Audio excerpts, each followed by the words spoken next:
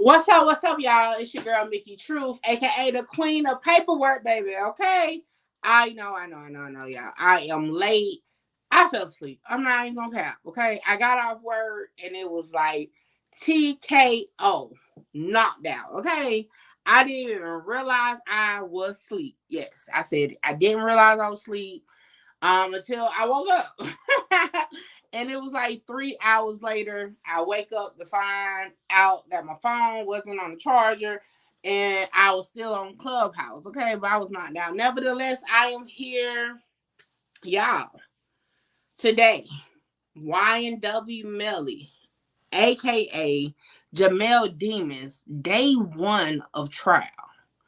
This trial has been anticipated for years now. And we're gonna get into all that. I did glance. I'm not gonna cap. I glanced at the trial earlier.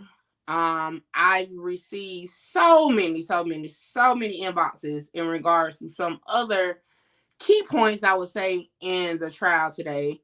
But I was waiting to watch it with each and every one of you. Okay. So like the title said, it is my reaction. I'm gonna watch it right now. Like I said, I took my nap, although I didn't mean to fall asleep for 3 hours, but I did. I'm rested. But before we get into all of that, let's go ahead and get into my intro, and then we're gonna get to the business. Yo, hookah, what it do? Hey, what's up, y'all? It's Hookah Anonymous, and you are now rocking with Mickey Truth. She live up to her name, not the fame. So make sure y'all subscribe to her channel and stay updated on what's real. Bye. Coming from where I come from, they doubted me, but I came up. I made it through the storm, trying to conquer the world. I made it through the storm, trying to conquer the world. Coming from where I come from, they doubted me, but I came up. I made it through the storm, trying to conquer the world. I made it through the storm, trying to conquer the world. Good reporting ass Mickey. We love you, Mickey. Do KG what it is. Okay, y'all. Man, like I was saying, man, YNW Melly, aka Jamal Demons, did have day one of trial today, okay? And that's what we about to get into. I told y'all I was gonna do daily lives, okay? So as long as this trial is going on, we're gonna go live, all right? We're gonna talk about it for the day. Now, just a little FYI, we ain't gonna jump the gun, okay? We're gonna stick to where they are in the trial. And boy, from what I'm hearing and all the inboxes from a lot of y'all, they came out swinging, okay? So that's what we're going to get into, man. But before we do, y'all make sure y'all like, comment, share, subscribe, tell a friend to pull up. And let's get into it, man. Y'all, I can't believe I went to sleep. Like, I was in here knocked out, okay? I ain't going to lie. I was definitely knocked out. I woke up, I looked at the time, I said, oh, snap, I'm supposed to be live 15 minutes ago. But yeah, we here. Y'all know by now. Y'all probably used to me not being on time for lives and all that, but we're here. So far, I know a lot of y'all. Truth thing, I know y'all have been watching the trial already. What y'all thoughts is while I get it pulled up and ready to go? What y'all think so far? Yay, nay? Was it details you didn't know? Did you learn something new? Oh, what's up? Let me know in the comments, man. Okay, let me pull up everything I need.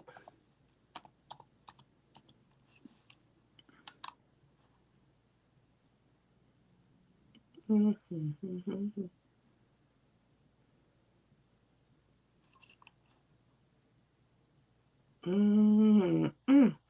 right, so I'm just looking at my inbox real quick.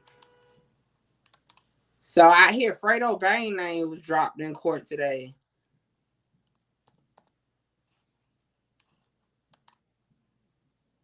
Dang, a lot of y'all sent that part. Look, that was just 4 messages, and they all had that same part. All right, y'all. Man, let me see. Ooh, this is 7-hour thing. We ain't gonna do 7 hours of it. Nah. All right. Okay, how I'm gonna do this? What do I want to do? Do I just want to skip through it? Give me a second. Y'all already know we're gonna use. That's what do, KG. Look, we about to do it like this. Now, let me see, because sometimes Law and Crime Network, okay, they break their videos down. So I'm trying to think, do I want to just go that route? Do I just want to kind of go through the video? Let me see how they broke it down.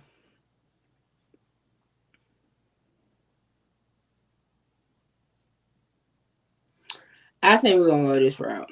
All right. I think we're gonna what to do, Ursula? But you know what? I ain't even like really surprised if that's the route they're going. I ain't surprised, unfortunately. I'm not, because Bortland is the only other. And if y'all was on the morning show this morning on Clubhouse, he's the only other person, right, that was there. All right, so let's get into it. Without further ado, let me share my screen real quick.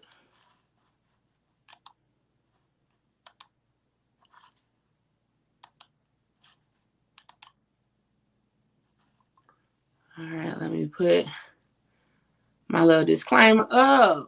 And before we get into these videos, all information contained in this live is for informational. I said that wrong. Let me blame it on me just waking up. Okay, let me start back over. All information contained on this live is for educational and entertainment purposes only. All information used in this live is part of the Fair Use Act, and any conclusion that you draw is on you, not me. Okay? All right. I think I did good that time. Okay, hold on. Let me put my screen where y'all can see me still, because it's a reaction. Y'all supposed to see me.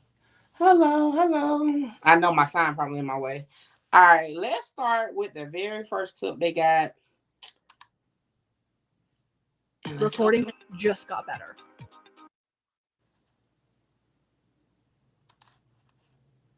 Good morning, ladies and gentlemen.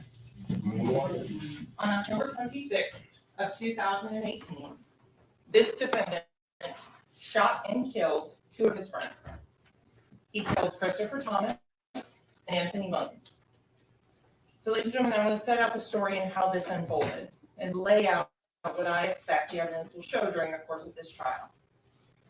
First thing you're going to hear is that at 4:35 a.m. on October 26th of 2018, Cortland What it do, Tony Snow? shows up at Memorial. Oh, I see you, Ursula. We're going to chop that In part his up. car, he has two dead bodies.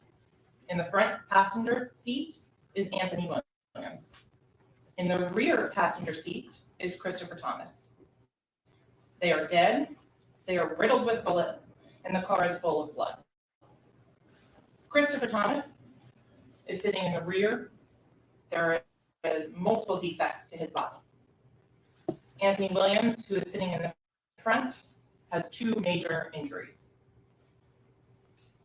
Officer Jessica Amangor is working a detail at the hospital.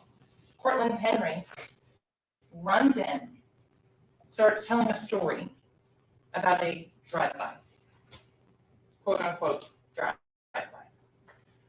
Cortland Henry, and you're going to learn a lot about Miramar geography during the course of this trial, tells a story that he and his buddies, just the two that are in the car, were at a music studio here in downtown Fort Lauderdale at 805 Northeast 4th Avenue.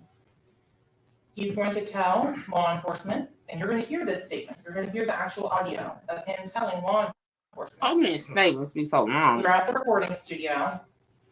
We drove home as they lived out in West Miramar.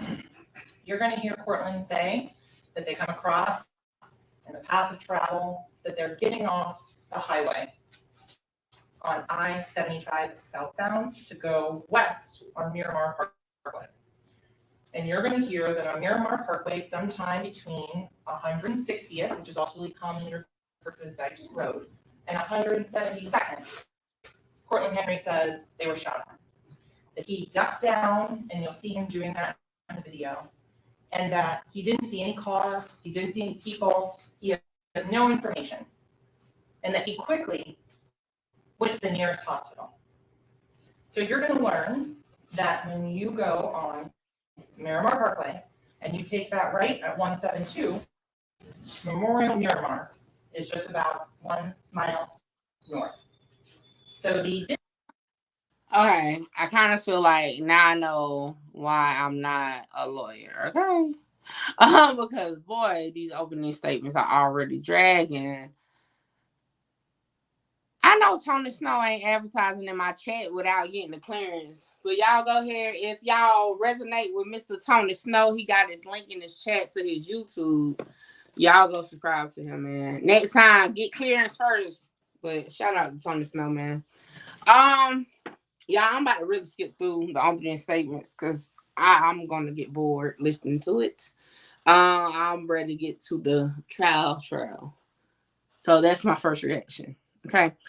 So let's see. Let's skip. Is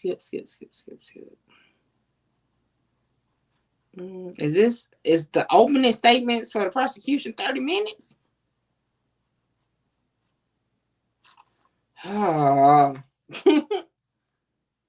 This might be where everything is at too. I'm gonna be mad if I skip it and miss something. Okay, I guess we're gonna continue. distance between most major intersections in Broward County is 100. So you're gonna. Okay. I'm gonna skip a little bit more. I don't want to hear about the geography of it. Leaves the recording studio, goes over to I-95, takes I-95 south to 590. Okay, hold on. A little faster. Track together. Christopher Thomas, who's the deceased in the rear passenger seat, he had an iPhone as well, and he was on the Sprint service at the time. In the other car, that red Mitsubishi, the vehicle forward towards the front. The medical examiner's office is also conducting an investigation. And the powder tattooing that you're going to hear about is stippling. The bullet travels the furthest. 40 caliber. But the interesting thing about that is that doesn't happen on October 26th of 2018. This happens on November 21st, almost a month later. Because that's when law enforcement gets the reliable cell phone tracking data that they use to determine that that's the area that they need to be searching. Because at that location is where the cell phones of Christopher Thomas, Anthony Williams, and Jamal Demmons all line up at 4:02 a.m. That point, afterwards, Mr. Demmons' phone tracks with the two victims until about 4:20. So 15 minutes before Cortland Henry takes the victims to the hospital. During those 30 minutes, give your baby 2 times the DHA versus the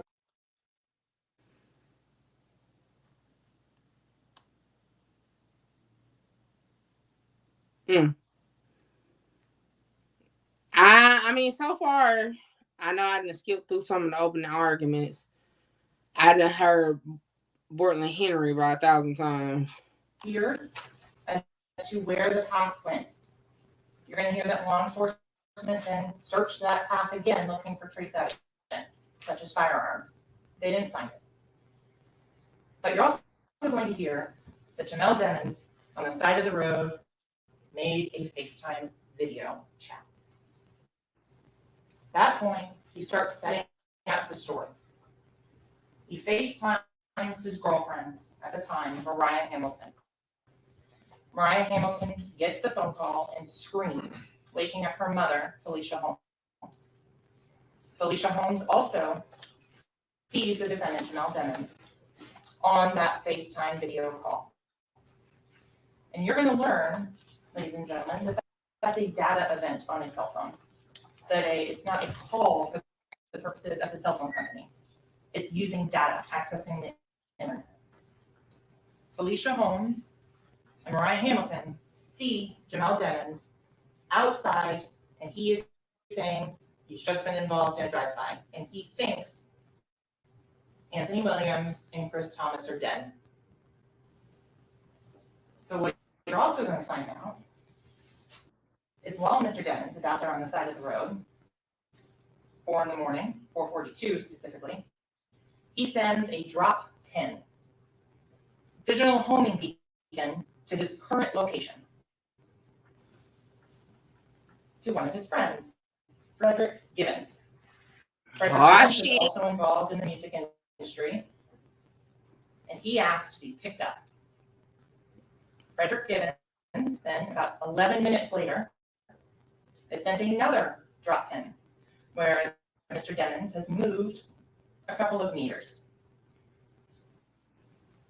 What you're going to find out as well, though, is these digital leashes, they have more than just phone calls, accessing the internet. They have health data. So, ladies and gentlemen, you're going to find and hear, be able to see the videos at the recording studio and see Mr. Devins taking steps. Hold on, pause. Because I know, Lord, look, I know the messages y'all got in my inbox probably goes to this.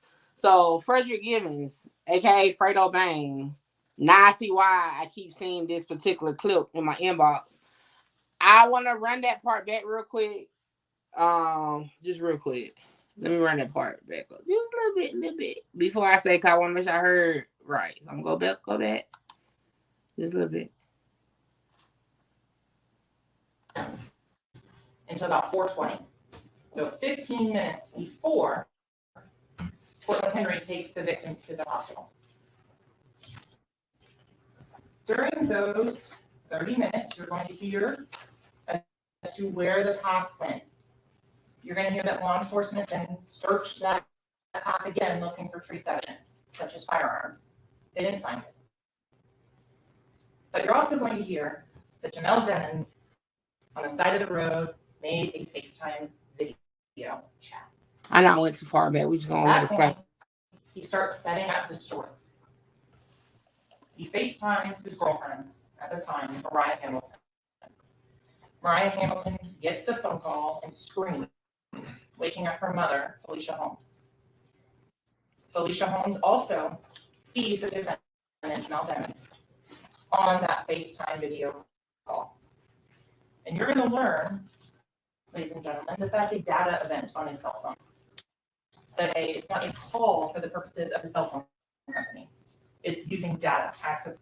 Felicia Holmes and Mariah Hamilton see Jamel Devins outside, and he is saying he's just been involved in a drive-by, and he thinks Anthony Williams and Chris Thomas are dead. Now let me take my notes. So what you're also going to find out is while Mr. Devins is out there on the side of the road, 4 in the morning, 4:42 specifically, he sends a drop pin, digital homing beacon, to his current location to one of his friends, Frederick Gibbons. Frederick Gibbons is also involved in the music industry, and he asked to be picked up. Frederick Gibbons then, about 11 minutes later, is sent another drop pin where Mr. Devins has moved a couple of meters. What you're going to find out as well, though, is these digital leashes, they have more than just phone calls, accessing the internet. They have health data. So, ladies and gentlemen, you're going to find and hear and be able to see the videos at the recording studio and see Mr. Devins taking steps. Lo and behold, look at the health activity data, a pedometer, a step counter, that's what it is. 70 steps. Then you're going to see at 4:02 a.m. another 70 steps. Then at 4:42, the time frame in which he's sending drop in, so 4:53 a.m., you're going to see 1,397 steps. You will see this data showing the defendant had the phone and was using it. What's up, Camille? So, ladies and We're picking up where Eli Gemstone left off. Now I refuse to pay for a premium, okay? What's up, y'all? Make sure y'all like and comment, share. We're going to get into this thing as soon as these commercials stop. And yes, y'all, as we go, I'm going to save my reaction to each part. Just give me a minute to finish listening to this part. The things that I have to prove is the defendant committed the crime. And to do that, the state intends to show the evidence that the phone was there at the murder scene. What did you do, Gates? Other phones there. There is no one else out there at 4 in the morning. So to do that, the state has to convince each and every one of you that this was the phone of the defendant. Okay, this You'll is about see 5 more minutes. in the messages and contents of those messages him identifying himself. This is Melly. Giving out that phone number to multiple people as being his phone number. 772-713-9807. And to further prove that, the state's going to show you the Instagram, the Facebook, the Snapchat. Because contrary to popular belief, Snapchat doesn't disappear. And detectives were able to write a search warrant to the contents of Snapchat. And there are things that are there, and there are things that are not. And so, ladies and gentlemen, specifically, the Instagram, the defendant, during the course of the months of October of 2018 through December of 2018, gives out his phone number 15 times. Says, this is me, and all during the same time frame of October 26th of 2018, he's giving out that phone number. So one of the other elements that you heard about initially was that this was committed by a criminal gang member in furtherance of a criminal gang. So what you will learn from the evidence, from the Instagram, from the private messages, was that Jamel Demons is a member of the G Shine Blood set. This is not a stage personality. This is not an actor that's playing a character. This was his real life. Ladies and gentlemen, you will see that as soon as October 24th, 2 days before the homicide, Jamel Demons is learning the oath of loyalty to the G Shine Blood set. You're going to see things in these messages that will be indicative of blood membership. For example, anytime. All right. Did I pause it? All right. Yo, what it do? Well, dang. Sanchi. Sanchi, like, forget that. Forget his right to a fair trial. It is what it is. All right, y'all. Make sure if y'all have, make sure y'all subscribe to the channel. Let's just break down this one. So the full, for those who just joining me, the full actual court is like 8 hours. I decided to do the breakdown videos, which Law and Crime Trial Network, they'll break it down into like particular parts. And that's how we're going to do it. I need all my mods, though, because we're going to probably have visitors throughout the live. So make sure y'all be up on that for me, please, and thank you. Now, this first part is opening statements from the prosecution. And I know, because now I got like 10 messages from people when they heard that Fredo Bang name was dropped. And guess what? This clip, his name was dropped. So I guess this is the clip of the piece that everybody been sharing to me. And I'm about to address that real quick. And let's start with, hold on.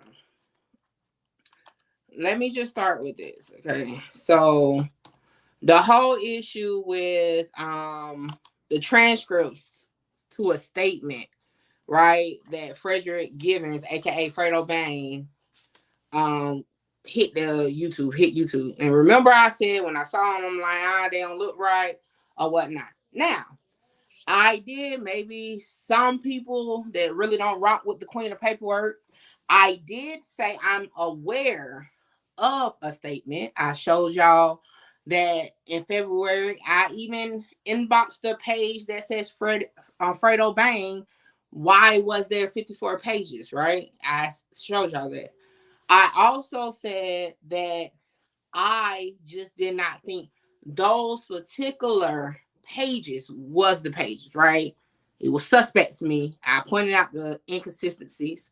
I even said that I talked to the lawyer, and I even talked to the name as far as the person that wrote up the things. Now, one thing I want to point out to you guys is that transcripts are not always somebody in the courtroom typing, okay? They can be done from audio where someone listens to the audio and then translate it into words and put it as transcripts, okay? So I have definitely requested this, but got the transcripts yet. And now it's kind of ain't even no need to get them to a certain extent. But I mean, when they'll come in, I don't know, but I'll let y'all know. But remember I told y'all on that live, because some people have been trying to come for me like I don't keep it real. And y'all know that's a no-no. I definitely keep it real. But they came for me and they was like, you never clarify. Well, I'll say right here and there. I cannot clarify if those particular transcripts are indeed the transcripts of Frederick Given's statement. I cannot do that because I don't have them. What I can tell you is I follow through with what I said. People have selective hearing. They don't really listen to follow-up videos, so they just yeah. Well, I told y'all I was going to reach out to the prosecution office. I don't know if that's her. That's possibly her, okay? That may be Christine Bradley. If that's not Christine Bradley, my bad. But the person I spoke to is Christine Bradley, whose name is listed on record as being a prosecutor for this case and on the documents that is referenced in all these videos and that I went over. Not going to say the person's name, who live it was, or video, because, you know, at this point, he's definitely an op. So, but nevertheless, I'm just going to go with what I told y'all I had. So, I'm going to bring your attention to my email, okay? I'm about to share it right now.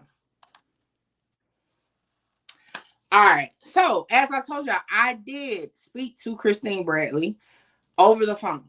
Now, one thing about Florida is without consent, you cannot report someone, okay? So, I asked her to send me an email summarizing what we spoke about, okay? So, this is what she said, and y'all can see it right there. It says, "Good morning. I can confirm that a statement was taken of Frederick Givens on April 22nd, 2022, and a transcript was generated. I am not familiar with the online account that is publishing a supposed copy of that transcript, nor have I heard that online reading to be able to comment if it is true or accurate reading. If you would like a copy of the transcript or the audio file of that statement, sworn statement, Frederick Givens 42222.m4a, please contact my office division of public record unit." Then it says, "As to contacting Miss Davis," which is Frederick Givens, aka Fredo Bang's lawyer, "when she indicated that a hearing was sealed and unable to be produced, I believe she is referring to the court proceedings of April 29th, 2022, in which the Honorable Andrew Siegel did order that hearing that was conducted outside my presence was not to be transcribed without further court order." Okay? Now, this is where cleanup paperwork is about to slam down what I said, even without getting the transcripts. Let me move this so y'all can see my face real quick. Hold up. Because people gonna stop coming for me. All right. This is where I'm about to say, if all y'all that had something to say about what I said, because I still prove what I said, okay? In which I'm still saying I don't trust the documents that was presented, because here we go, just in this email alone, okay? Let's start with the date. I clearly said, why does that first page have an earlier date? When even in the email from the prosecutor, remember that was the whole thing, you were contacting the wrong people. Contact the prosecutor. Well, from the prosecution office, they said it was done on April 22nd, 2022, okay? Then it also says, remember the name Siegel kept being thrown around. Siegel. Well, guess what? In the second paragraph, Miss Bradley says that the court proceeding on April 29, 2022 was in front of Siegel and her presence was not there. She was not there. If y'all recall on that very first page, didn't it say that Bradley was not there? And I asked, I'm like, well, why would it say she wasn't there if the next page says she's speaking? Again, I said clearly, I didn't read the context of the paperwork because, for one, the first page looked funny anyway. Now that I have confirmed that, let alone the first page doesn't even add up to what the lady who is said to be on this paper is saying, I'm still going to call cap on the paperwork. Now, that's just that. I mean, it's really nothing more I can say about it. It wasn't ever the narrative that was being pushed from the channel. It wasn't about what was said in said paperwork. It was about the actual documentation, the paper itself that I was calling cap on. Okay? So I was just wanting to do a little segue because that was one issue that these yeah, I was about to name call them real quick, but I'm gonna leave that alone. But it's right here. Let me let that sit on the screen real quick. Now, as far as this narrative, again, I always said I never read these transcripts because it looked funny from page 1. Okay. But if we go back to what was just said in open court by the actual prosecutor herself, don't know if that's Bradley or not, but this is the prosecutor. She just said that, okay, their stance is that YNW Melly, aka Jamal Demons, sent a drop pin to Fredo Bain, aka Frederick Givens, asking for a ride. Then it says, so that was at 4:42 a.m. Then it says that 11 minutes later, another drop pin was sent to Fredo Bain. Am I tripping? Did it say that Fredo Bain picked up Melly? Or did she say that Fredo Bain was asked to pick up Melly by Melly based on the drop pin and stuff? Truth 10, y'all let me know in the chat. Am I tripping? Because I don't want nobody to say I'm biased. Because like I told y'all, I did have the opportunity to speak to Fredo Bain and speak on the transcripts and all. Okay?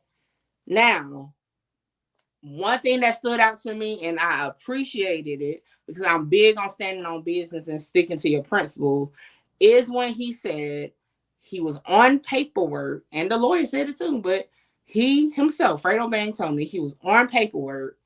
Pleading the fifth was the best thing to make sure that nothing could be used against anybody, him or Melly at all, okay? Also, he said he don't even care if everybody labels him whatever right now. He will do nothing to jeopardize the case for Melly, and that's why he's not speaking on it either.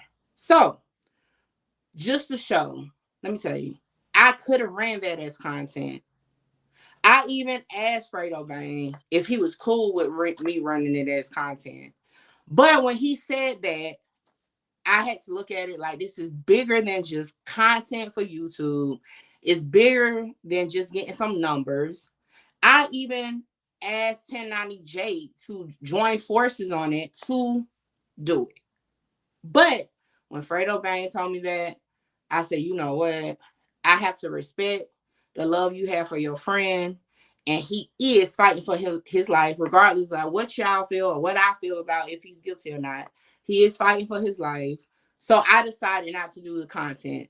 So for anybody that frequents the halls of YouTube and may have heard some things that another YouTuber had to say about me, this is why Mickey Truth did not run content on the particulars of Fredo Bain, okay? It's because I respected the stance to not want to do anything to jeopardize anything. I now understand by having a voice that's loud, meaning when I speak, people listen, I have to be mindful of what I say. Now that it came out in court, open court, I am speaking on it. But to summarize, the transcripts I do not have. I have requested them. The transcripts in question that I originally said looked funny, I did talk to the prosecutor who sent the email, which you can refer back to just a few slides ago and read it for yourself, screenshot it, and break it down. It does not have the date that is listed on the transcripts that were passed around. It does not show that she was present for said recording because it is an actual audio file that was transcribed into transcripts, okay? And just for those who may frequent these other channels that was running with those documents, y'all might want to ask is, how did a page saying that the prosecutor was not present come up in a transcript that was supposed to be when she was present? And I land with that. So, nevertheless, now, I haven't seen anybody write in the chat that they heard anything different. So I'm gonna say it again. As far as Fredo Bang, we're gonna move to the next video.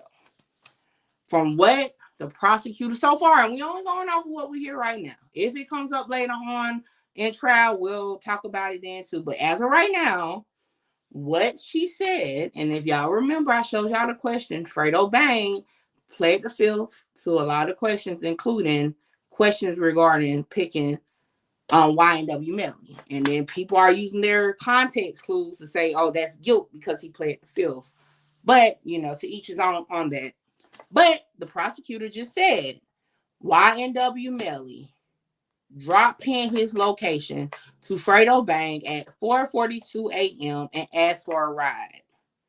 11 minutes later, at 4:53 a.m., YNW Melly dropped pin his location again to Fredo Bang, and then she moved on to something else. I have yet to hear her say Fredo Bang picked up Melly, but I did hear her say YNW Melly sent his location to Fredo Bang.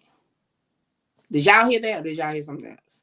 Y'all let me know in the chat. We're gonna keep going. So again, I'm unbiased, unlike other people that got personal connections or whatever to this case. I am unbiased with every case, even cases where my father was involved. Because remember, I started doing paperwork with my dad. I read it for what it is, what's in the paperwork. Now I'm hearing what the lawyers say. I'm going off of that, okay?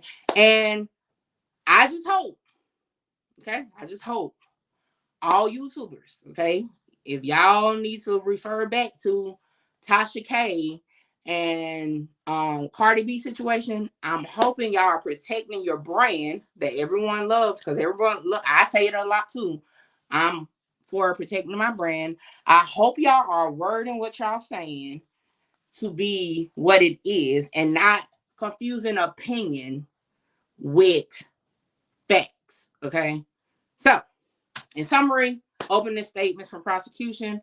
We're about to move on. If y'all don't have no more questions, I just want to make sure I put a little tender love and care on that part before all the video surface calling out the queen of paperwork, because they love putting me in titles. I don't ever put nobody in no title, but anyway, to each his own. Just know, refer back to this live where I broke it down and stood on what I said, and I'm still standing on that one. All right, good stuff. Next, let's see. All right, I think this is the opening statement for his for the defense. Y'all make sure y'all like, comment, share, subscribe, tell a friend to pull up. And y'all go ahead and show some love to Tony Snow. My undercard that tried to sneak up in to start his YouTube, but it's all love. Y'all go ahead and subscribe to his channel. I don't know what he be over there doing, but I'm gonna pull up on him one day and see what's up. Hopefully he don't come across my radar where I got to knock him out virtually, of course.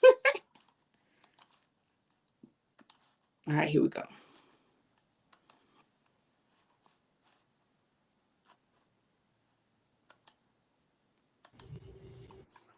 What they will bring you is a case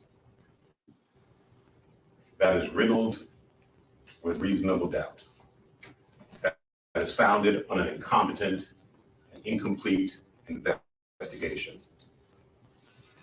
and the exercise of poor judgment at every turn. The state cannot prove beyond a reasonable doubt the allegations that they have made. And there is a reason for that. You recall Ms. Bradley, some of you may recall, during jury selection, going to great lengths to let you know that she does not have to prove motive. And she's right about that. The law doesn't require her to prove motive. But you know what does require motive?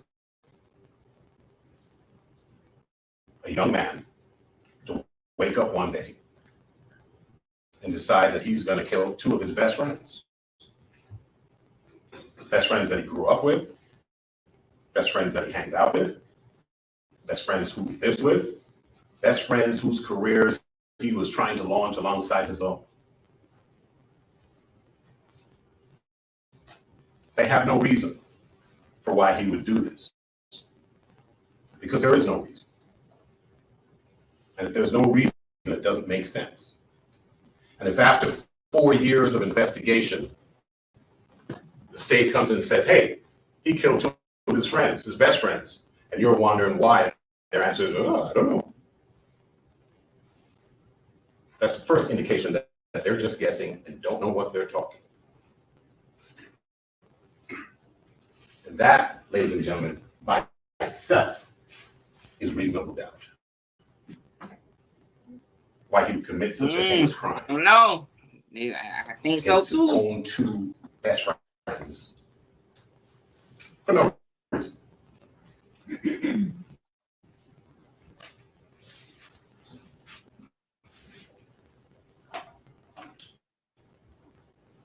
What happened here Head up, nah. is that lead detective, Detective Moretti,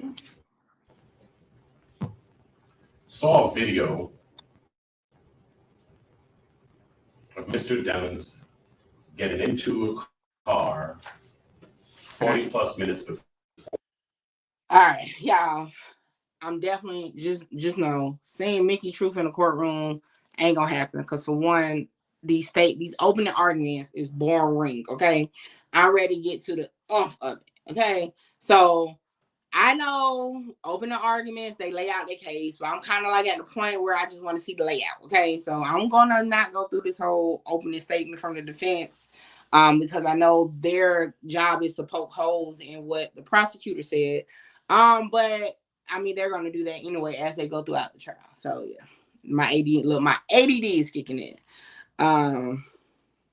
So hold on, let's go to the next part. I'm ready to see some videos. All right, here we go.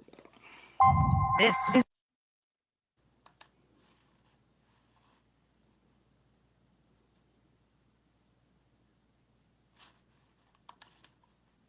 Pembroke West entrance.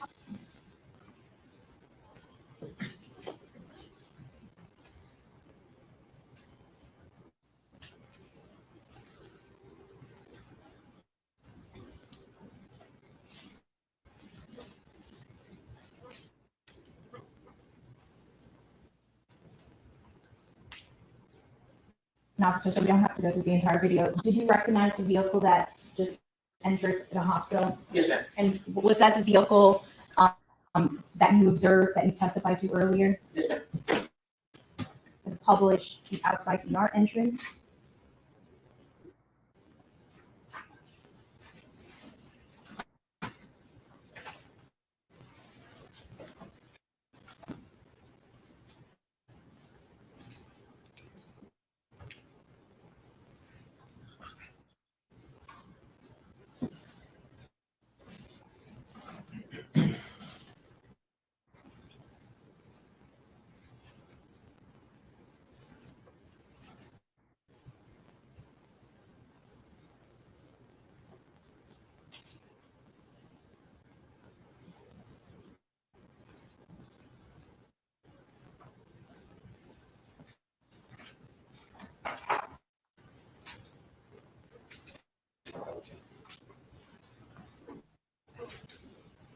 I'm over here looking at this video like, oh, there we go.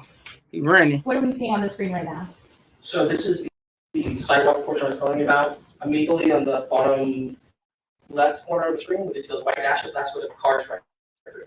The dashes are for them to see pedestrians walking across into the yard. Then the sidewalk portion, there's the two doors of the ER. The left door on the left side of the video is the adult entrance, and the right is the pediatric entrance, but it's one big area. And then in the middle is the park bench. Right behind that glass is stereo desk. I'm sitting in the middle of. What is he talking about? And that subject that we see in the video, That's the gentleman that the person made. continuing to publish. He came in hot though, I'll tell you that much. He came running.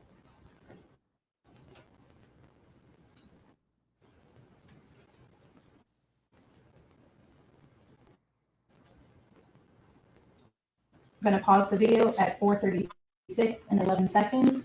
We see a second individual in the video frame. Can you recognize that person? Yeah, that's me. Publishing. Continue. Did he say that's him?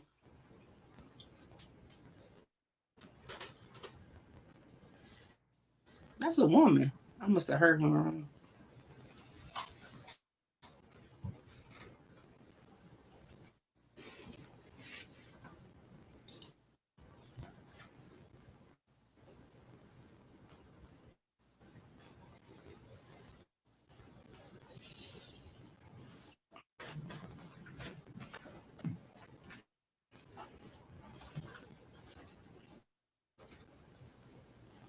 I'm going to pause the video at 4:36:51. Is this the where you indicated to us earlier that you Okay, pause.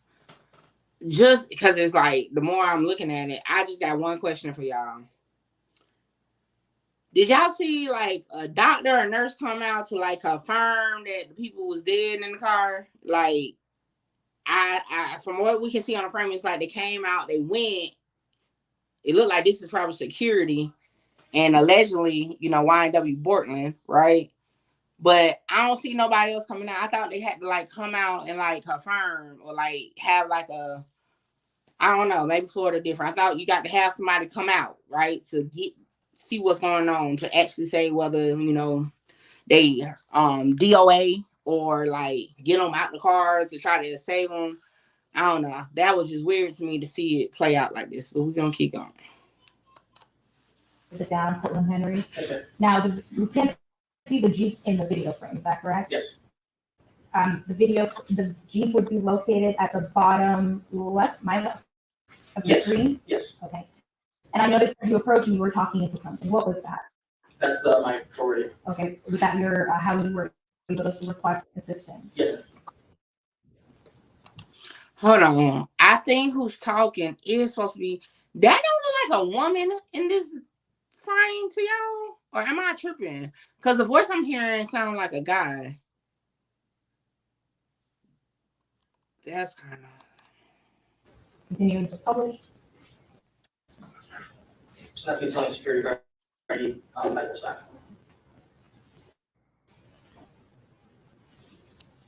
I had to hear him wrong. I had to.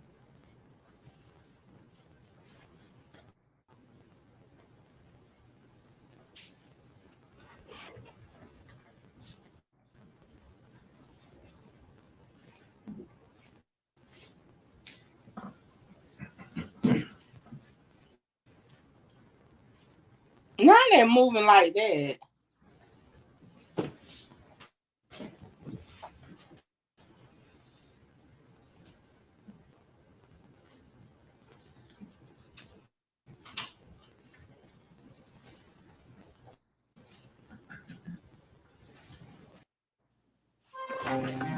Keep it quilted means. That's crazy.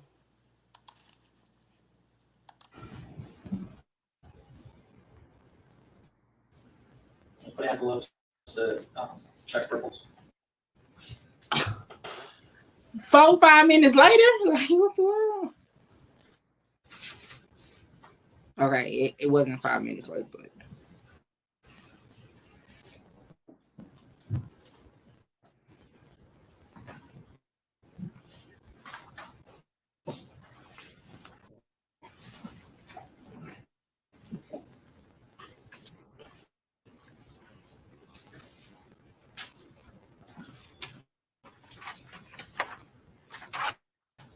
And I see you're continuing to talk to that.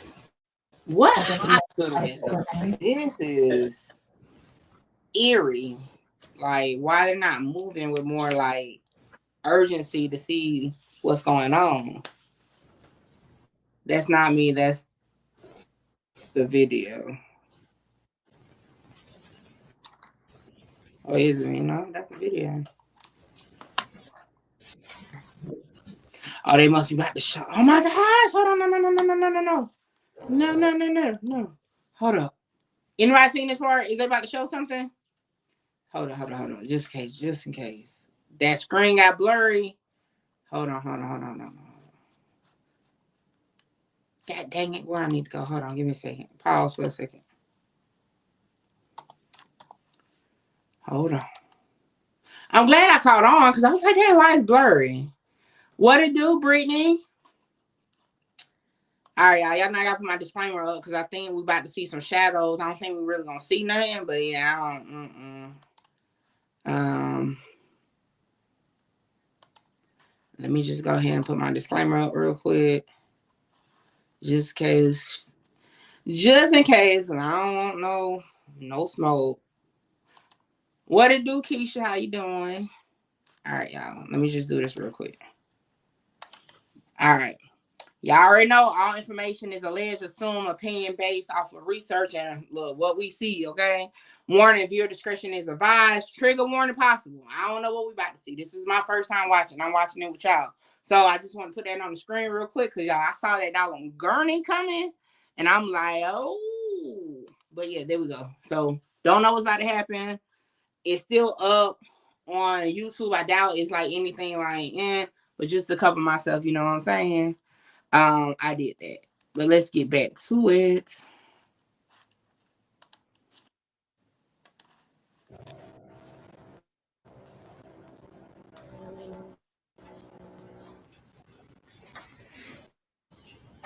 Oh yeah, they blurred that up real good. Okay. Yeah, you just see shadows.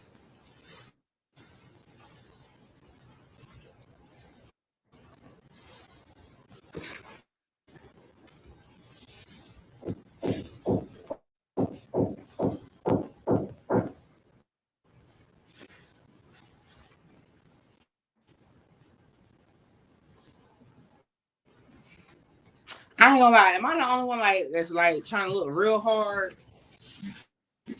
I'm seeing Lord.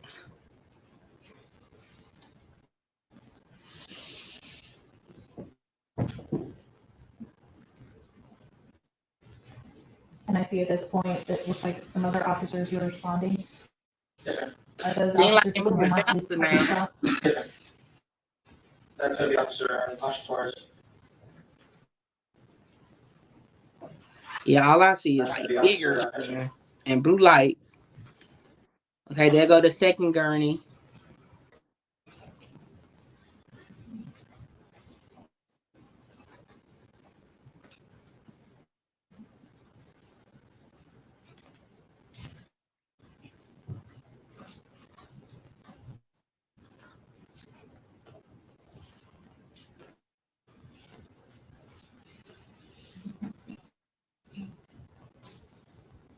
Yeah, I'm hard now staring at the screen.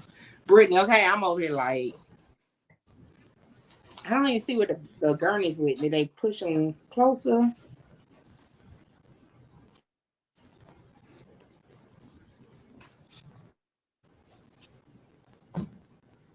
Okay. Yeah, that's probably what they did. Tony Snow, stop putting your links so many times, bro.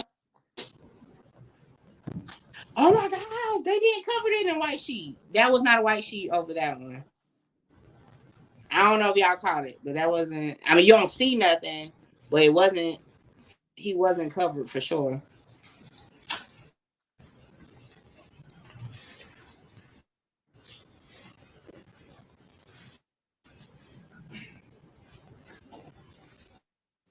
Look, I let Tony Snow drop his link a couple times. Now every 2 seconds he dropping the link.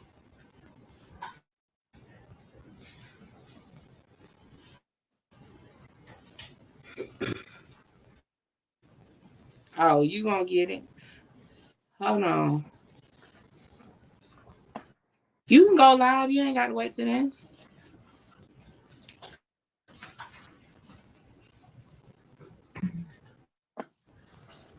You said those black straps? I don't think no black strap, Keisha. That look a little thicker than just black straps.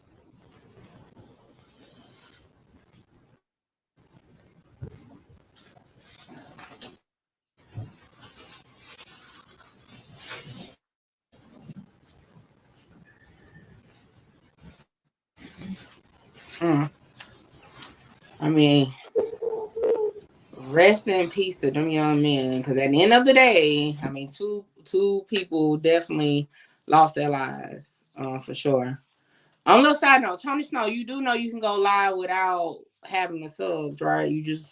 Going live on YouTube ain't really what it's cracked up to be, because you can't show nothing, share nothing, but just a little thing. All right, let's talk about this. I'm definitely gonna say, okay, so for one, okay, let me ask the chat, y'all. Looking at this, take out what you think you know, what you may know about paperwork or about the situation. If you only was presented this video, hold on real quick. No, Tony Snow, if you go through StreamYard, I promise you don't have to wait, because I wasn't nowhere near 1,000 when I started doing my lives on YouTube from StreamYard. But yeah, if you just look at this video,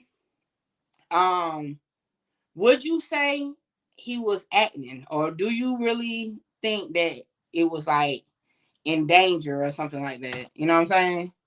Like, what do you think? I'm gonna tell you. Looking at it, if I just take everything else out of my mind, I mean, he rushed in. He was holding his head. I mean, I ain't gonna lie. Without any additional context, and just looking at what this video showed, I would have believed him. You know what I mean? I don't know what he's saying, but just by the movement, I definitely would have believed him.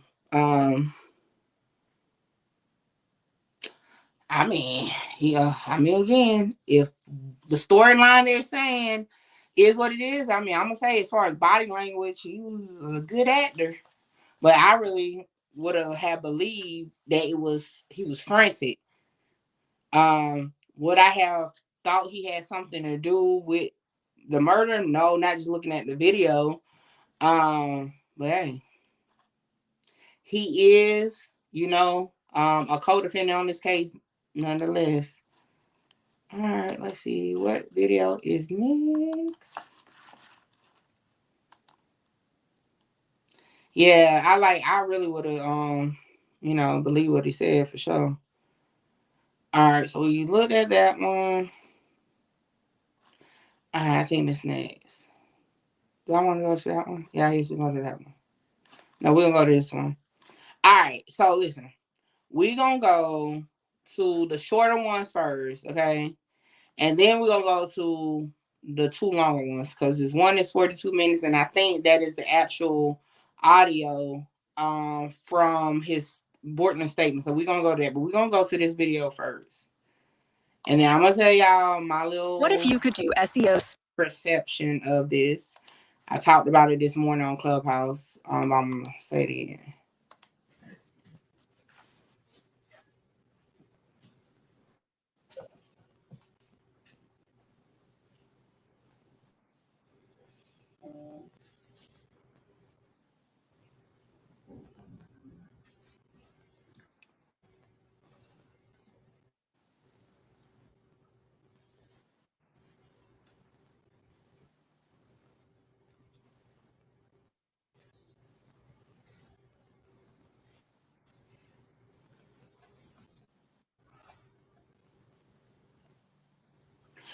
I will say this is a clear camera, that's for sure.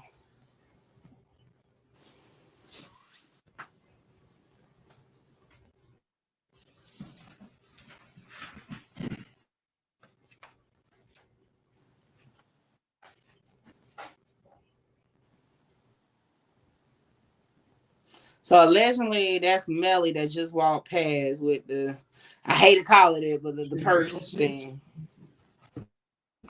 Yes. All right.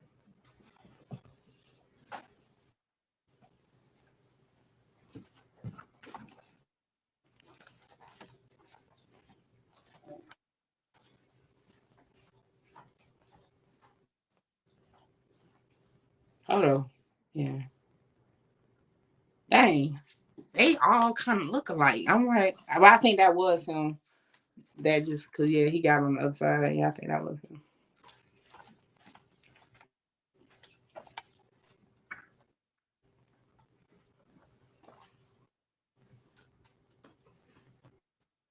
Are those things called purses or like, what they called? So they pull on. I'm gonna run it back. I'm gonna run it back one more time. Run it back one more time, and then we're gonna talk about it. Okay. All right, one more time. Run it back. Run it back. We don't need the audio on. All right. So what is that? Like a blue jacket, jean jacket, getting in the front seat of the gray car. That is YNW set chaser. Black shirt with the dreads getting in the driver's seat, YNW Bortland. So at this point, Bortland and Sat Chaser are the only two in the car. The other two people at the red car are laughing or whatever. I mean, they don't look weird or nothing.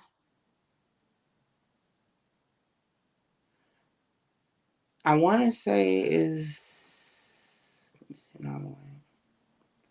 I don't know. I don't think nothing look odd. That's YNW Melly. That's about to get on the left passenger side, rear.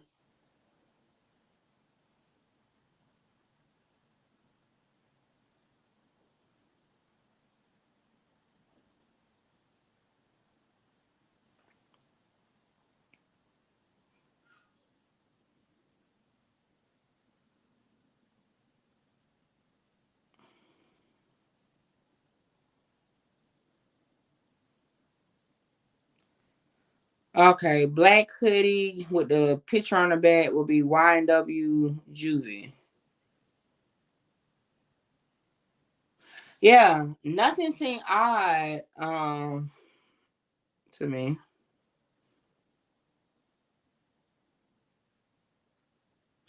I mean, nobody looked it upset.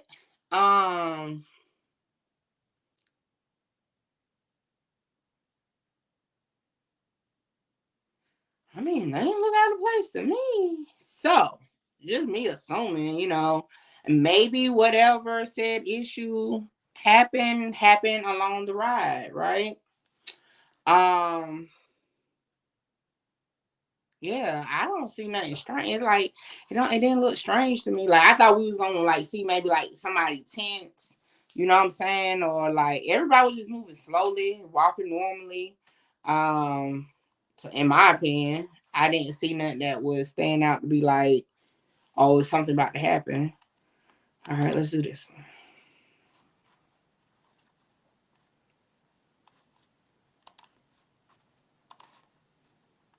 You are facing east, and in this direction, west, and US 27 would be behind you. Yes, that's correct. East and west. So for that purpose, the power lines that we see on the right side, that's the south side of the road. That's correct. And there are no power lines on the north side of the road. That's correct. Okay. You indicated that there were other investigators on the scene as well. That's correct. Is this some of the canine officers you were discussing? Correct. I ain't gonna lie though, that road does look secluded. So again, looking in an eastern direction, now focusing on the south side of the road. Can you describe to the ladies and gentlemen of the jury some of the yellow and orange markers and what they're there for?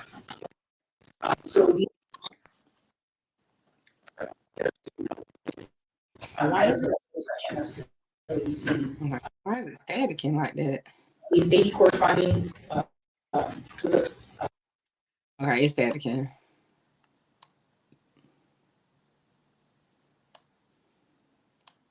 So I cut off the audio on this one because it's static and it was kind of irritating my ears. So I'm just looking at the pictures.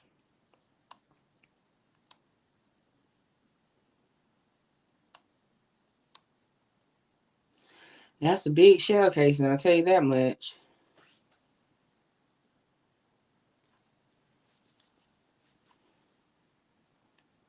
Oh, another one.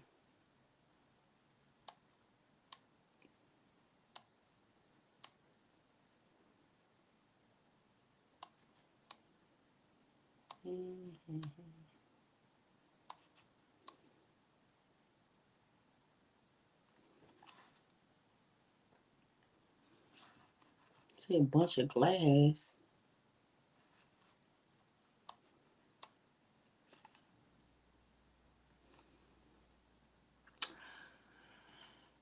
Okay, so hold on. Let me. Hopefully the audio sound a little better because I kind of want to know, are these shell casing markers or something else? So hopefully it don't sound. I don't know if it's just my computer or what. Which 4 photo markers? 4, 5, 6, and 7. Okay. Going to the close-up of photo marker. I gotta go back because I think they said it right before I cut it back on. Moving on to photo markers, and so this is the establishing shot for which 4 photo markers? 4, 5, 6, and 7. Okay. Going to the close-up of photo marker number 4. What was the important item of evidence in this photo? Spit piece. Okay. There's a scale on each photo marker. Why is that? We're able to document the size of the specific item. All right. So basically, they talk about the crime scene. If y'all remember in the opening arguments, the prosecutor said that basically they didn't find it till like a couple what was it, like a week or so or a couple weeks later. The shooting happened. Dang, I forgot the date. I should have wrote it down. A couple weeks in between because allegedly false location was provided at first, and then once they got the cell data, that's when they was able to pinpoint the area where it actually happened. And now they're looking at all the evidence, including the spent shell casings and things.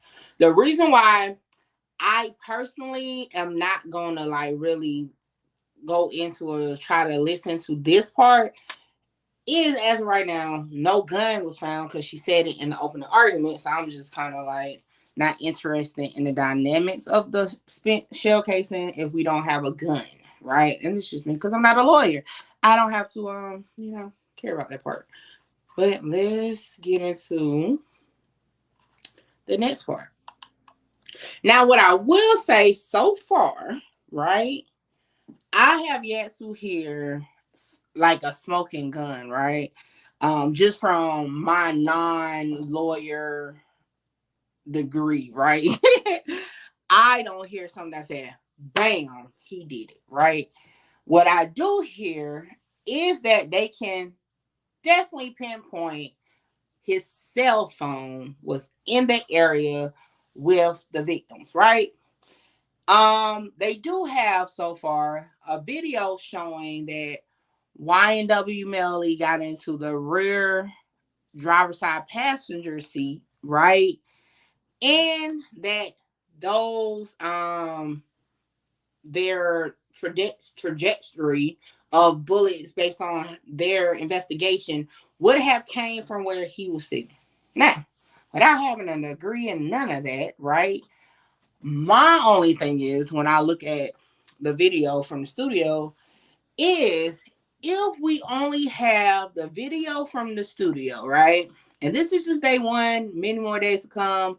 I might be saying something different tomorrow, depending on what they present. But the video from the studio, from our standpoint, in my opinion, of course, allegedly, possibly, we just playing clue, right? YNW Melly got into the left back seat. Okay. The car drives off. The next video we see allegedly YNW Bortland pull up to the hospital. Per what they were saying, only 3 people was in the car, 2 of which was deceased. Okay. So my thought process, why do we think Melly remained in the car the whole time? And I'm just going to be real. Like, how do we know? Without a doubt that Melly was in that car. Now, we do know, based on cell phones, they were in the area. How we know he was in the car, right? That's just how my mind working. Just looking at that. Then it's like only one other person, right, alive that could pinpoint for sure without a doubt that Melly was in that car. And that would have been YNW Bortland, right? Now, he is a co-defendant on this case. And the next thing that we're going to listen to is his audio from his statement. I'm not sure if it's what statement, but it's his statement. We're going to get into that. So, but I'm just processing what we looked over so far or heard so far. So, if we only have a video when they first leave the studio, we got the video from when the car arrived at the hospital, right? I don't know if y'all caught it, but I saw in the original video from the studio, YNW Bortland had a t-shirt on, right? But in the hospital video, I saw him have a hoodie on, okay? So, for me looking at it, something did change, right? For one, Bortland arrives with a hoodie on to the hospital. A fourth person who could be Melly is not in the car at the hospital. So my question would be, where was Melly, right? When did he get out of the car? Did he get out the car? You know what I'm saying? Only one person can confirm that if it's no video, and that would be YNW Bortland, right? Another thing is, if we talk about what the prosecutor said in opening statements about the FaceTime, right, with the girlfriend. Now, hold on, pause. Expose what? Here we go. There we go. Maj, y'all slipping. All right, so I know I was train of thought because of foolery in the chat. All right, so where was I? Oh yeah, the call, the FaceTime. So what we know, right, based off of what they said happened during the FaceTime, is that YNW girlfriend at the time and her mom could confirm that Melly was outside, right? Now, I think this definitely might be a little issue, right? Because if they testify that he indeed told them that at that moment, when he FaceTimed her, that a shooting just occurred and that two of his friends was killed, I definitely think that would probably be a red flag. If I'm on the jury, right? If I'm thinking about it, because I'm like, okay, what other reason would you have to be outside screaming and saying your homies just possibly died and y'all got shot at? So I'm definitely gonna say that got me looking kind of crazy at the situation, right? Next would be the drops, right?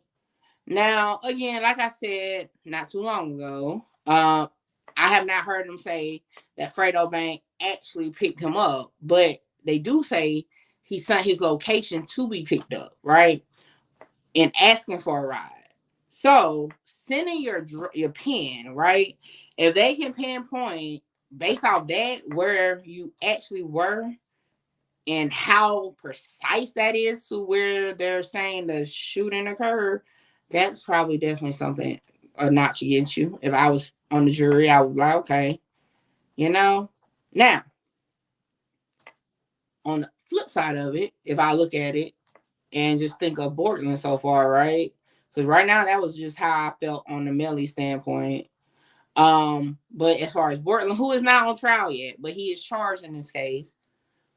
What's against him? Well, for one, he drove the bodies to the hospital, for one. We see him get in the driver's seat, right, from the studio. So in my mind, right, if I'm on the jury and I'm seeing this and hearing this, I would feel like, why does Bortland not know more than what? And we don't know what he said yet because I haven't listened to him. I'm just, at this point, I would be thinking Bortland definitely know more because he's the only common denominator in both videos so far, right? Next, I would think, why did he put the hoodie on? I don't know how the weather is around that time of the year, but if you start off with a t-shirt and then you end up with a hoodie, why the hoodie? What made you put the hoodie on, right? And that's about it. So far I'm keeping up my little notches, right? And this is just Mickey Truth opinion. Mickey Truth on her channel, because I see a little minion came over here that's obviously can't think for themselves, because I don't know what they claim was exposed. But anyway, doing what I do, just looking at what's being provided. I got 2 notches against Melly and 3 against Bortland so far. Yes, I'm doing notches, okay? Don't judge me. That's where I'm at so far. Y'all let me know in the chat what y'all feel. Where y'all headed. So far, if I had to pick right now, at this moment, who's getting my guilty vote, I will be on Bortland. And I'm only doing them 2 because I'm the only 2 charged in this case. Okay? And again, this is us playing Clue. I don't know who did it, if they did it, whatever. All I know, it is a murder trial going on. And that's where it's at. So let's get into the audio.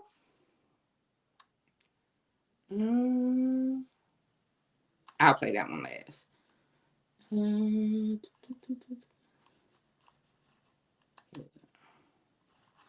Recordings just. What's up, 415? The defense did a good job putting reasonable doubt in my head. No lie. Facts. You know, and this is just me skipping through it. I haven't even heard the whole thing. Mark, ready? We're here to talk to you about what happened.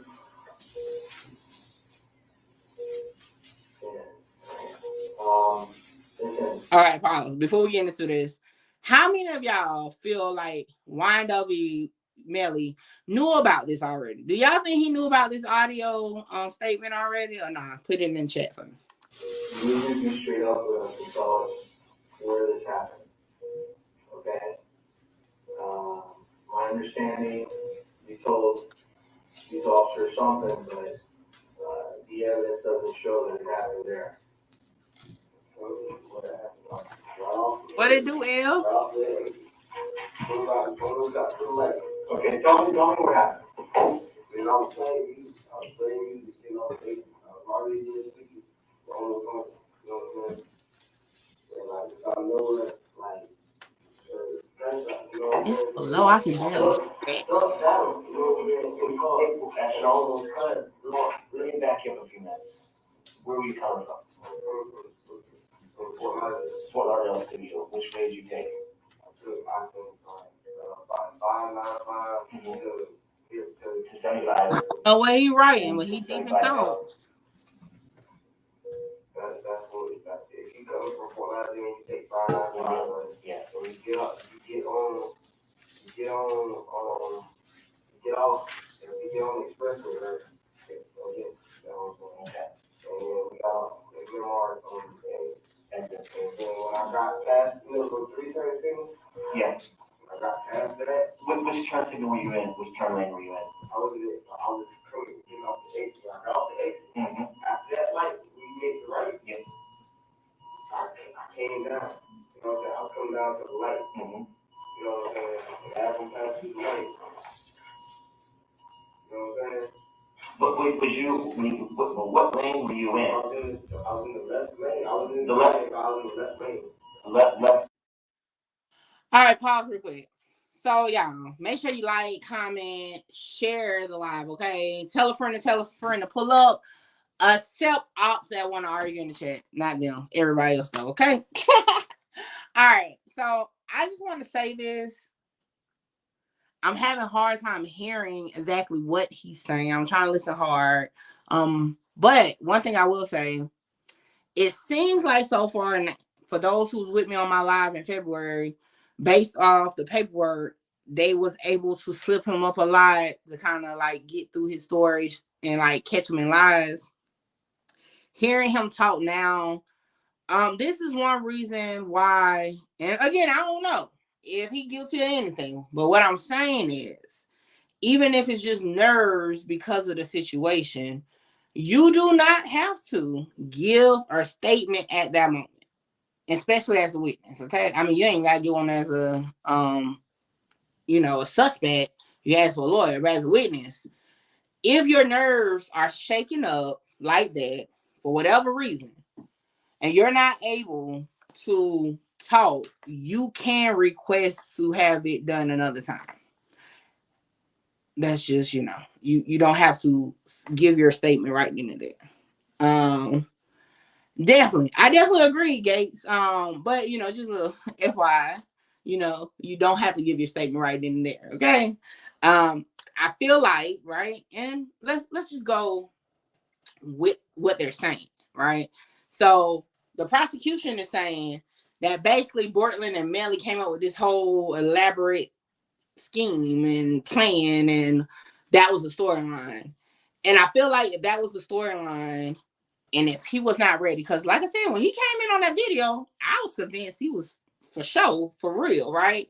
But now hearing him talk, it's like maybe he wasn't ready. Maybe it was like spur of the moment. If that storyline what they're painting is true, and it's like, oh my gosh, now I got to talk. And one thing about these police officers, just like, I mean, I don't know if y'all be in relationships, and I know us women, we can definitely trip men up by asking them the same question but a different way. And it kind of feel like if you aren't really invested in the story, you can definitely get tripped up. And that's what sound like is happening, right? And then I'm watching Melly, right? And he's writing like a lot. I wonder what he's writing, right? But we're gonna continue. I just had to point it out. You don't have to give a statement right then and there, especially as a witness. Okay, you can't say my nerves. I need to rest my nerves. Now, will they allow you to go home? I don't know, but you don't have to at least talk at the moment. He's on far left side here. Okay. And so you're already turning on the far way, or you're starting to say I was already. Yes. Already off the day. Yeah. Okay, right. Okay. Yeah. I don't know. Y'all seen them eyebrows go in? I don't know. I think he probably heard saying no. I was going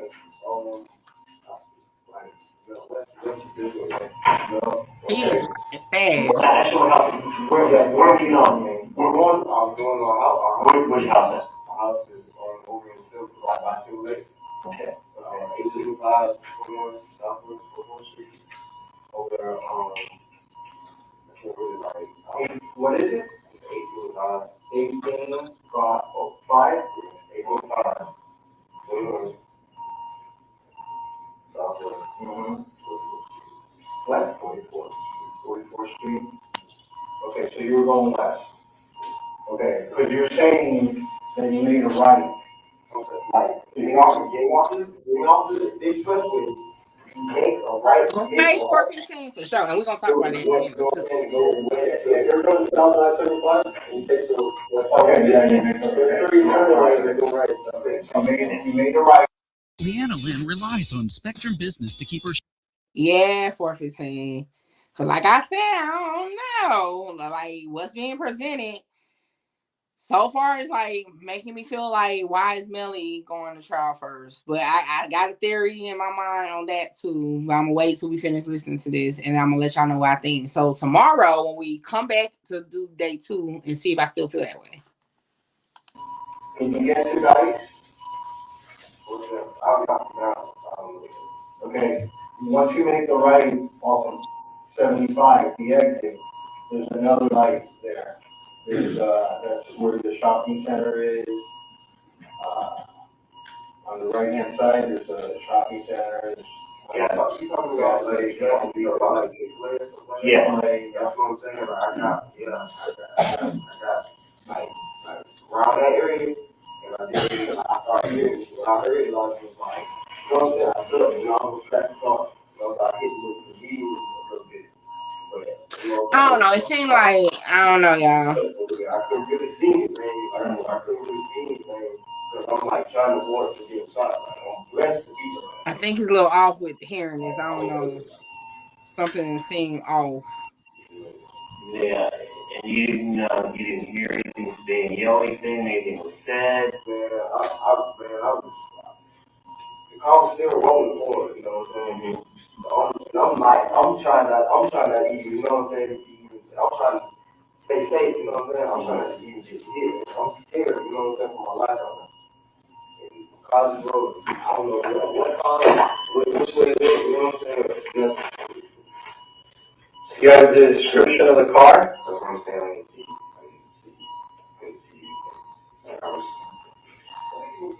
Here's the hard part what we're having, the hard part I understand, is that we shut down that entire area, and we got officers shoulder to shoulder. Dang, that was only the first 5 minutes of it. Okay, okay, so I kind of feel like maybe Melly has never heard the actual audio. And this is just me, because it kind of seemed like his body language and the way he was writing real fast. I don't know. It seemed like something's off with it. That's just me looking at it. Another thing, yeah, I don't know. I didn't know who Bortland was prior to this. Don't know if this is just how he talks, but if it's not how he talks, he's definitely getting tripped up a lot by the police. To the point, I'm surprised he just didn't end it, because the officer, detective, is definitely grilling him, and he wasn't too seasoned, right? Whether he's lying or not, he just wasn't seasoned to speak to an officer. Yeah, that's something. What y'all thoughts? Like I said, we only 5 minutes into this thing. I don't know. Right, Keisha, I definitely don't think he heard it before. Maybe he's been aware of it. Y'all know it's been a lot of issues as far as with Melly and being in jail.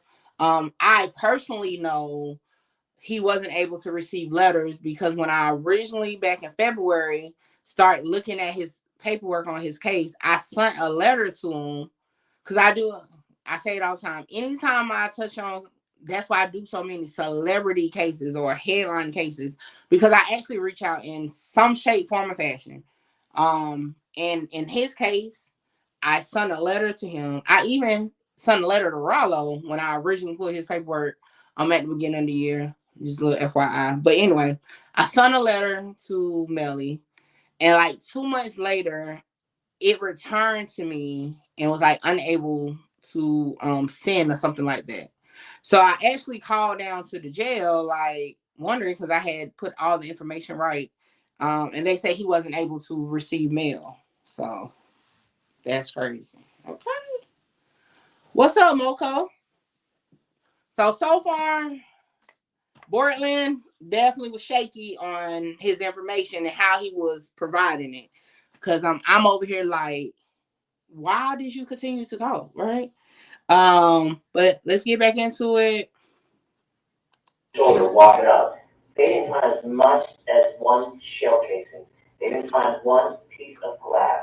Nothing. Nothing to what you said adds up. And it's hard.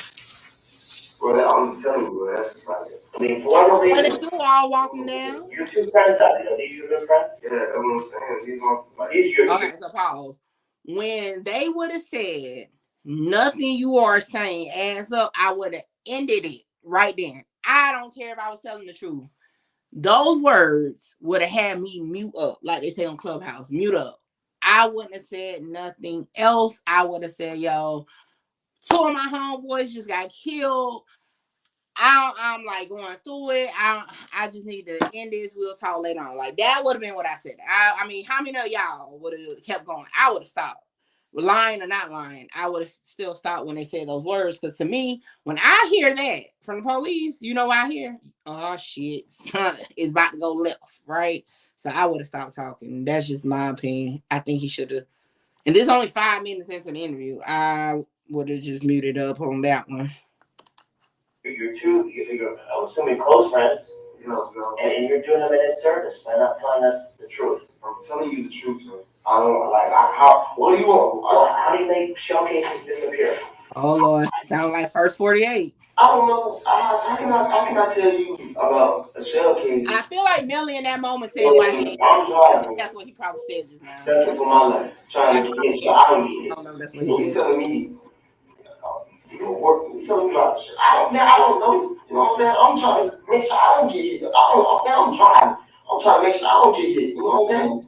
I don't know I'm gonna be worried about it. You know what I'm saying? I know it's not for you to worry about, but if you tell me it happened there, there's got to be some evidence there. Okay, so broken glass, just like there's broken glass over here from when you guys open the doors and stuff like that. Okay, there's going to be broken glass over there when the windows got shot out. There's going to be casings from the people shooting at your car. Okay, there's going to be evidence over there. Okay, right now, there's nothing. Okay, now, what it do, Anthony? I kind of think I know what happened because I got information that something else happened. Okay, hold on. Pause. Listen, I don't know, like, why the red flags. Okay, so for one, like I said, I gotta put that notch under Bortland with this statement he given. When they said your story ain't adding up, I would have stopped talking. But when they came with we got information, I definitely would have stopped talking. Yo, shout out to everybody that's pulling up, man. We are getting into day one of the YNW Melly case.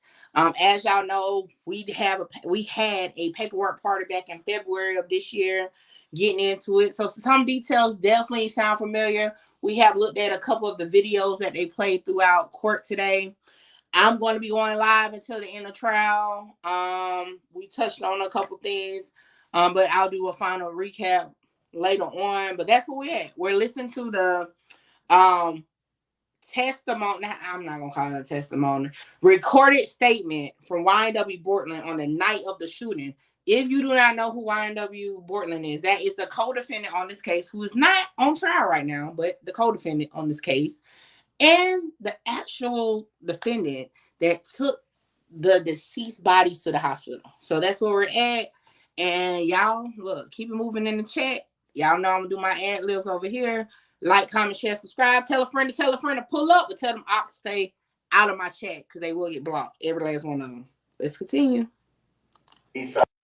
I get a lot of cream sent.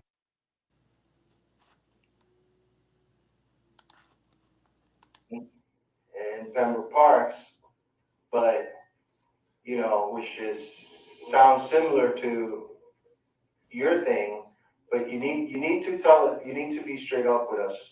Okay, listen, I know you may be maybe you're scared, but like Mark said, you're doing your friends a disservice. We can't do our job. I'm not doing no. I'm telling you the straight up honest truth. Like I can't. What can I like tell you? If I'm ducking for my life, my head's over here, steering wheel's here. I'm trying to make sure I'm like. Anybody in the chat know, was this guy a street dude or not? Like outside off the porch, or was he really just a rapper? Let me know in the chat. Let me ask you this. I'm like how he looking? You think I'm like looking for a car? No, hell no. I'm trying to. All right, let's just forget about where it happened. Let's just put that on the back burner for a little while. Let's talk about why. Are you having issues with anyone?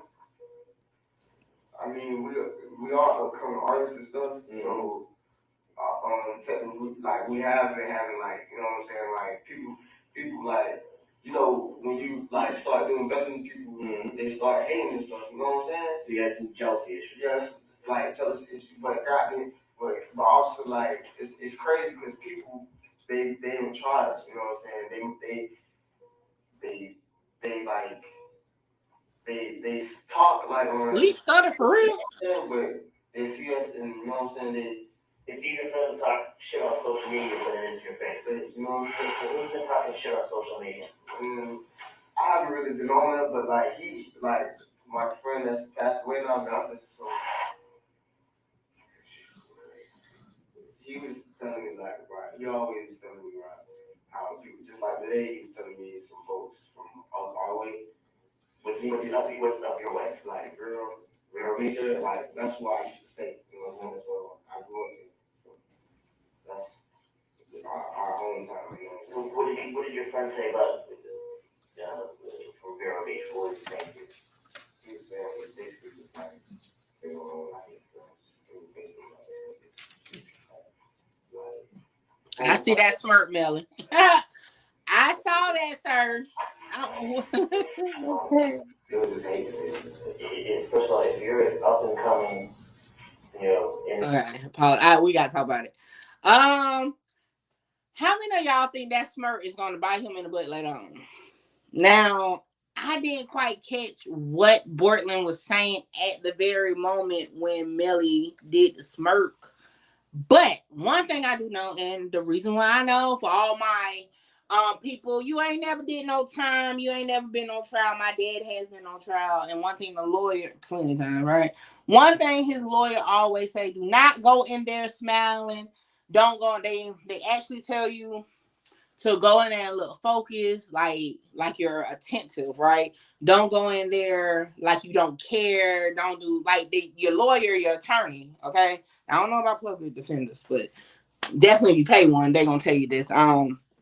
That you're supposed to look up or write, right? Or that's why they always, I don't know if y'all pay attention, every trial the defendant's gonna have a pen and a paper. So you can write, you just look up, don't stare at like a particular like person in the court, just like kind of like look around, like you're really into what's going on, like you care, right? Because they don't want you to come off to the jury that you don't care. And another thing they definitely tell you not to do is smile or anything like that, or laugh or anything. Now the smirk was real quick. His hand was over his mouth a little bit, but hey, I know I caught it. Don't know, probably somebody else caught it too. But I wonder, I'm gonna have to give him a notch for that one, just because the smirk. But let's continue. And you're gonna be all over social media. That's how you make your money. So I know you know more about what's going on social media. You may not know where this happened. I'm not big. I would be there. I don't even have a phone, so I'm not like on it. I'm just working making you. Okay, so Borland don't have a phone. That's a notch, because that's why you don't have a phone. I don't really be into it and stuff. Trying to feed into it because like. What's the name of the room and stuff? Okay, he doing something on that computer. What is it? YNW? Yeah, but like. Oh, the lawyer's smirking.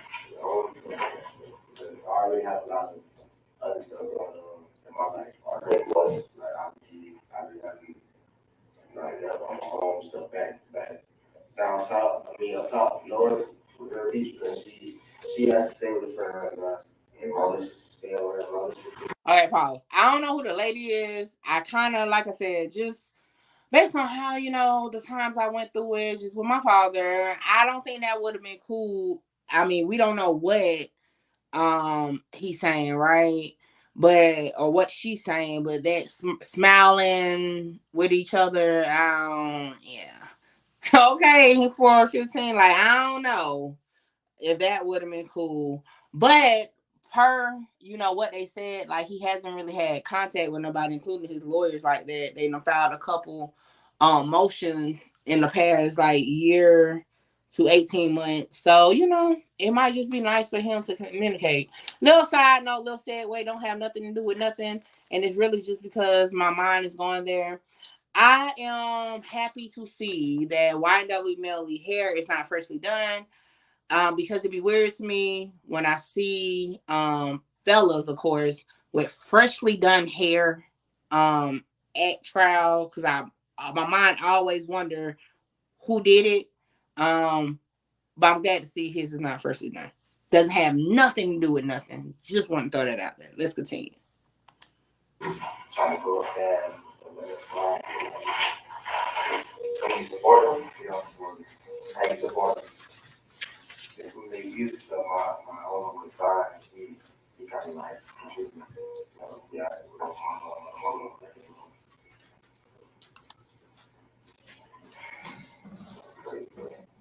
With Anthony Williams, what's his nickname?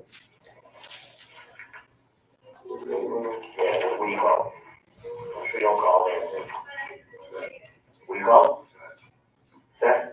How you spell that? S-A-K. And that's how he's done on social media as Seth? What about Chris Thomas? Julie. What? June. June? Julie. Julie? No. Julie. J-U-V-Y. J-U-V-Y?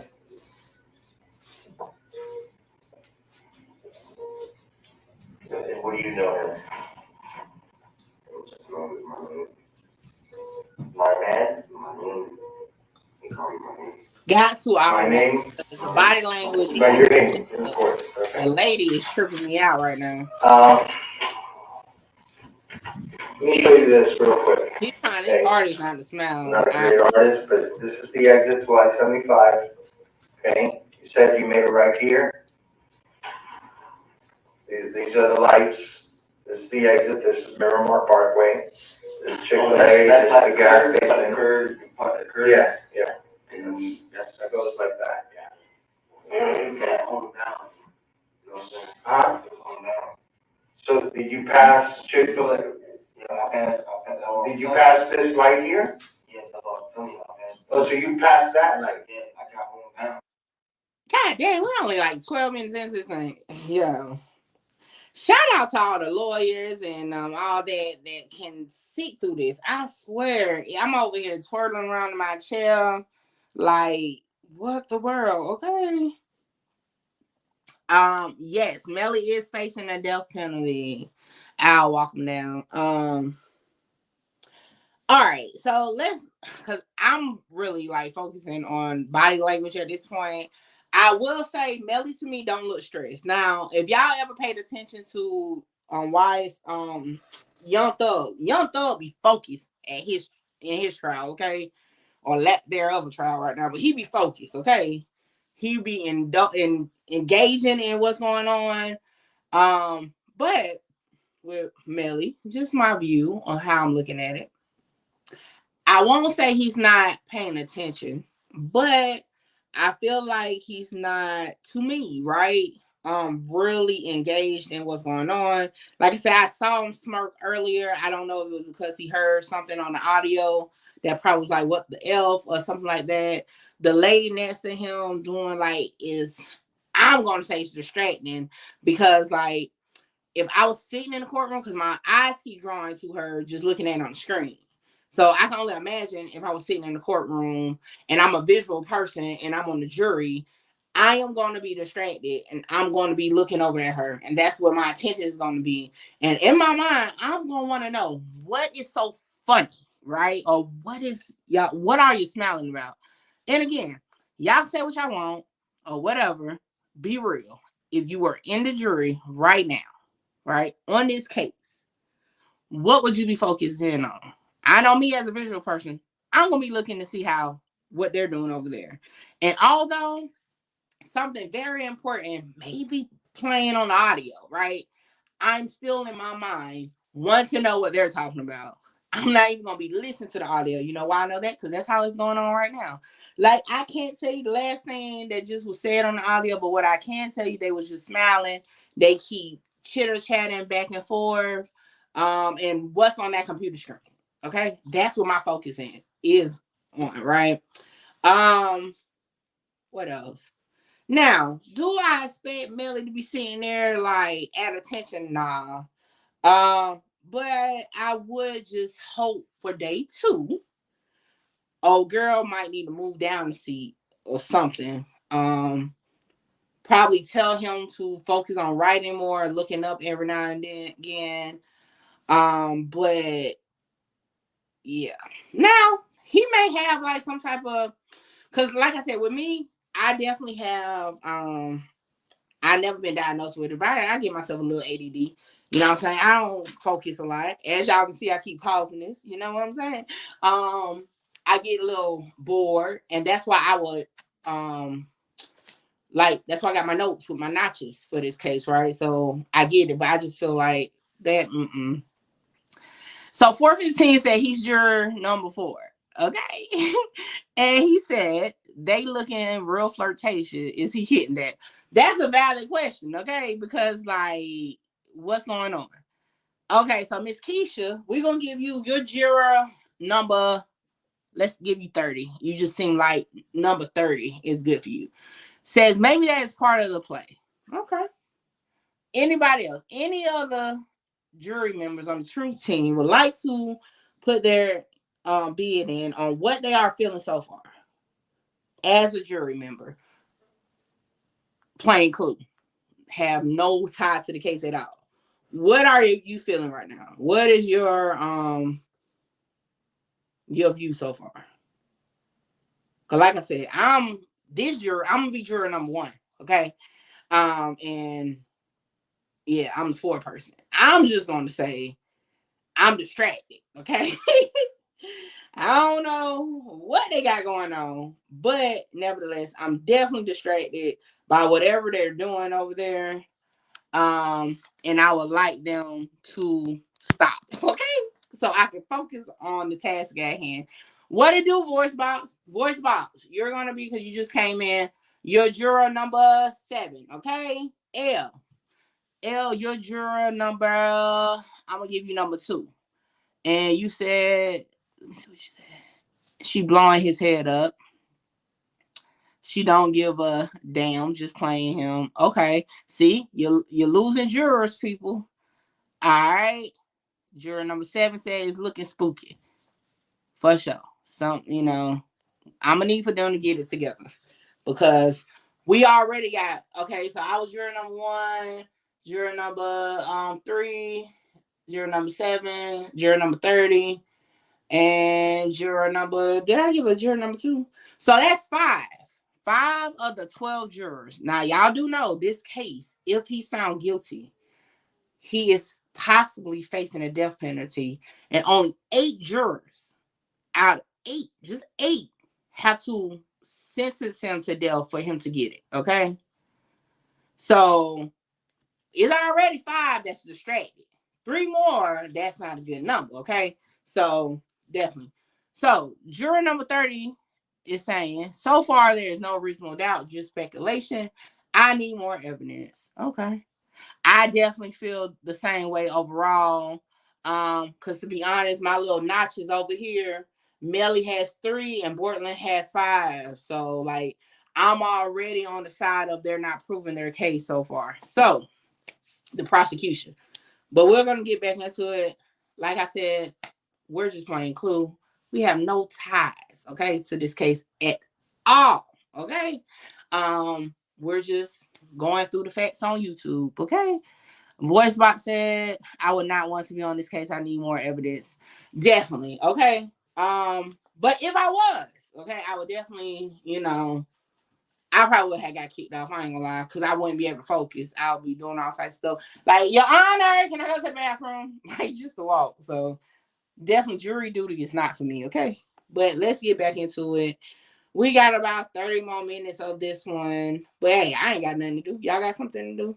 Just pull up, share, like, comment, run the chat up. Y'all do know engagement is important. So y'all run the chat up, and y'all know I'm gonna put my little pieces to the puzzle in the background. But let's get back to it.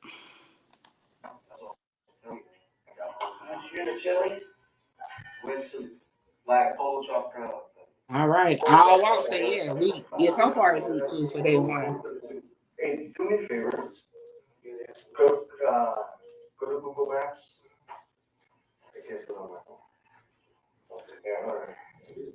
Not Melly picking with his finals. Lord Jesus. All right, let's see. You know where I wonder if the lady got Botox, because she seemed like she smiled like just a permanent, like grin or something. I don't know. Okay, the new one that's being built on Miramar Parkway. Did you get to that place? Yeah, I got that. Is that where the shooting happened? So you know where Target is at? The Target. Okay, so is that where Is that where you were at? Where the shooting happened? I was just telling y'all that's why I got off the exit and stuff like that. Okay, so you got off the exit. At this point, was there a car following you that you noticed prior to?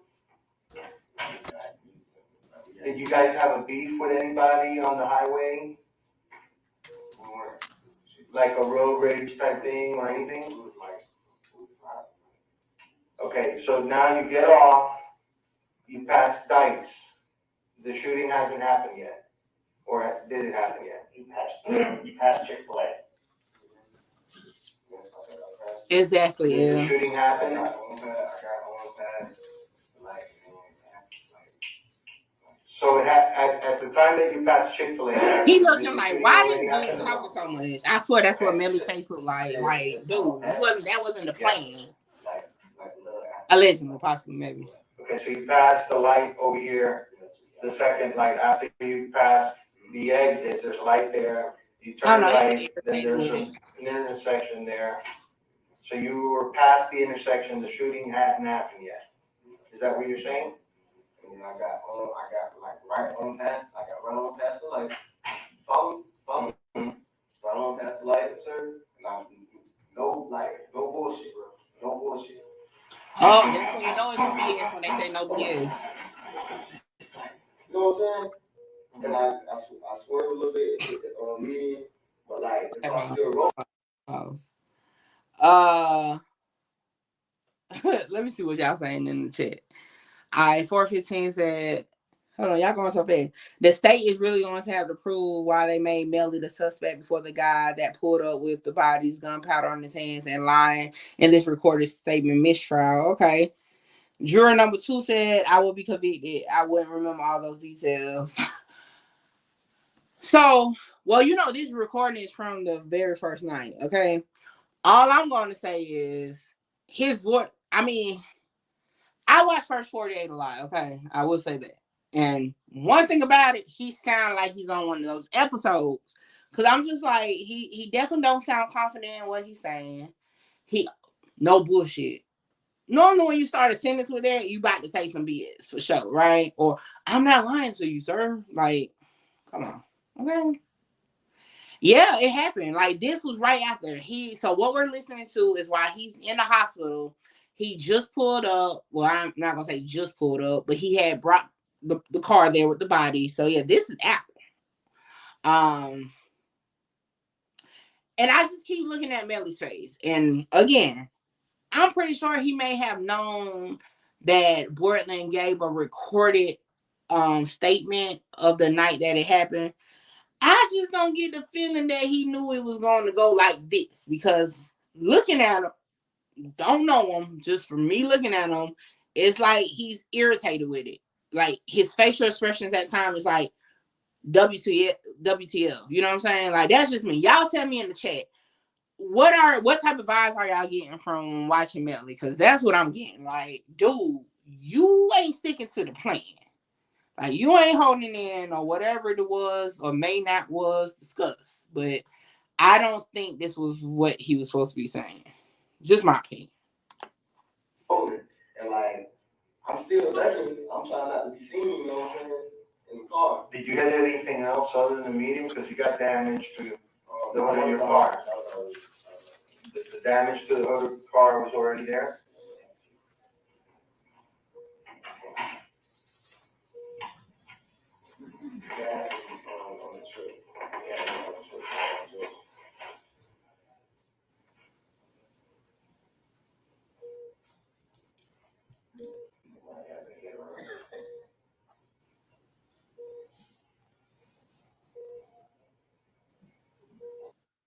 Keep it quilted means you keep it the best.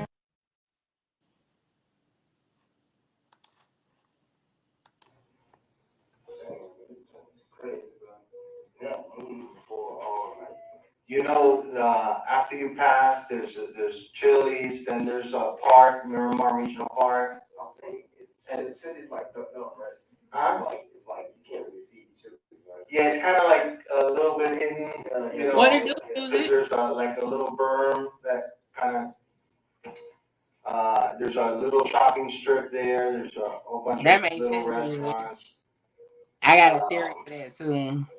And then there's the regional park. Then after the regional park is the Loud park Pad, what is to do? at. Y'all late? I done had to block people because y'all wasn't here to do y'all job.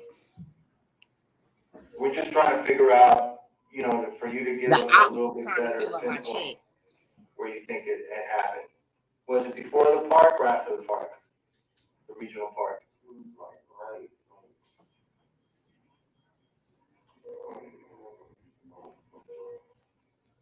Hey, how about you get in front of your show us?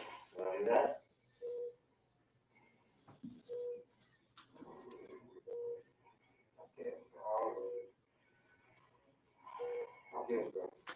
Loud Pad, I got them up out of here. Right now, if they're here, they're quiet.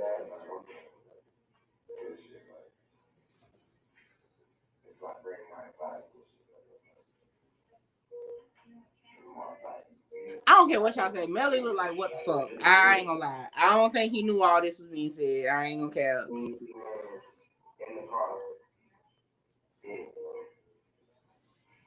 You don't have a cell phone? Do you know where they live? Your friends? They stay with them. They stay with who? They stay at this house? Okay. How old are they? Who's 21? Anthony is 21. For sure, I agree. 415. Chris is 20. The prosecution open statement was just.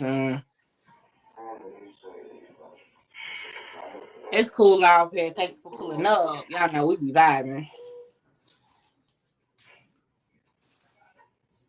You can't give me any names that you guys were beefing with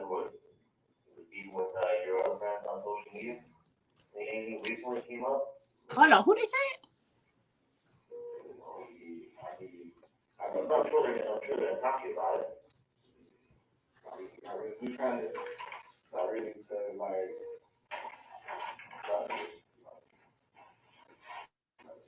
What do you use for social media? What sites? I use, Yeah. I just be on like Instagram, really. How he said he don't be on social media earlier? See, that's what I'm saying. He just said he don't be on there. Said the ceased ones be on there. YNWM. YNWM. Who is that? Band? BAND?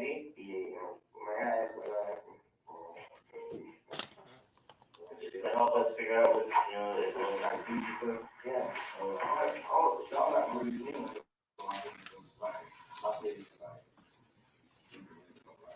And then we'll get your friend thing, we'll get your friend. Yeah, What about Anthony's? What to do, Ned? Thank you. YNW. SAK. Sack Chaser. Y'all know we be over here vibing. That's why they be trying to mess with the truth team. Cause we be in our own little lane, you know?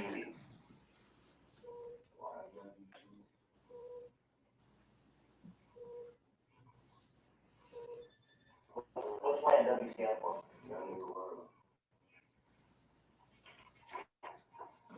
I swear, the more I look at Melly face, I definitely feel like this was not part of the plan, okay?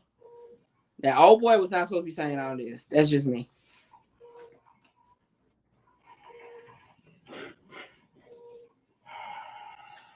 He looked irritated. But maybe that's how he looked. I don't know. Yeah, but Chris and Anthony, are they both from Bureau Beach? Where are they from?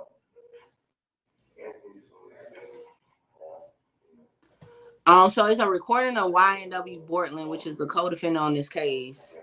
The one that's out on bond.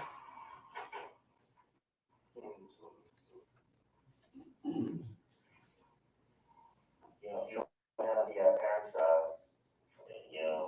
like Chris's mom saying Ramsey's on there and that. The detectives from on the original case is the one recording at the hospital.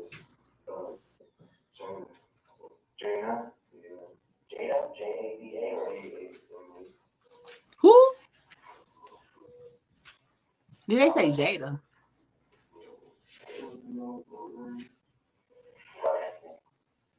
Who are they looking at? Oh, Jada is Anthony's? What about Chris? Oh, is that the mom? Is that fear or? What did she sign him? The mom. I read that facial expression, okay? He ain't like whatever she was asking or saying to him.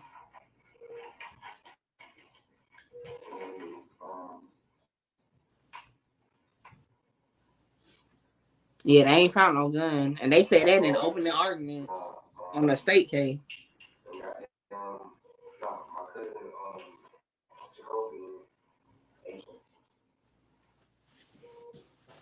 What's Jamel's last name? What is it?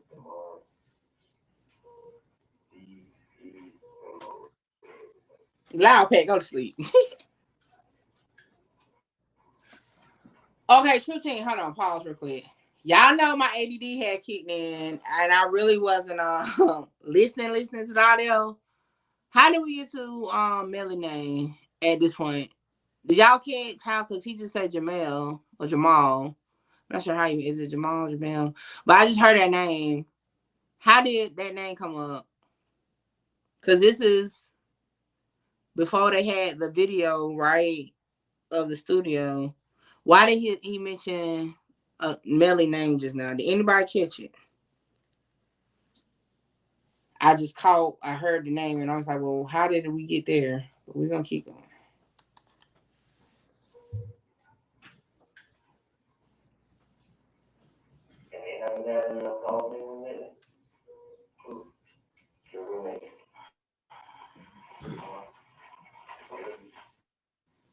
I'm saying, like everybody, then you've been saying like stuff squash, stuff like that. They said stuff squash? People have said stuff squash. Who is squash with? Oh, people that don't even, I know they. Which would just, enlighten us, Phil said, helps us know a little better. Who were you beefing with that it got squashed? Who was that? Oh, hell.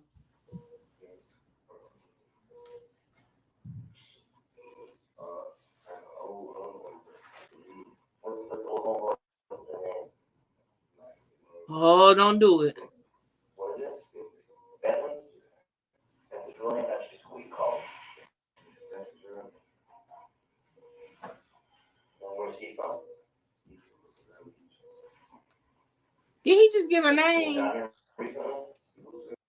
At Spectrum, we live and work. Did he just say a name? Did he? Oh, Lord. Oh, Lord. Sir, we did get jumped in Walmart. Oh, my God. I don't know who kicked out or which Walmart. Y'all see Melly's face? The Walmart was your house, like, yeah. Is that everyone can revise? Yeah. You guys report it? I don't think they let him get his mouth fixed. It looked like it hurt. Whatever he's chewing looked like it's hurting his mouth. Who was it?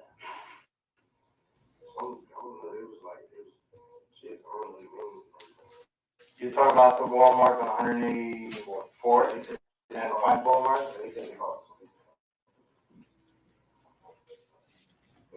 Dang, Portland. Did you remember talking to us that day? No, we talked. What was it? He was inside the store?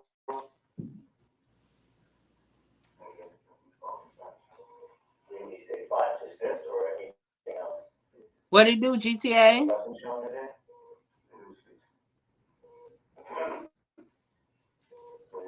Say, you beat them.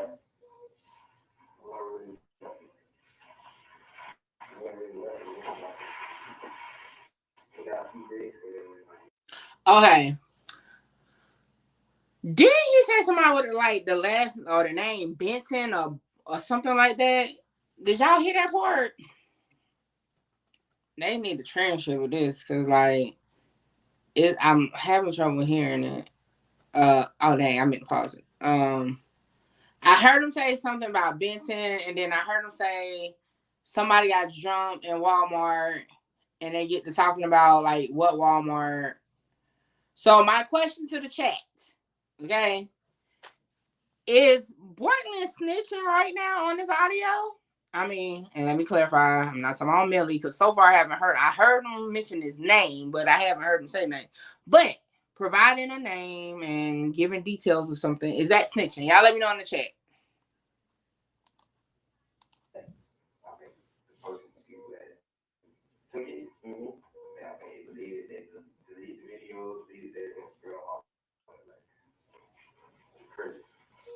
Remember the names? That's what I'm saying. I know who he was. But you know it was that you knew it was on social media posting. Yeah, that's what I'm saying. I seen the post, but like, of course, anybody go on Instagram, you know what I'm saying? Simply just go on. Okay, 415, I agree. Or like it's like my homeboy is like dead. I'll walk say Bortland lying to these people. If these people smile one more time during this trial, I'm gonna pull my hair out. Stop smiling. Oh, now they laughing. We don't know. Like, we didn't know. See, I'm distracted again because what they're doing. What I'm saying is like we didn't like know who it was. Like I know it. Like, you know what I'm saying? Like almost like, you know how okay, like to go to something and like. He said such and like and like it's such and like what are you saying, sir? You just feel like something happened. You know what I'm saying? And like not the feeling something about to happen. Like your instinct tell you, and like just you know what I'm saying? That's what like we just call them when they didn't call them. And just have that. And they ran out of stuff. You have any affiliation with any of the Facts 415. Nothing at all? What about your friends? None of us affiliated with them. We just record us.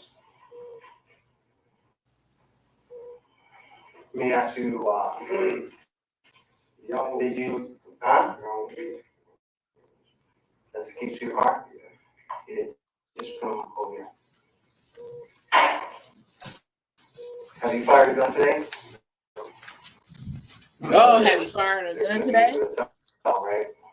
450, I swear, that's when like if I was on the jury, I wasn't paying attention. I'm asking you. I'm not accusing you of anything.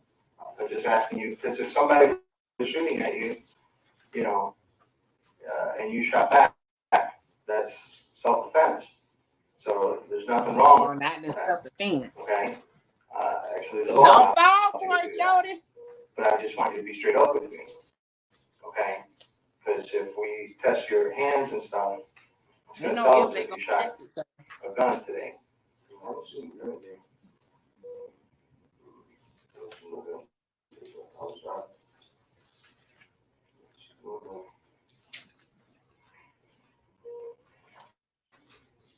Are there going to be any guns in the car?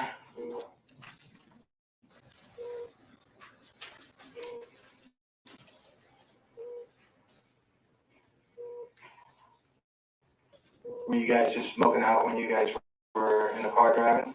No, they no, it was like when I got on close to the exit though, it was like Well, because the car reeks, you know, weed, so. Okay. I just want to know, you know. I'm saying straight. I'm saying, I don't have any mind. You guys doing any dope deal gone bad, and that's why this happened?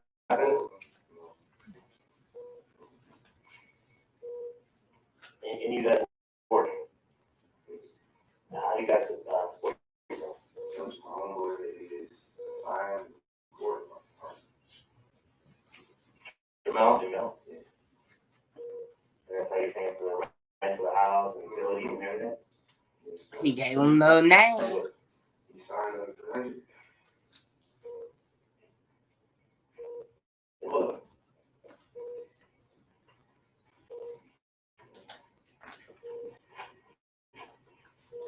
With 300?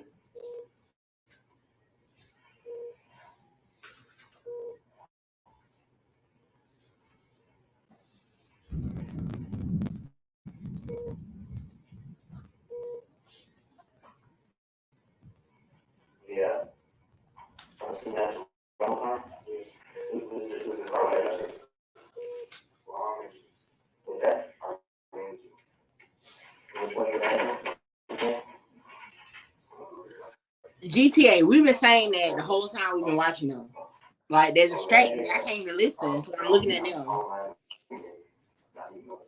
GTA, you're juror number 10, okay? We all got juror numbers on the truth team tonight. Is what? It's Trek. Trek. Uh-oh. That's the manager name. That's the third name drop I done heard in this thing. And I ain't even all the way paying attention.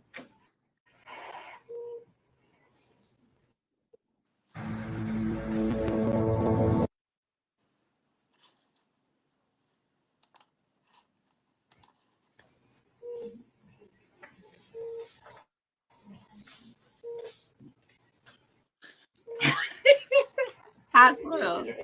Anything else you would like to provide us to help us your friends? This is the point. Anything you're involved in, anything illegal you tell us, it's fine. It's a wash at this point. We need to know the full story for Anthony and Chris's sake. Yeah, we don't care as far as that. All we care about is. They love to say we don't care about your friends. Who shot your friends? Right? We're homicide detectives, so I don't care. So I don't care if you had a beef with somebody. I'm just telling you. I don't care any of that shit. All I care about is solving your friend's homicide. I told you I'm sorry, and that's it, man. Did he just say I'm sorry? He was in here earlier promoting his YouTube loud pad. I told you he was Just trying so you to take know, us out. You're saying, well, I don't want to talk anymore. There'll be a lot more questions. We're not trying to piss you off. The thing is, we don't know your friends. Yeah. So the reason we have to ask all these questions, because the more we know about your friends, your lifestyle, your friend's lifestyle, your friends, his friends, and the circumstances surrounding today, the more, the easier it's going to be for us to try and solve this. Okay, if we don't get any information, it's. Let me throw this out to you. I see too. He gave a whole hour. And just be straight up, man. Just be this. This is an honest answer, and I would respect you. Okay, by just telling me the truth, even if it's something that. Pause. I got to rewind it because I want to hear. I heard what I just heard. So hold on. But I respect you today. The more, the easier it's going to be for us to try and solve this. Okay, if we don't get any information, it's. Let me throw this out to you. Okay, and just be straight up, man. Just be this. This is an honest answer, and anonymous. I would respect you. Okay, by just telling me the truth, even if it's something that I don't want to hear. But I respect the truth rather than BS.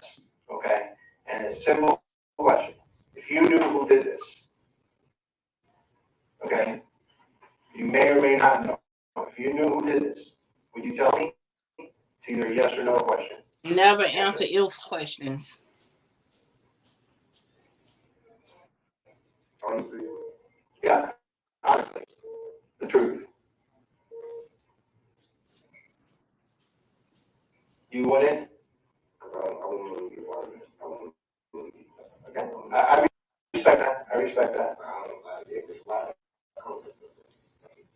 Hold on, what did he say? Now, Now here, but I respect the truth rather than BS. Okay, and a simple question: if you knew who did this, okay, you may or may not know. If you knew who did this, would you tell me? It's either yes or no question. Answer.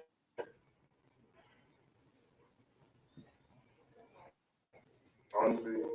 Yeah, honestly, the truth. You wouldn't? I respect that. I respect that.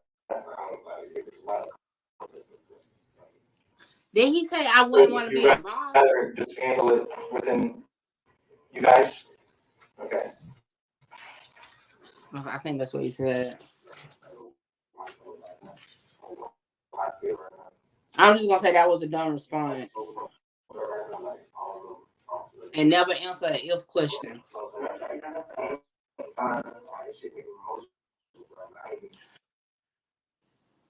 Pause.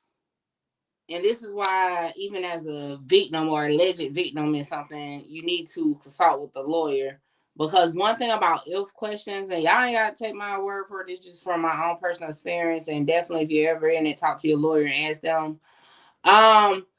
Answering a if question, phrased to be a yes or no question, is bad because by doing that, you show that possibly you know more or you can provide more than what you are offering.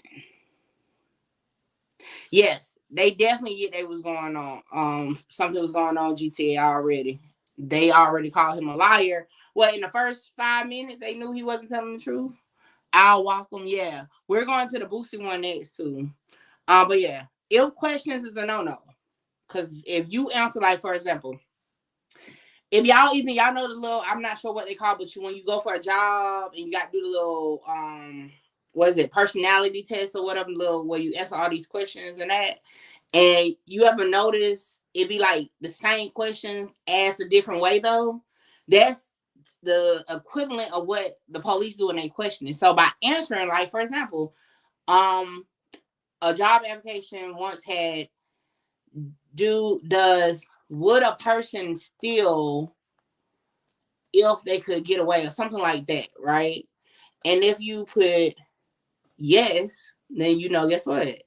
You're not gonna get the job, because although it's not saying would you, it's asking if someone, you are letting them know in your mind you think that way, right? So those how they get the question. So when you answer if, so Mickey, if you were on Clubhouse when the crime happened, would you tell us what happened? Sir, I wasn't there. Oh no, I'm just asking if. No, I mean it's no if. I wasn't there. You got to stick to the script, because when you start doing the if and answering the maybes and possibly and what ifs, you tie yourself in the web. Just a little knowledge for you, okay?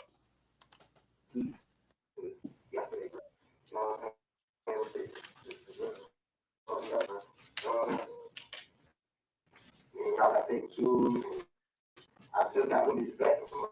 I got them. Yeah, like give them that.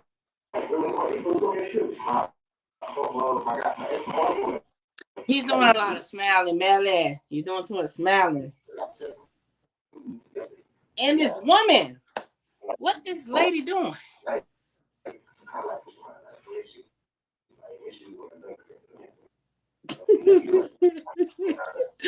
415 said, If was a fifth, will be Some thrown. days, it's okay to push large animals. Yeah, don't answer no if questions. Your house method will be going to you. It will be going to you. The exact, like, location, you know what I'm saying? My first time in there, you know what I'm saying? They brought me up, like, Here's some landmarks.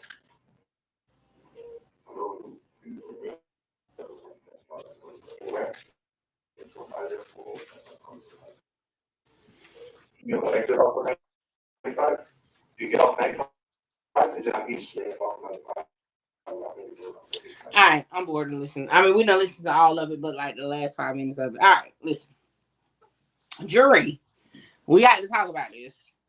All right, so throughout this whole thing, I think I gave Bortland an extra 2 notches. So right now, I got Melly at 3, Bortland at 5, okay?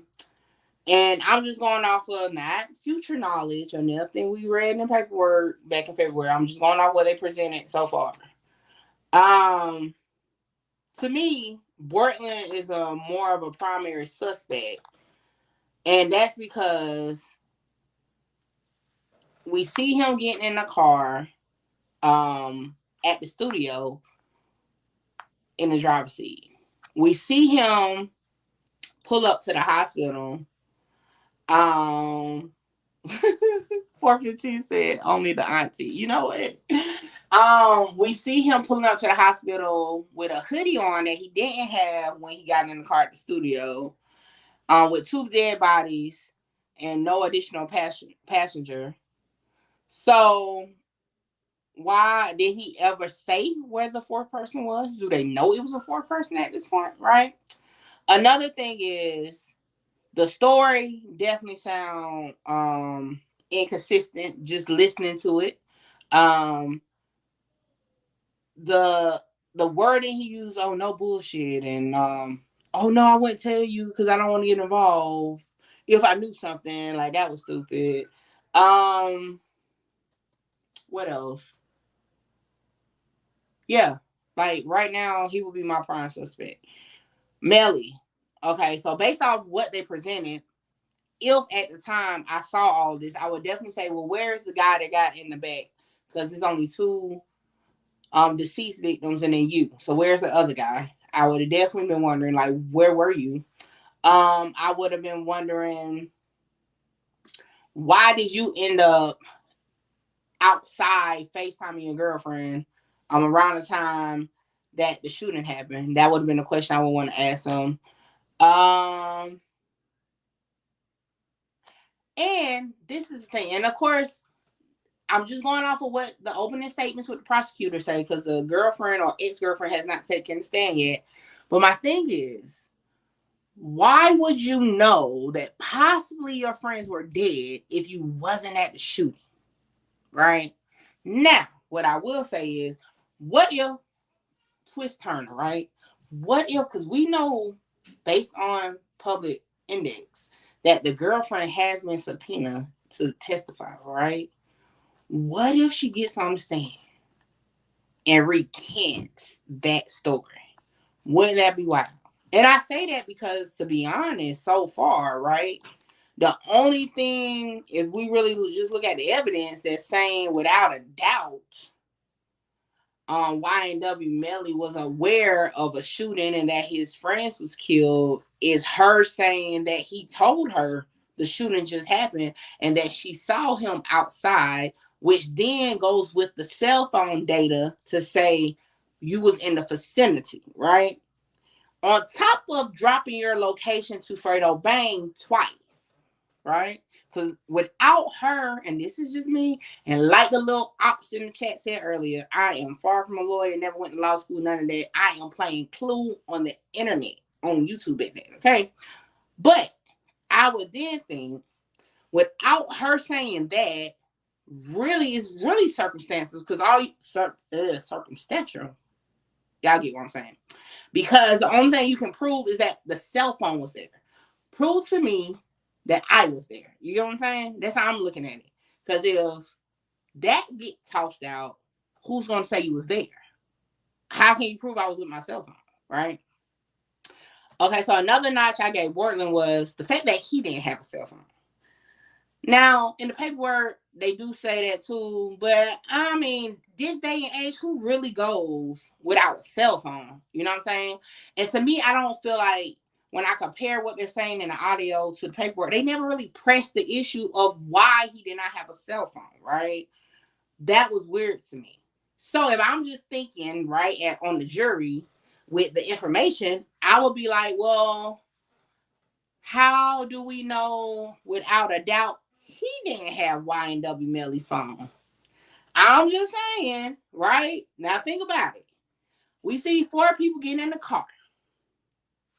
3 people arrive at the hospital.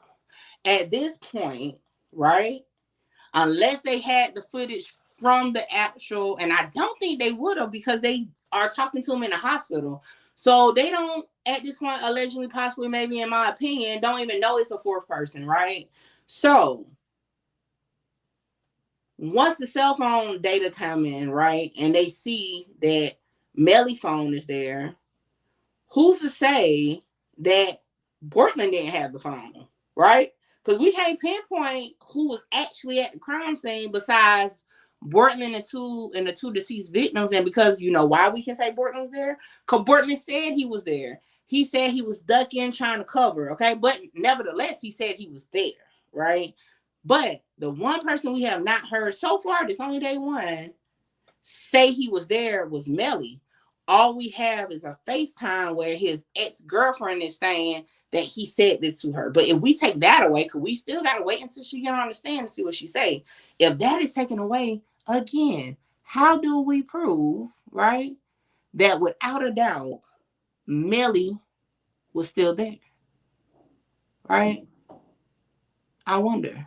Unless Bortland comes out, and to my understanding, I don't think he's on the witness list, but if he comes out and be like that smoking gun witness and testify that, you know, to whatever, that's different. But just as of right now, this only day 1, to me, it's like leaning towards, you know, the co-defendant, to be honest, right? Because I mean, and this is with no law degree, no nothing. I'm putting this together just based off Law and Order episodes in the first. Okay, it's not a funny situation, but again, we're on the internet. I don't have no ties to this case, but I'm just thinking how I would be looking at how Blue Bloods would be doing it, and that's where I'm coming at. I really, at this point, just see everything is pointing to possibly Bortland being the primary suspect. What y'all think? Because that's just how my mind is thinking based on what's presented so far today. And it's another one we got to look at too. Trying to think, what else did I want to say off of that? Yeah, I don't know. Reasonable doubt for sure.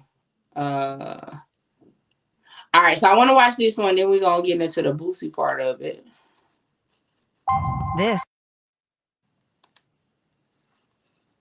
And then we're going to do a recap so we can get ready for day 2. Multiple social media posts about this drive-through, this shooting. And Mr. Demmons responds very succinctly, I did that. Shh. More than 4 years after 2 young rappers are shot to death, one of their best friends, YNW Melly, goes on trial, accused of murdering them. Why he would commit such a heinous crime against his own 2 best friends for no reason. YNW Melly's attorneys say he's the victim of a sloppy police investigation. We look at the top 6 moments from day 1 of YNW Melly's trial. I'm Anjanette Levy, and welcome to Law and Crime Sidebar Podcast. Jamel Demmons' double murder trial is officially underway in Broward County, Florida.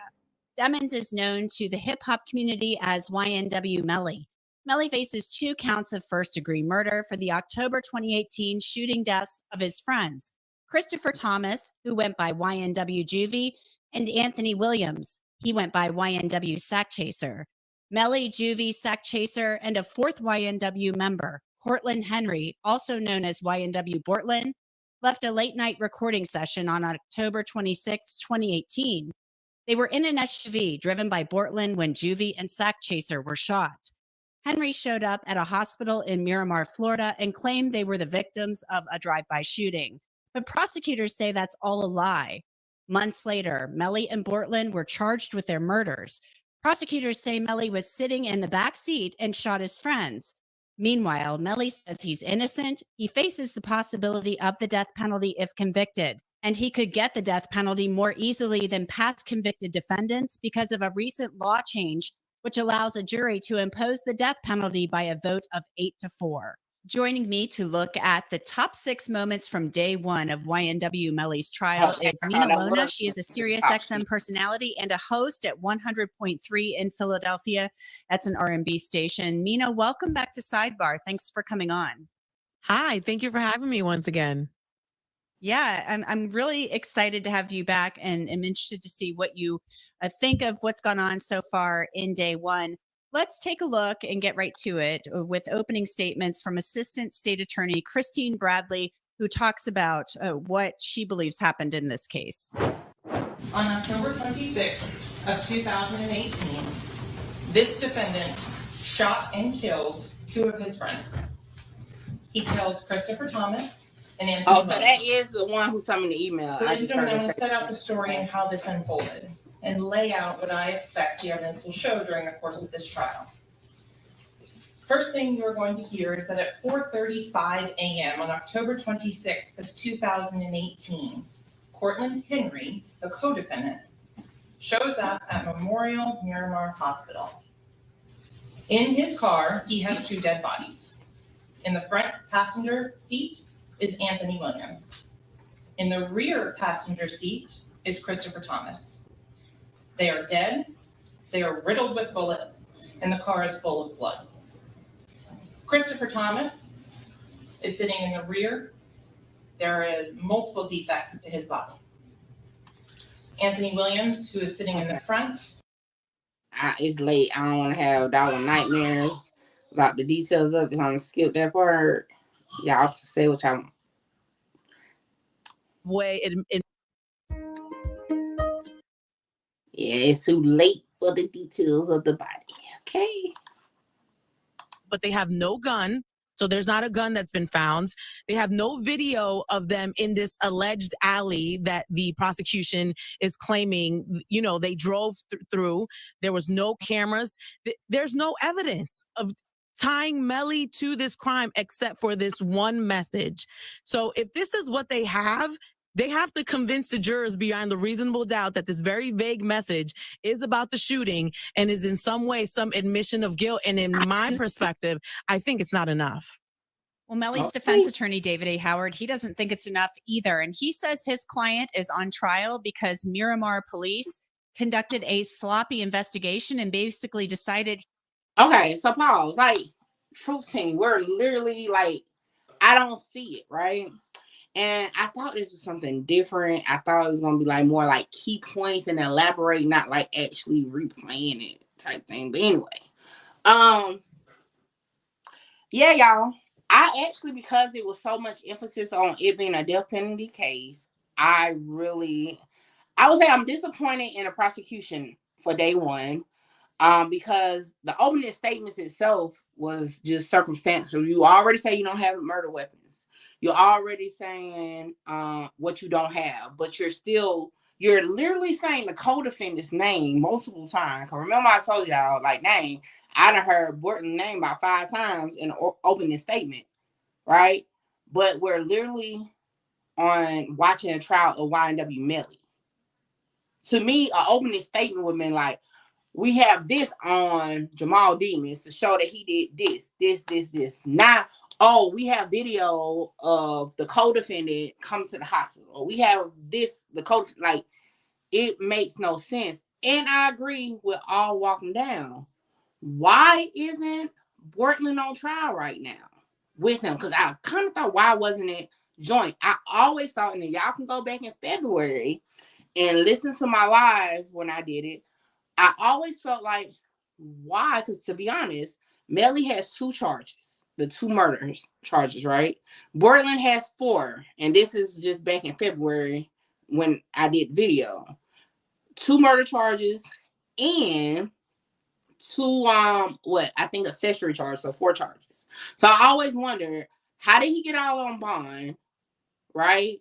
And why they wasn't seeking a death penalty with him? Because normally, right, just from the very few cases I've looked at, I'm gonna just say like that, I haven't looked at all cases. Normally in times like that, don't everybody that's a defendant on a case face the same amount of time? So it was weird, right? I'm just gonna say, to me, day one goes to the defense.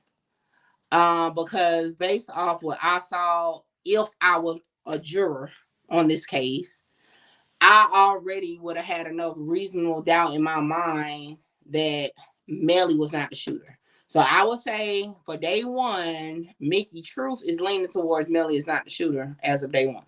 Now tomorrow, depending, hopefully they come out like bam, right? And I may say something different. But as of right now, if I had to make a decision, I would have definitely said it was a co-defendant, just based off hearing his name so much in the trial that he's not even on. Hold on, let me take this off my screen so that I can put y'all comments up. Okay. It's like they only wanted Melly and they didn't care about looking to nobody else. Correct. And I say this because originally, let me pull up that real quick. Originally, Bortland got locked up first, from what I remember. I gotta do a refresher, but I believe Bortland got locked up first in Texas. And I think he was issued a warrant first, too.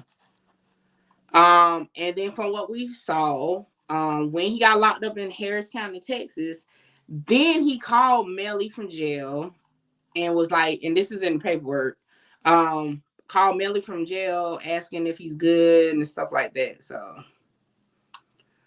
yeah. Hold on. Let me share my screen out. We about to, let's just refresh real quick. Because I need to refresh it anyway on the actual document. So let's just look at something. Because I'm actually shocked. I actually thought that the prosecution was going to come out swinging. I ain't gonna cap. I actually thought that was what was going on. But it's not. All right, hold on. Let me share this.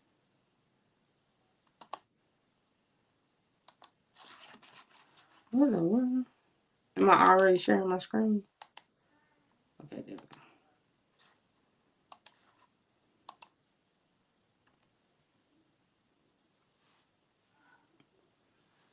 All right.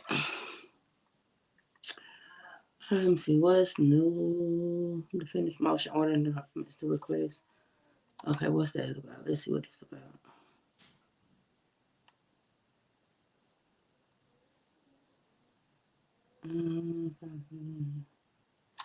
Okay, let me share this. They planted the seed of reasonable doubt to the point we all want to know now why Bortland not sitting with, or right. I definitely want to know, and I've been thinking that before trial. Like, why? Because like I said, he done got out on bond the first time. He violated, and then they still let him back out on bond. He's not facing the death penalty. His trial, I don't even think his trial is scheduled, but we're gonna get into that in a few minutes too, while we're on their website. Like, it's definitely weird, unless he is a surprise witness where he is going to point Melly out. That, and this is just my opinion, because as of right now, based on what they're saying, the opening arguments and all that, based on what they have in the paperwork, I don't see no other smoking gun other than if Bortland takes the stand, being the only other surviving person that was in that car that we see leaving the studio, right? Up until the point of arriving at the hospital, he's the only one, according to video, right? And we're just going off the video, that was at point A all the way to point Z, So if he takes the stand, then I can definitely see it being without a doubt okay. But without that, and like again, I'm saying I have not heard of him taking the stand. I don't see how this is going to be as open and shut as you know, a lot of people assume at one point. Okay, let's see here.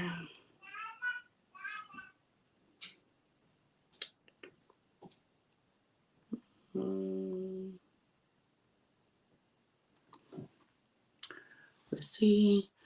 The state is claiming its reasons for the late testing of gunshot residue and DNA swabs and for the late analysis of data from the electronic data recorder of the car in which the victims were shot.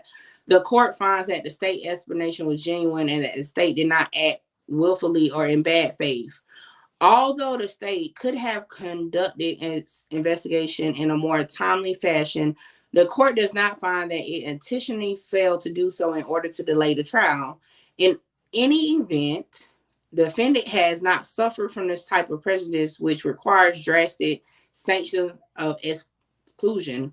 Although the state listed supplementary discovery while jury selection was ongoing, the defendant has not yet presented opening statements, cross-examination of witnesses, presented defense witnesses. I cannot tell. Jesus. What do? Okay, so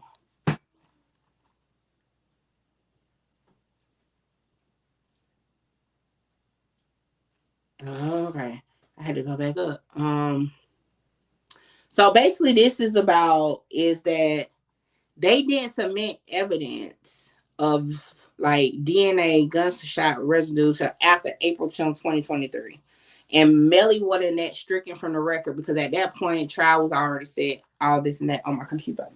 But the court denied it. Do y'all, I kind of feel like in a way at this point, for this to be lingering so long, I don't know if he's gonna get a fair trial here. I'm just gonna be honest. 415 said, what's crazy is I noticed they never said how they got that phone, which we all know how. Well, they say in the paperwork, they just maybe just haven't gotten into it, of course, since it's day one. But they do say it in the paperwork. Now, what I am interested in knowing, will 100K take the stand? Now, I know he would depose or provide a deposition, but will he take the stand? I don't know. Interesting to find out though. And y'all can go listen to my live from February and y'all will get why I'm so like wanting to know if he's gonna take the stand. Cause I honestly, y'all can look on all my social media. I honestly was a little suspicious of him as far as what information he actually willingly provided in regards to this case. Just my opinion. You get what I'm saying? Let me see. What else they got on here? Mm-hmm.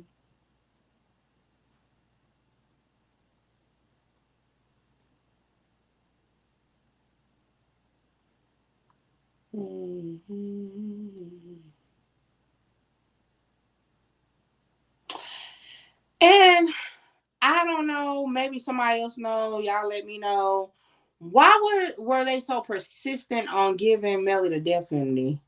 You know, I do wonder that. Like, why? I mean, because I know the trial was prolonged because of that issue for it going up to the Supreme Court and all that. I want to know why were they so adamant on the death penalty. Let me see, what kind of paper is it?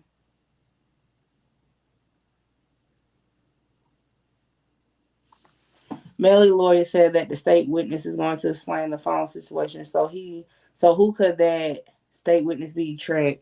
Yo, really? Where did he say that? At trial today?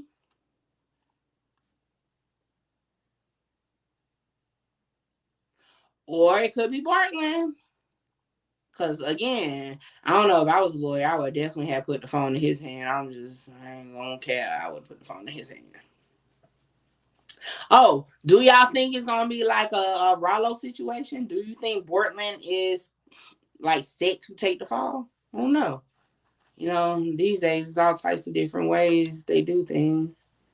Oh yeah, so I'm gonna have to go back.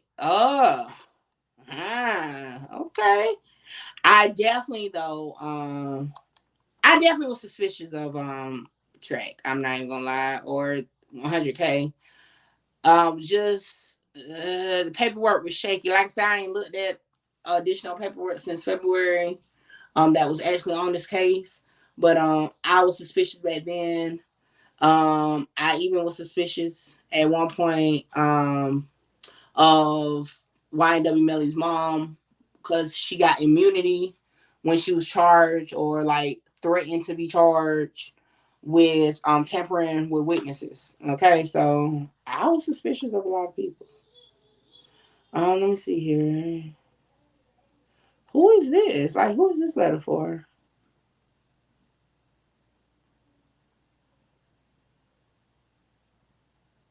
Now, how are they gonna? Okay, so I'm not gonna show this because. So listen, I'm looking at a document right now, right? It's a letter. And it's a letter from a psychiatric place, right? And it basically have the name white out at the top, right? But then once you get into the body of it, it literally says the name. I don't know who it is, but it literally says the name. Like, that's crazy. Oh, this was a juror. Okay, so I'm glad. Yeah, like that's crazy though. Like you literally still have the name there, people. It's crazy. All right, let me see what's this.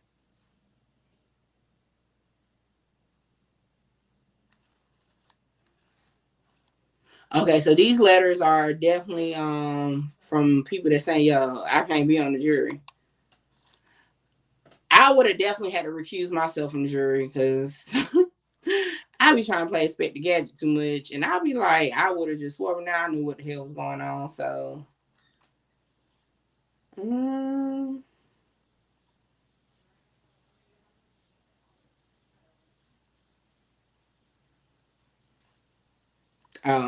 so I wonder what's going to come of this too.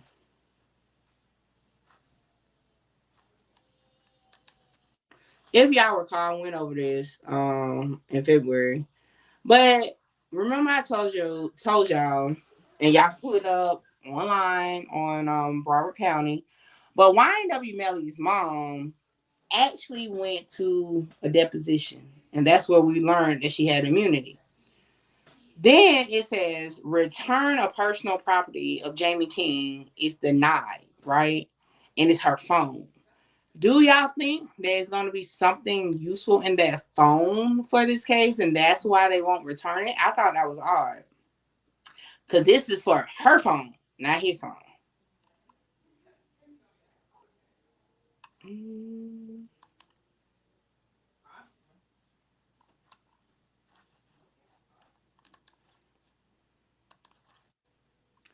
All right, what is this?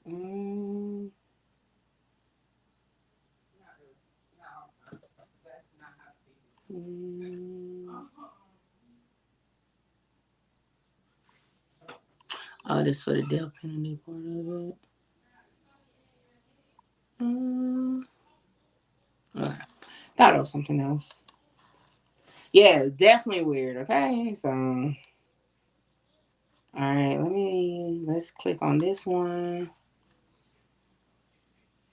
And I'm just refreshing my memory, especially of the stuff I don't recall. What is this? Transaction receipt, shooting reconstruction. Okay. And again, and about that. Y'all, what y'all think about this, right? Think about it.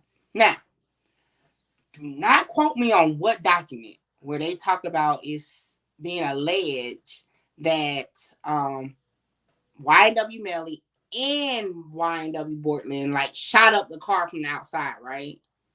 And that's why the glass is shattered like it shattered, allegedly, according to the paperwork, right? And in their reconstruction, if y'all look back at my February live, I showed the pictures of, the little lines or whatever the string they had out. Okay, now I'm just playing clue. Listen. walk with me down this storyline. This is a story, FYI, no real relevance to nothing. Okay, listen. Let's say, yo, I gotta get out of here. Stop the car, right? Melly hops out the car. Go walk a little further up to use the bathroom. Something happened. Bortland gets out the car, fussing or whatever. Walks back to the car. Maybe one of the decedents say, you pump something or something like that. And he like, what? And opens the back passenger door and gets the busting and kill him in the car. Right? Is that plausible or not? Let me know in the chat. Yes, my imagination runs wild. I'm just thinking.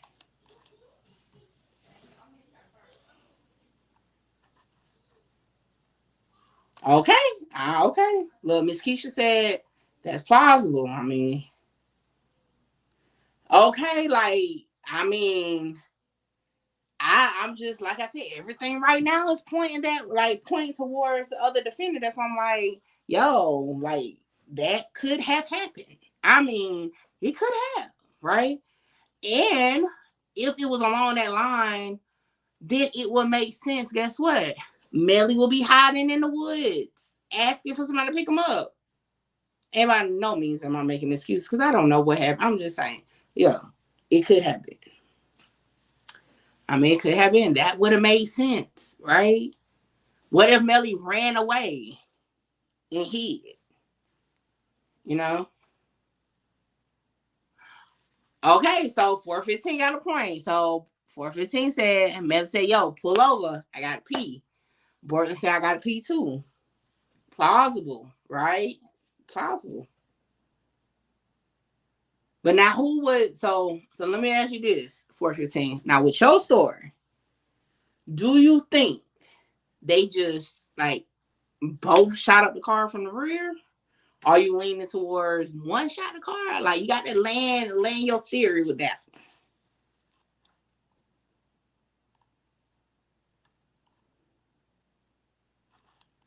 one. All right, let me see.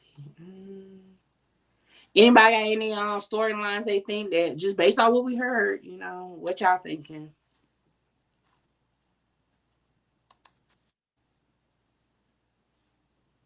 Let's see here.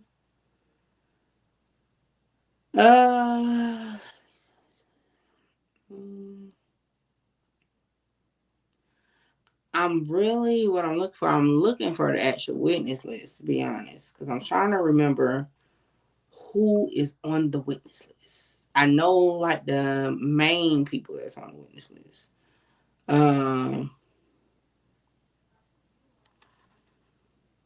But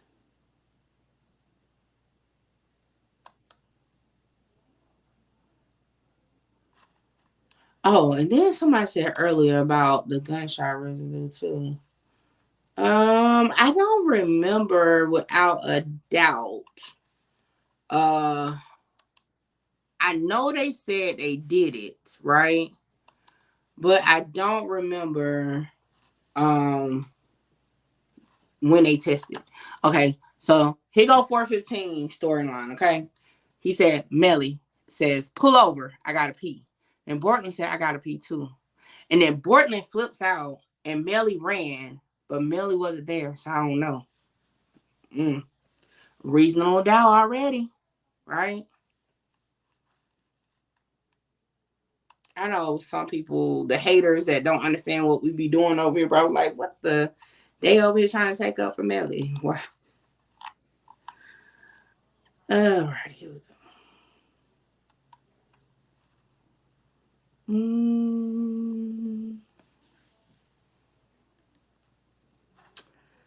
I'm trying to find the state's witness list. So, I'm only seeing the defense witness list.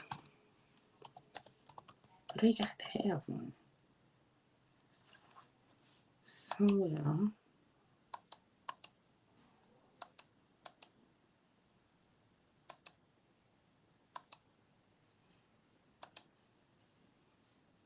I guess nobody else got a storyline. Y'all just gonna wait until further in the trial. They like, we ain't fooling with y'all. We ain't coming up with a storyline. Okay, what's this? Let me see.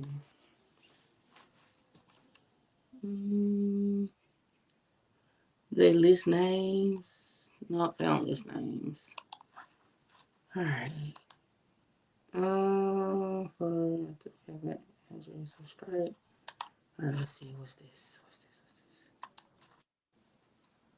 All right, let's see here.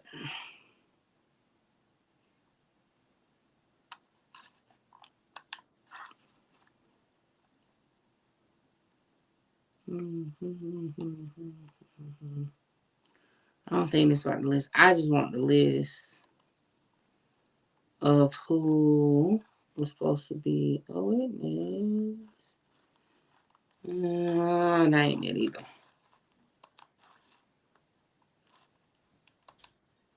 Maybe they never provided a list.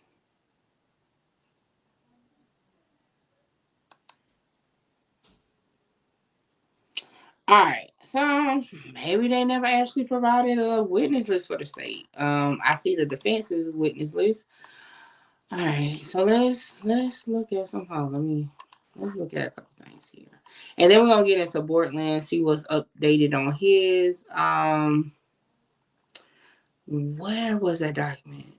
Because I remember it was one particular document that I did. That was the last document I did a content on for this case. Did I already look at this? What's this? 70 pages. That's a lot.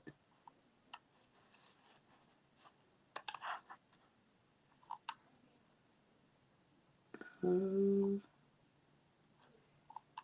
on, I'm just scrolling through it to see what it is.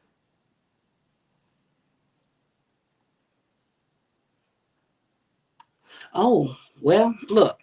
Let's get into this document a little bit. It was filed. When was this filed? On April 24th, 2023. And it says filed defense motion to suppress. Okay. And 9 out of 10 times probably was denied. Or something. I don't see a order. Yeah. No, that ain't it. Yeah. So, okay. So what I'm about to get into, the court did deny it. Okay. It's the denial right here. They denied it April 2nd, 2023. I believe this would probably set the time frame of what they may get into tomorrow. I don't know, but I never went over this document. So, hey, I'm like, I just want to do it now, you know?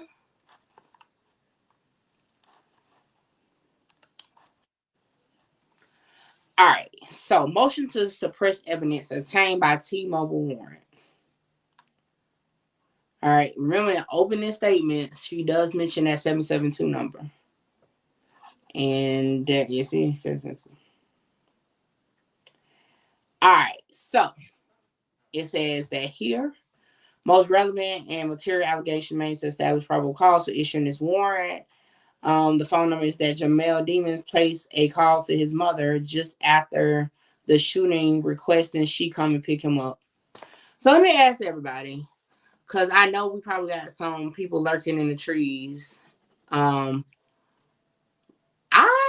I didn't even know that part. So I do recall documents when I did my February live that had Track being the one to pick up YNW Melly, right? And y'all know recently the narrative was that Fredo Bang picked him up, which I'll do a recap in a minute of that. But in this document here, it says that they have a call placed to his mother just after the shooting to come pick him up.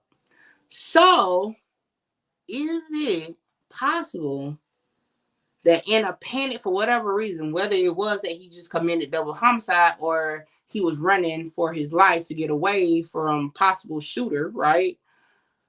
Is it possible that he just asked everybody in his circle to come pick him up? Y'all let me know in the chat. Is that possible? Could he have just sent messages to everybody to come pick him up, trying to call everybody to come pick him up? And this is another reason, little side note, why Mickey Truth always says it's cool to state your opinion, but do not put fact on an opinion when indeed it's just an opinion, not a fact. And I be trying to say that, I've been saying that, but people don't hear me though. That's why a lot of times I won't speak on things until I can pinpoint, or I'll tell you this is my opinion.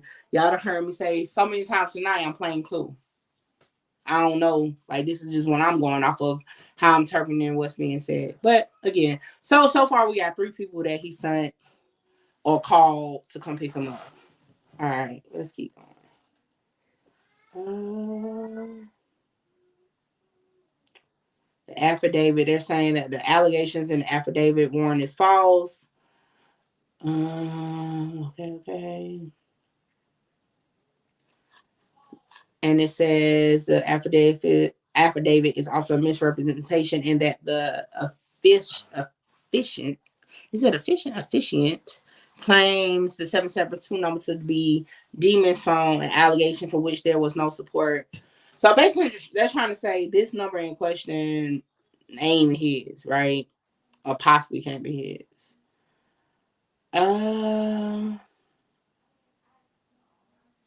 So then it says here, the warrant is requested to assist in obtaining additional information to further a criminal investigation, as well as eliminating any suspects.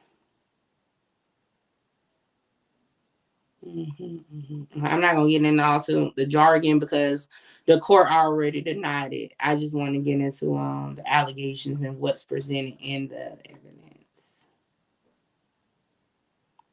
All right, here we go. All right, so this is Detective Mark Moretti, right?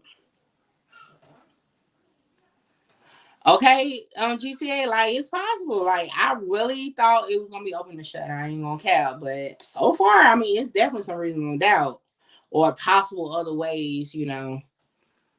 And remember, most of the times, because, you know, sometimes law enforcement people can be on juries, but they normally can be, like, taken off by just saying that. But, so, everyday people, like, just us, right? The truth scene, we could have been the jury. And what we're seeing could be what the jury is going to be thinking of. But here we go. All right. So, in the search warrant, it is stating, right, that the defendant placed a call to his mother, Jamie King, just after the shooting, requesting that she come and pick him up. Detective Moretti received this information directly from Mrs. King at the hospital, who identified herself as the defendant's mother and provided the phone number ending in 9807. Mrs. King identified this number as the defendant's phone number. All right, so again, people, what do I say, truth team, all the time? This is why I am the queen of paperwork. This is why people tap me on my shoulder to do what it is I do. Because I am going to look through everything when I'm actually doing paperwork, right? Because by looking through everything, we now know what to do, Jennifer.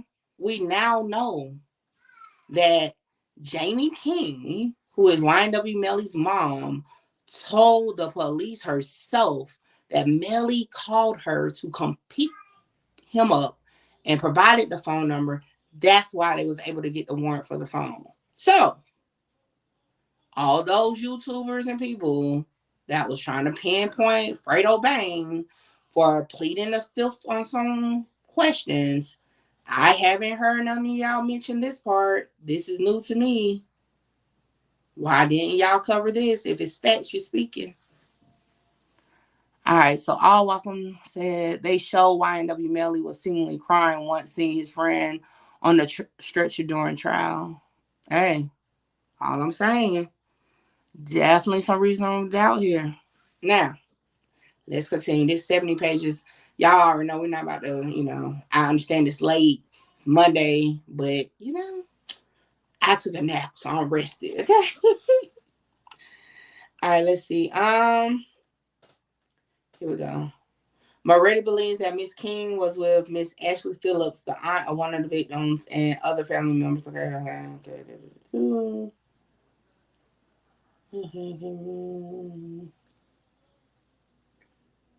Okay.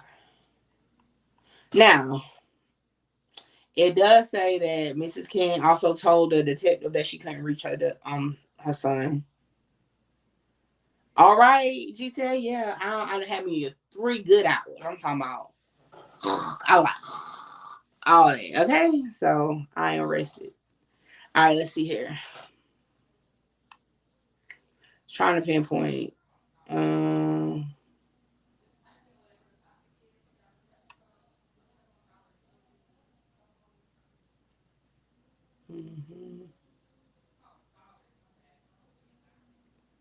All right, so here we go.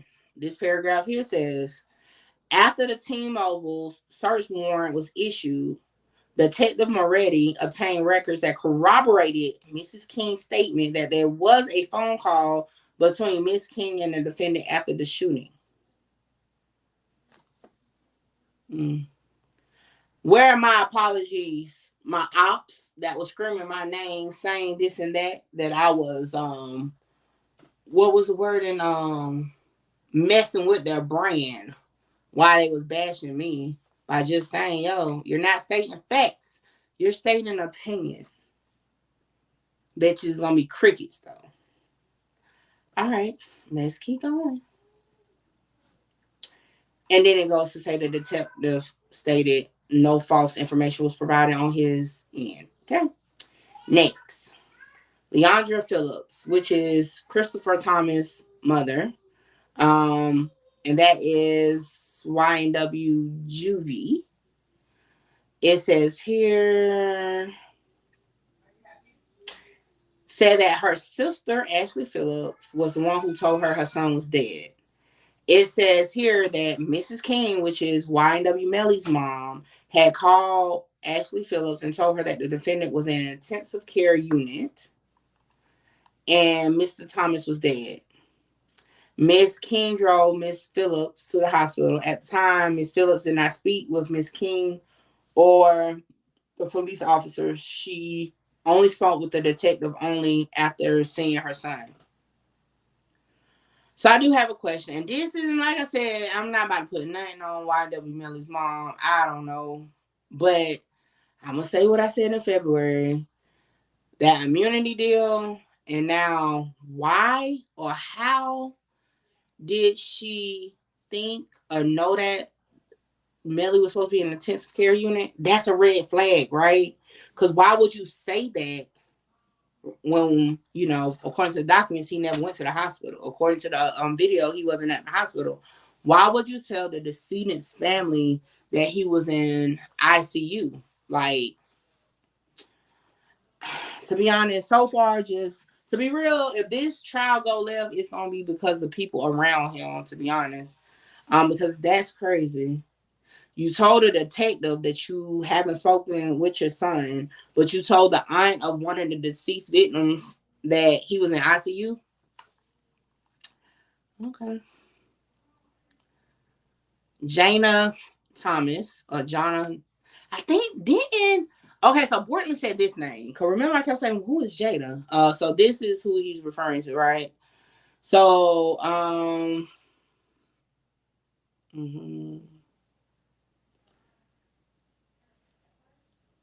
yeah, something is definitely not right, GTA. So YNW Sat Chaser mom said her ex-husband called the morning after the shooting and told her that her son was dead. And then she called Jamie King, which is YNW Melly's mom, and was crying and said that his mom was crying and said she was on the way to the hospital. Now, YNW Sat Chaser mom did not go to the hospital herself. I wonder maybe they didn't have a close relationship, because that was kind of weird. Not saying she had nothing to do with nothing, but I wonder why she didn't go to the hospital. All right. Ashley Phillips, which is the aunt, right? And the sister to YNW Juvie's mom. And this is the one who rode with YNW Melly's mom to the hospital. So she is stating that Jamie King, which is YNW Melly's mom, is the one who told her that both Sack Chaser and Juvie was dead, and that Melly was in ICU. All right.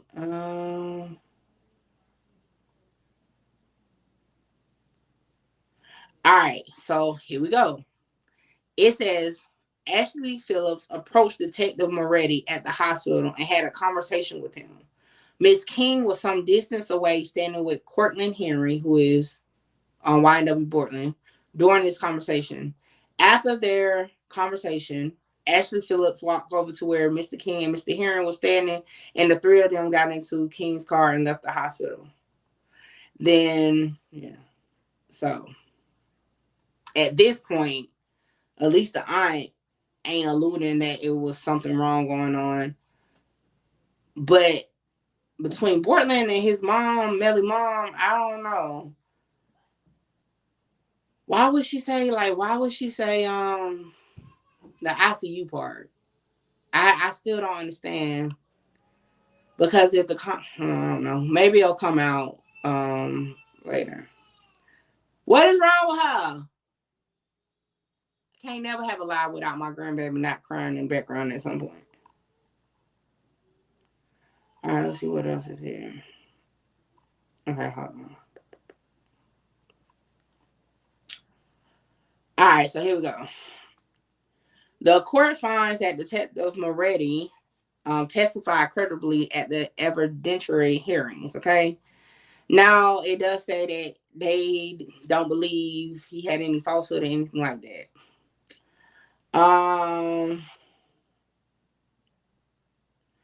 So it says that originally the statement from the mom was omitted. However, it was added several months later.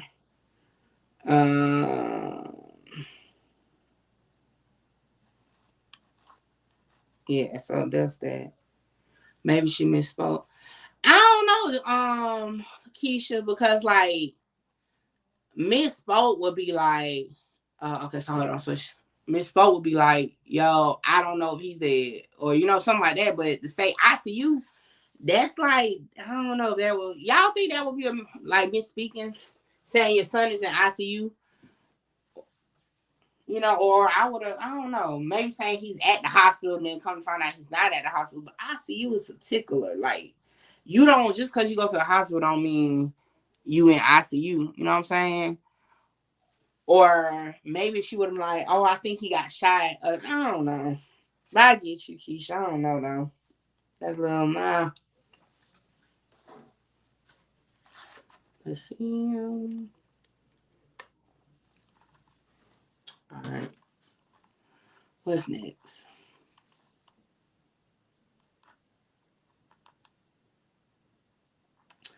Okay, so this is the deposition of the ex-girlfriend's mother.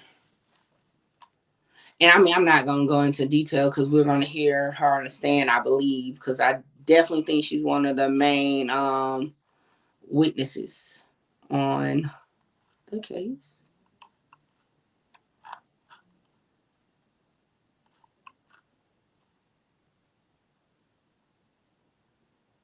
Now, we'll point out just line 18 and 19. They do say both defendants' name on there, too.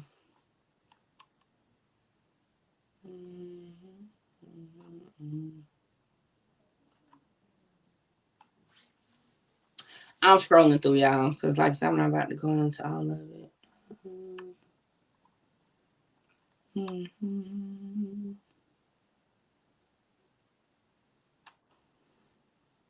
Okay. Dang, she went to the Virgin Islands, okay? Okay. Traveling nurse, okay. Dang.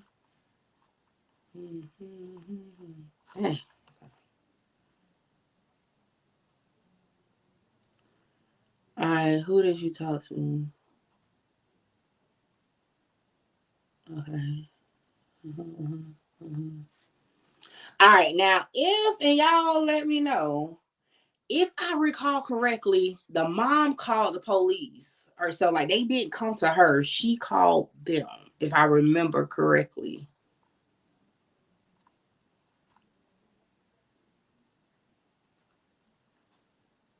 Mm-hmm. Mm-hmm. How long have you known Melly? Since 2000? Oh, so that was a fresh relationship. Does anybody know if the girlfriend that's testifying or that is on the witness list is the one that's in that video where they were like painting or whatever? Because dang, 2018, I don't know why I thought they was like together longer.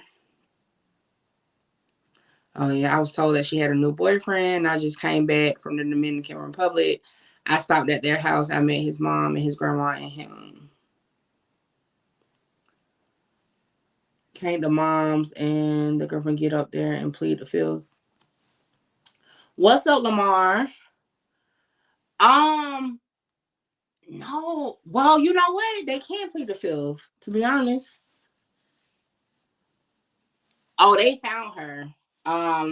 They found her in the Dominican Republic, Lamar. And they actually like arrested her in order to get this deposition done.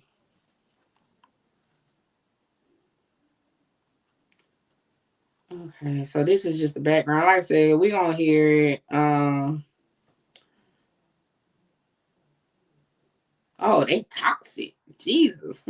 Look, this stood out to me. The question was, did you ever see Melly argue with anyone? And if she said not anyone outside my daughter, they would argue, but she would curse him out and he would curse her out. That's toxic already. Lord. Then they said a typical boyfriend-girlfriend situation. She said, yeah, that's why I talk to him a lot, because he will always call me because she would try to destroy his property or things like that. And he will call and tell me to get her. That's wild.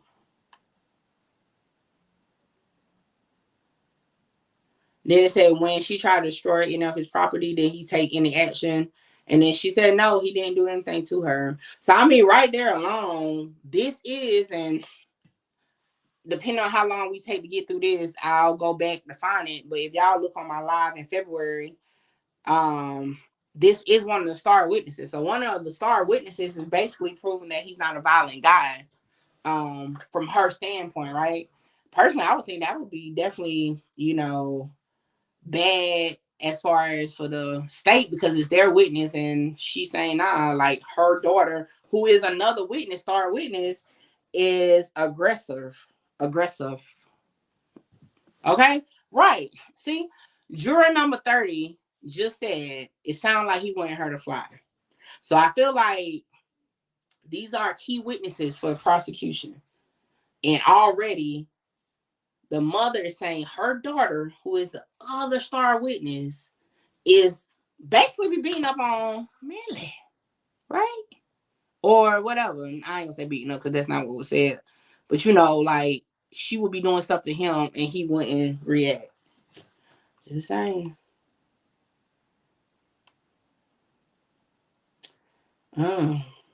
Let's see this. So they asked again, like, who Lamar? Lamar, you always come in late. Okay, real quick, right? From what we heard, my ADD kicked in. So Truth Team in the chat, y'all help Lamar out. But I believe it was said in that hour, well, that 45-minute statement that was provided by Bortman, because we do hear him say Jamel. So I believe that's where the name drop came in at, to be honest. And y'all correct me if I'm wrong, because I was over here twirling around in my chair because they was just doing the most, taking my attention off.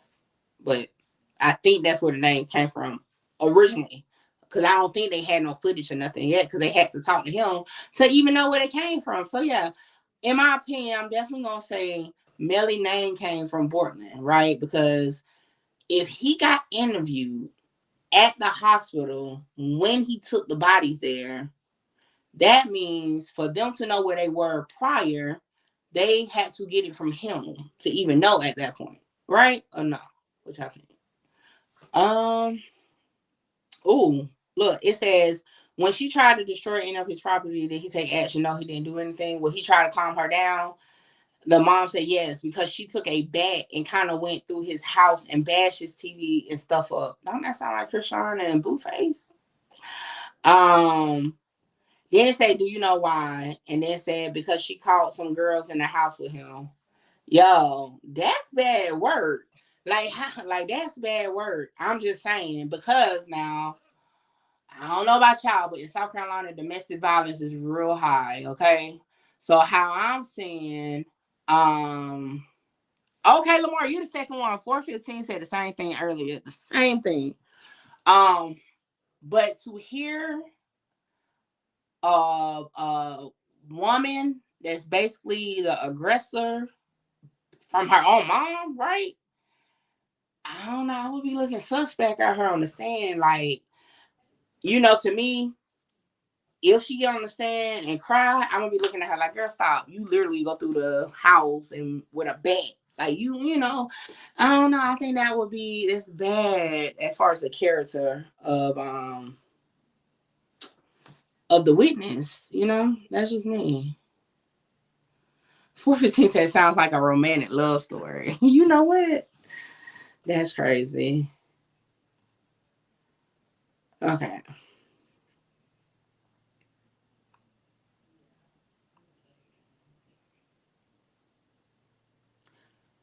All right.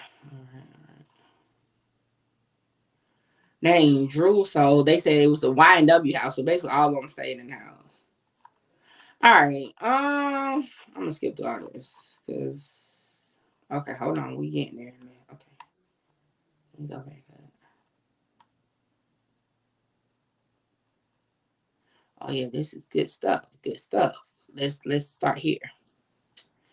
All right, this is YNW Bortman's lawyer talking to the witness, okay? They asked, you knew Cortland, correct? Said, yes, I met him once. Okay. And when you called the night of the shooting, when you got the call the night of the shooting, Melly was telling you, he told you Cortland was around. The answer, he didn't say anything. Question, he didn't say anything about Cortland? Answer, no, sir. Question, did you talk at all to Cortland about the shooting? No, I haven't talked to Cortland at all. Me and him got into an Instagram kind of argument, but I haven't spoken to him. Question, all right, what did you get into an argument over? Answer, because he was basically kind of picking with Mariah about Melly's new girlfriend. Question, about Melly's new girlfriend? Answer, yes. All right. But it was nothing to do with the shooting or sack or juvie or anything like that, was it? Answer, it wasn't. I mean, it wasn't. We kind of had words to the effect that I was just calling him dumb, I guess. You call him what? I can't really recall the whole conversation, but we never spoke on the shooting itself. Okay. He never made any statement that he was present, that he saw, or Melly did anything or anything like that. She said, he's never made any statements to me about it. Okay. Then it says, you're shaking your head, Miss Bradley. Why? Miss Bradley said, no. Okay. That's all you know about Cortland regarding this? Then say, that's all. That's all I could say, yeah. I didn't really know too much. Then it says, did you talk to anyone that says they saw Cortland there? Did anything with Cortland or heard anything from Cortland? She said, I didn't talk with anyone who said they saw him there. I mean, I read blogs and stuff like that, but Melly never told me anything about Cortland or Jamie. Then it says, okay, can you cover for me? Then somebody comes up or whatever. And here we go. Hear about the phone call. It says, do you recall what time the phone call came in? No, I don't remember the time. Buzzer. Okay. All right. So I think this is the call about the shooting or whatever. Okay.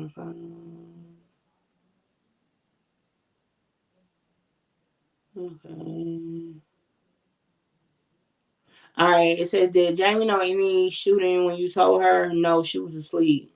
So you woke her up. I woke her up. Okay. Where did you go went to Melly's friend's house. Hold on for a second. You said we, me and Mariah. Now I kind of feel like maybe they're talking about after everything because it kind of jumped. Oh yeah, it had to be after because now it's kind of like they're jumping to like calling each other and all that. They said the only thing I knew at this point is there was a shooting. I didn't know that I didn't know even that they were deceased at the time. Okay.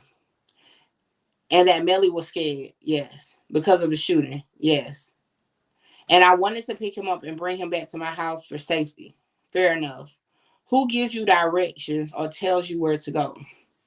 Mariah kind of, because we were talking to Melly. He was at Fredo's house and I didn't have the address for that. So she had to get the address, or she said she had the address. Then it says, did you have any other conversation with Melly as you was driving down? No. Okay. Do you see the photographs or pictures? Okay. Hold on, y'all. They go through this every night. Okay. Hold on, y'all. Let me go see my own game.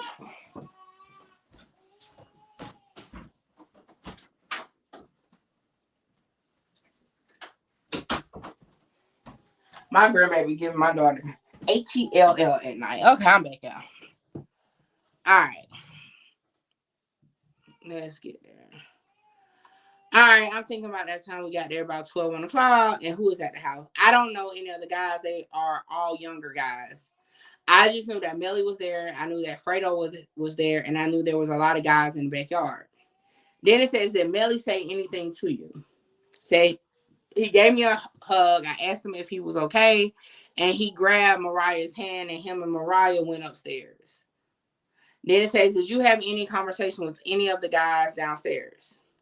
She said no, I didn't know any of them. I just kind of sat on the sofa and watched TV. Then it says, did anyone else arrive? Answer, Track's wife came in and we went and had lunch together.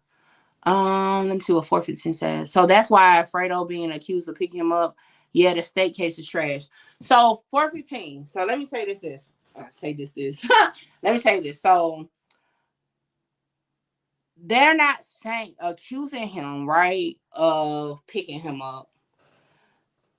They're saying that they have where Melly dropped his location to Fredo and asked Fredo to pick him up, and then dropped his location again 11 minutes later.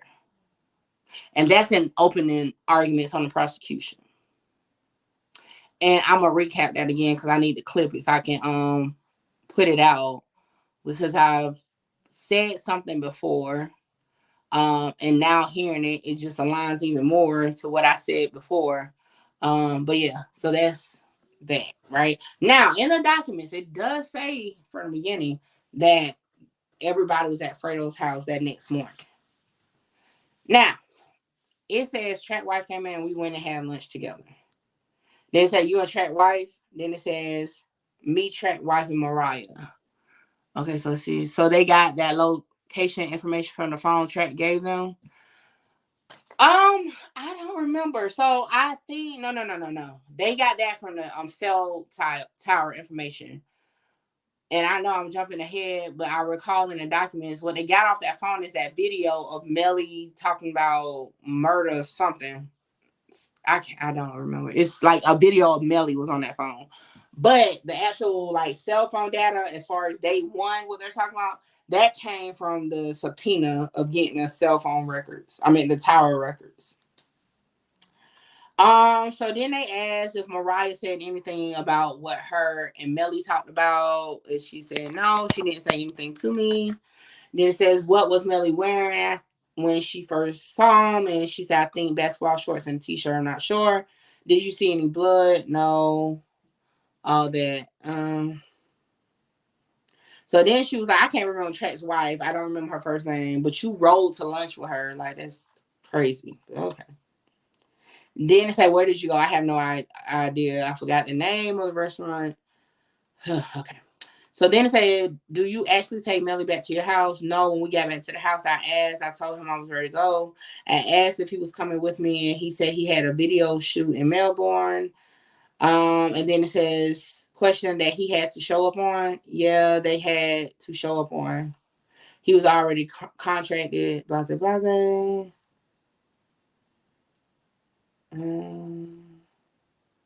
Mariah, the girlfriend, leaves with her. All right, so it said I took her home with me that night. Eventually, I don't know if Melly came and picked her up or Jamie did. I can't remember how she got back down there. Then it says, do you ever ask your daughter if she knew anything about the shooting? Say, yes, I did. And when was that? Initially, people were saying little stuff to me, blase, blase. Then it says that she was like, what's going on? In that time she said she was scared because she was kind of getting threats and stuff from different people. She was scared.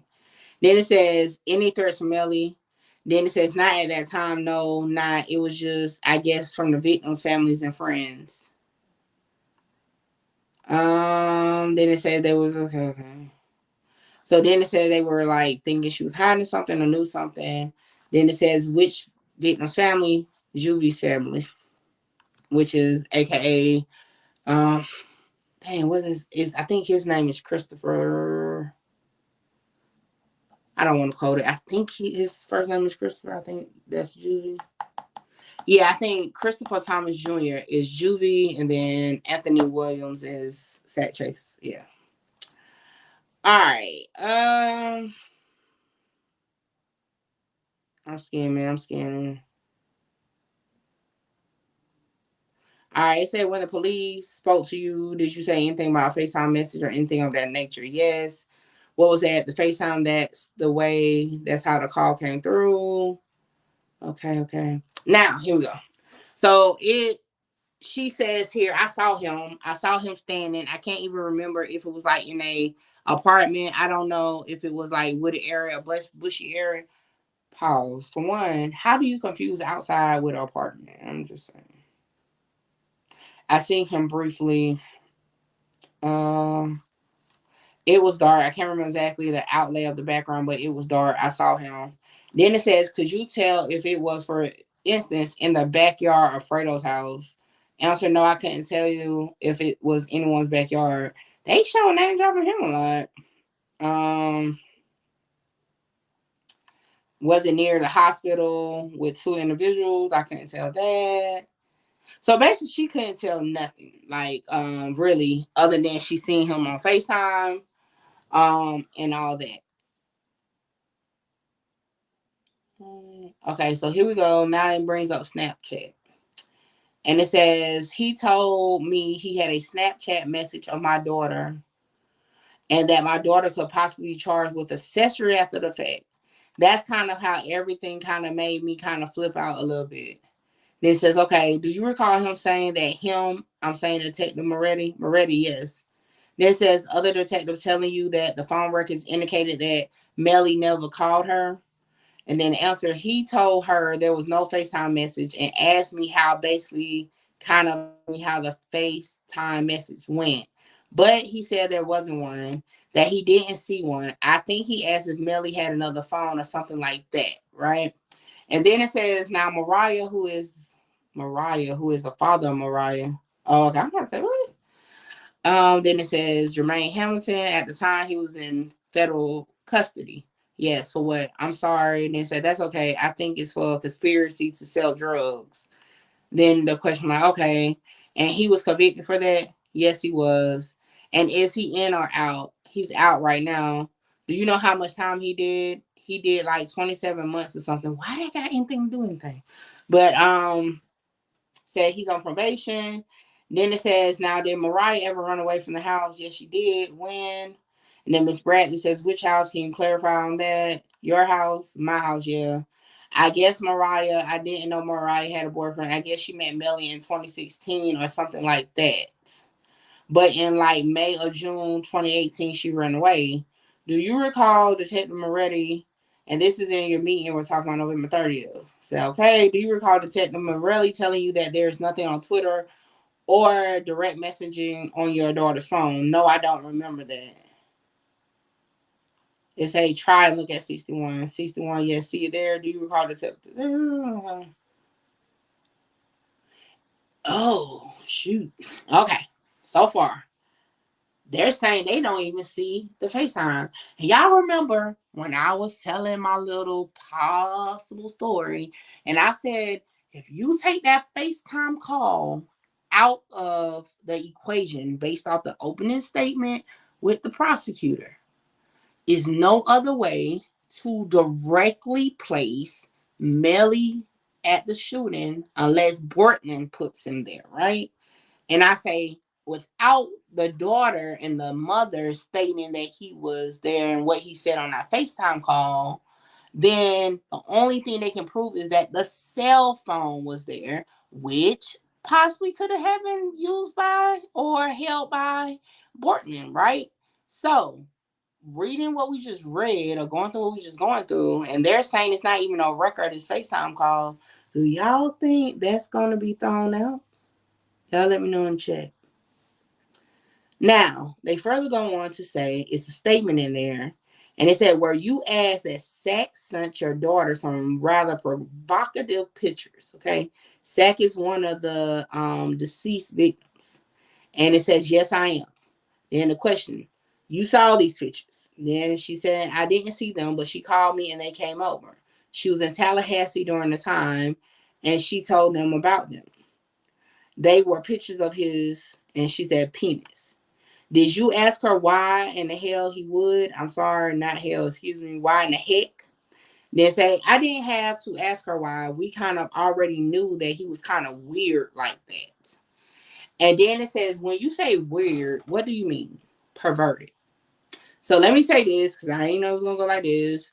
This is in the document. This is nothing to do with Mickey Truth. I don't know what type of time he was on, but this is what the witness is saying. Okay? All right. Now it says, now that's pretty much everything you told the police the first time. Then he spoke again. Okay. You were present when Mariah spoke to police. Yeah. She was underage. She was 17. Dang, how old was Melly?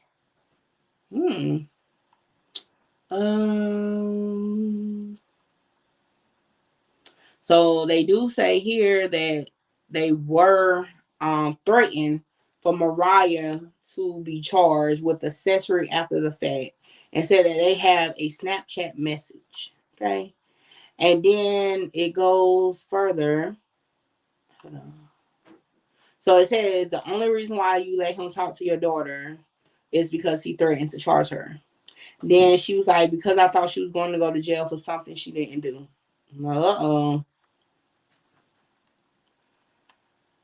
All right, here we go. Now, at any time that Melly indicated he was present during the shooting to you, not to me, no, sir. Have you talked to any other witnesses for this instant, Cortland Henry or Jamie King or anyone else?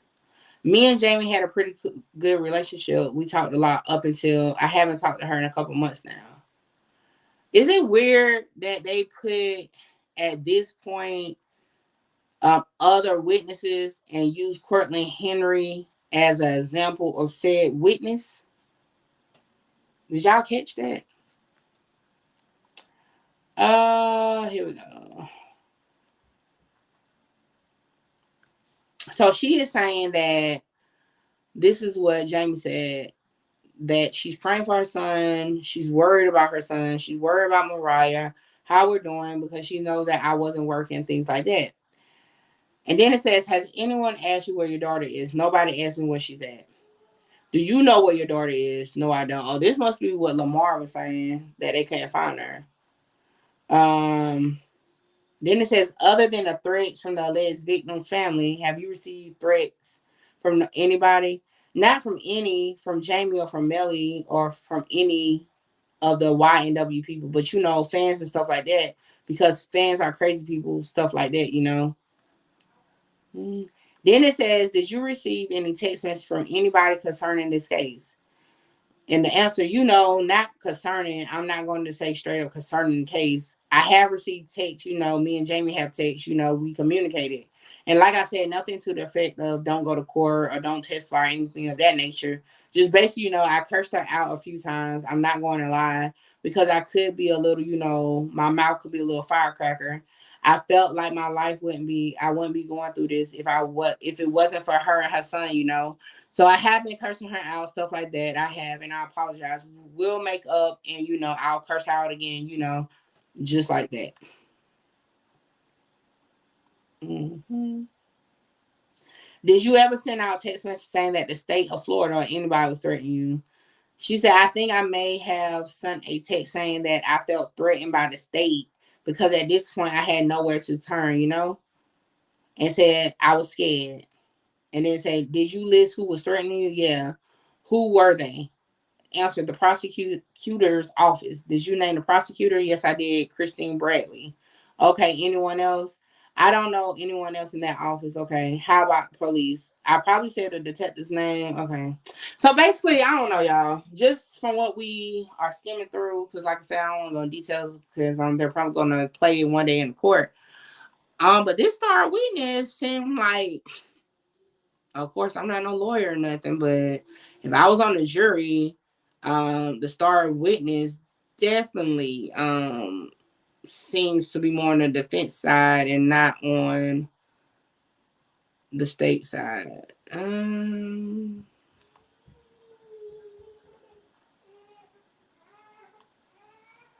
What is wrong with her?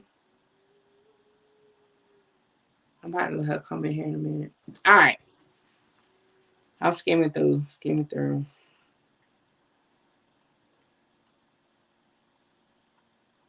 Do you know if it was, hold on, the FaceTime call? All right, so like from what I'm reading, they don't know if indeed it was a FaceTime call, because they're asking, was it FaceTime like Apple to Apple? Was it Instagram video chat or whatever? And she said, I didn't really look. I just saw his face. Hold on, y'all. Hold on. Give me a second. I'll be right back.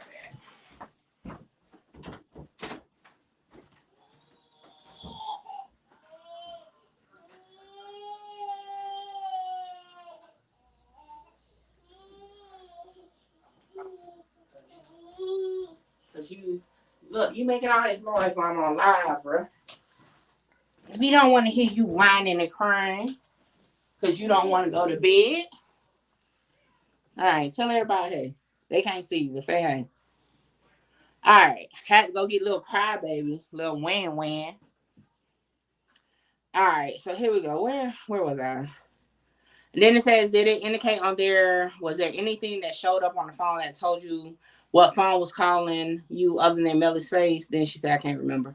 I don't know, y'all. Do y'all see anything with this star witness that proves anything? I don't see it. Now, as of this, because I keep seeing in terms of your daughter's current whereabouts, they keep asking her and she said no.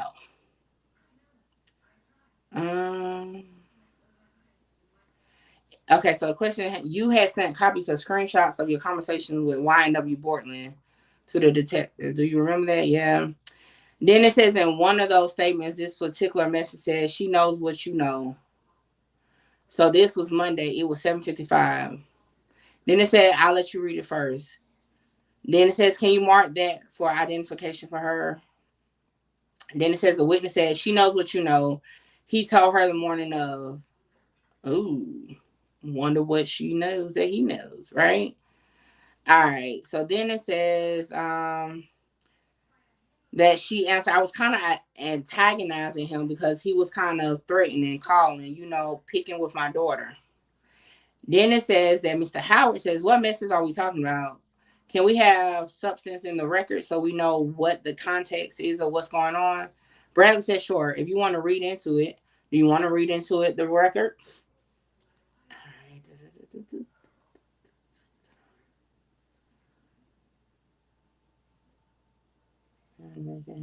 All right, so they're reading into it. So here you go. It says Monday at 7:55 a.m. It says, my daughter is the one that you're talking about. Then it says, my daughter didn't tell on Melly or he would never get out. Whoa. Said, oh. Ooh, said he told her everything. She knows what you know. He told her morning of at Fredo's house. She didn't tell them people. And for the record, this has got to be in the record. So I'm translating the abbreviation. She didn't tell them people what he told her, or there would never be any getting out for him. But since all y'all gunning for her, she said scared for her life.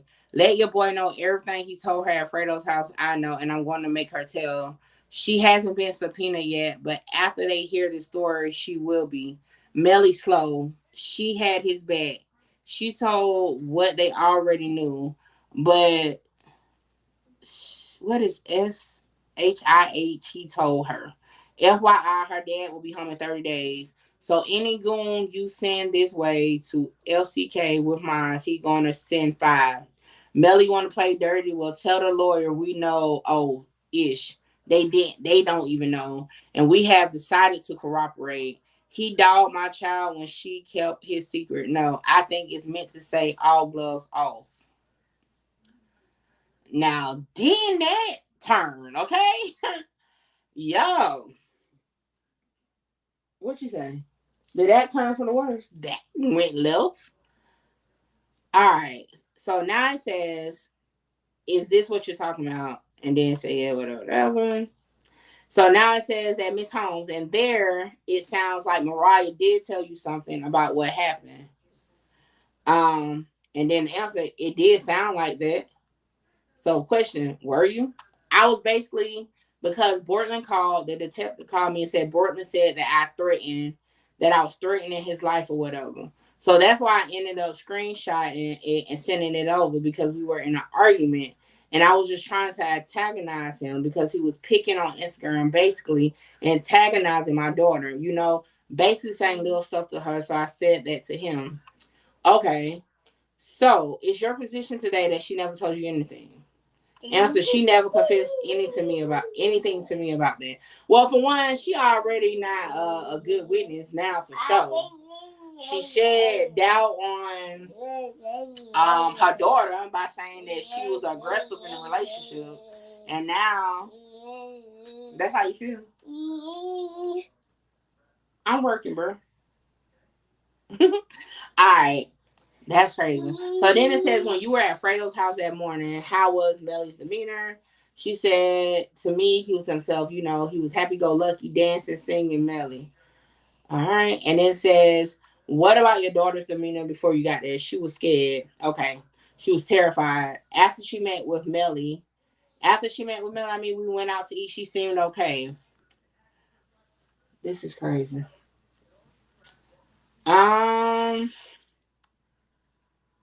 All right, here go some more messages.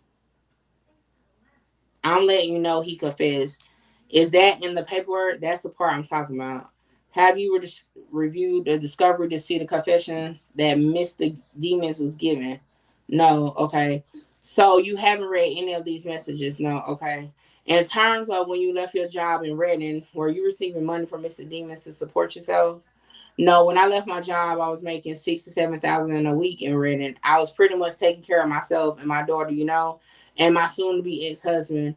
I was taking care of everybody, so I wasn't receiving any money from Melly.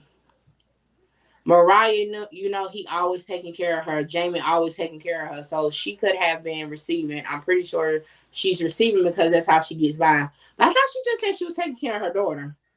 So how is she getting by them? What you say? They add up. Huh? Guilty or not guilty? You're not ready to decide? All right, I'm going to see you back in there with your mama. You want to go back in there with your mama?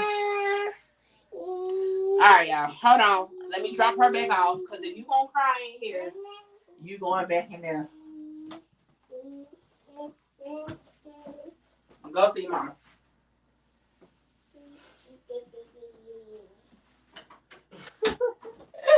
That child, though. All right, y'all. All right, back to it. We ain't had one of these in a minute, y'all. All right, so here we go.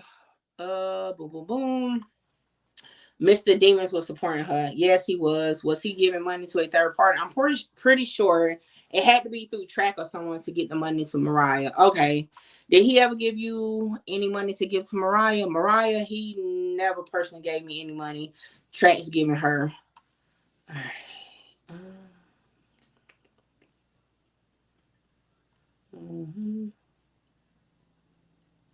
So they do ask if after he was locked up, did he give her money? And she said, yeah.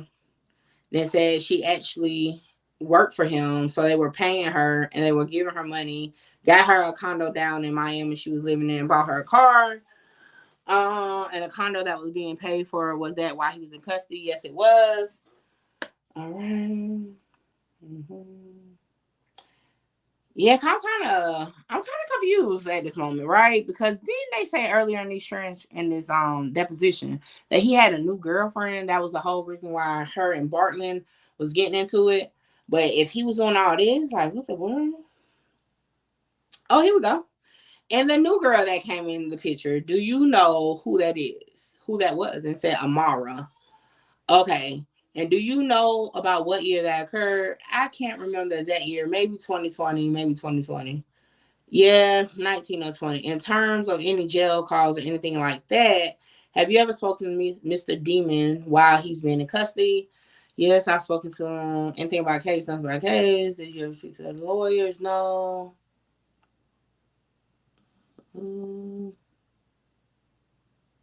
The attorneys that you had before, who paid for them? Well, we pretty much with Chris, I guess he maybe gave him $1. Okay. All right. Well, OMG, I know that name. Hold up. Hold on, y'all. I think I know who they're saying the new girlfriend was.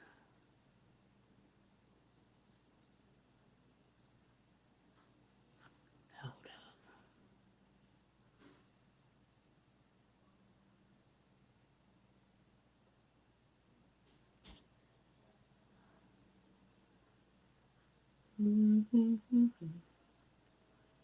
Give me a second, y'all. Give me a second. Shoot. Hold on.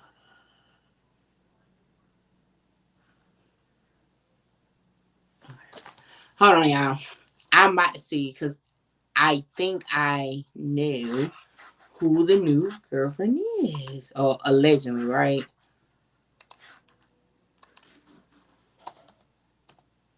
Let me see. I had a good memory if this really who it is. Because literally,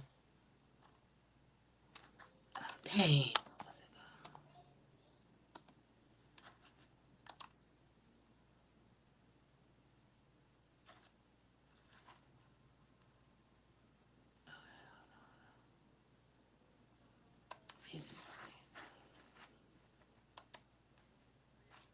Hold on. Few more minutes. GTA, yeah, it's definitely all over the place for sure. Definitely. All right, hold on. Let me see something. Did they show her name on here?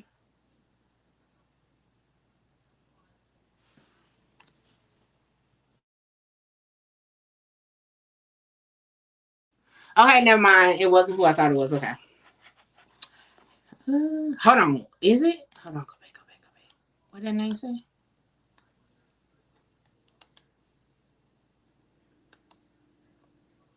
Yo, I think I found who allegedly possibly could be the girl they're talking about. Y'all want to see who it is? Y'all may already know this. Let me get it to the point where you see the name.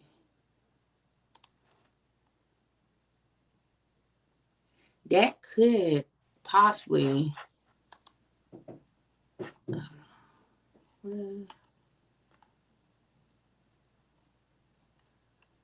That could possibly be the girlfriend. And they just didn't spell it to the T. All right. So possibly, maybe not. I don't know. But y'all ever saw this video with Melly and TJ, my best friends for life? Their name's AMARRAJ. Possibly, right? That could be said person. Possibly, right? Now all of them, like, this is the video they shot for a birthday party and all that. I'm talking about his whole crew was there. And just like I said, I don't know. Nevertheless, they could just be friends. But you know why it stood out to me though? Is because allegedly, possibly, the connection with him and this girl is like his big homie is like her dad or something like that. Just saying. Could be. Possibly. Okay. All right, let's get through this.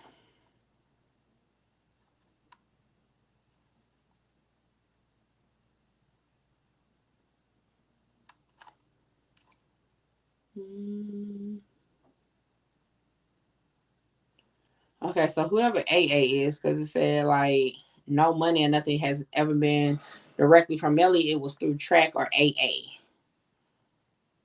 And it says your daughter was working for the record company and say she worked for the record company. So is that Track's record company? And it says Jamie always take care of her. I mean, she always taking care of her. Okay. All right. So, I mean, in summary of that, I would definitely say she definitely made a little shaky on her end, because at one point she said, yeah, he told everything to my daughter, and then now she's saying, no, he didn't tell everything to my daughter. I was just going back and forth. I mean, I can't tell you if I believe it or not, but it is interesting nevertheless. Now, before I do my summary, I'm trying to remember we originally went to that because I was supposed to be trying to find the witness list. GTA, you know, to be honest, I kind of feel like, yeah, it got to be something, you know, with Melly, because I don't understand, like, I just don't see it. Like, I don't see how what they have so far, is what they presented, sheds light on him, and to the point that they're taking it to a death penalty thing.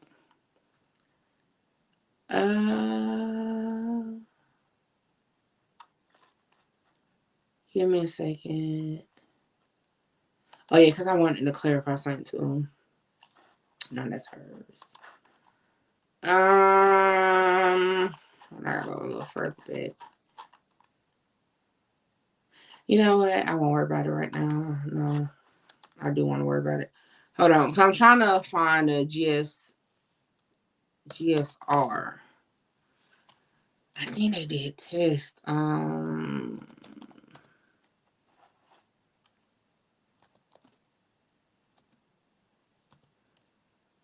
If it takes me too long to find it, I'll look and do it. Because like I said, I'll be live tomorrow to do day 2. So yeah, I'll look later on and just come back to that. I'll try to have that tomorrow. Because it's been a minute. I'm going to have to, you know, relook. Because I kind of feel like I recall seeing them request testing and blood samples and all that, but it was later on.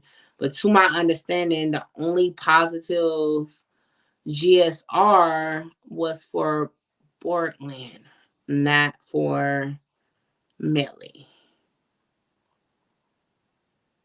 Yeah, I'll look at it and I'll let y'all know, because I know that was a question I had earlier. Let me tap in with Bortland's case real quick, because I'm kind of curious what's been going on with his case. And then I'll do a summary, and then we can call it a night, because we've been rocking out for 4 hours now. And y'all see this is Bortland's that I'm putting up on here. Oh, just a little FYI, he did petition the court to have his address sealed. Just and for those who pay attention, that wasn't like that the last time he was on here. It's because he filed paperwork to have that. And remember I told y'all he had 4 charges? And here we go. This is why it's weird that he's not facing death penalty too, if these 2 charges are identical to Melly's charges.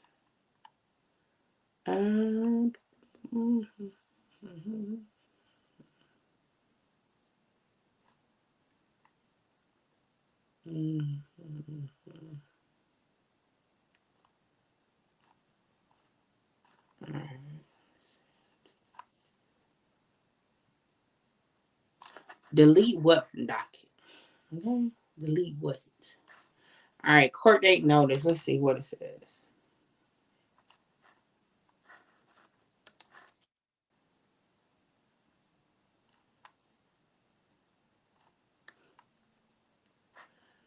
All right, court date June 30th.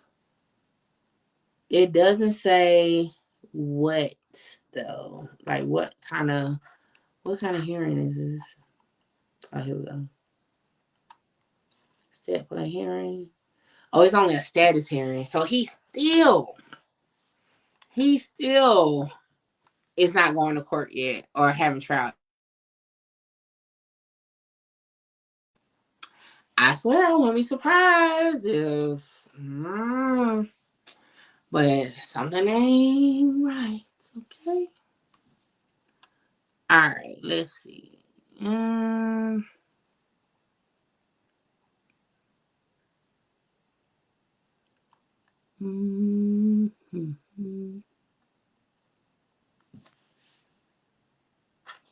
is it? Like, y'all even see, like, it's not been a lot of movement on his case. That's just weird. Like,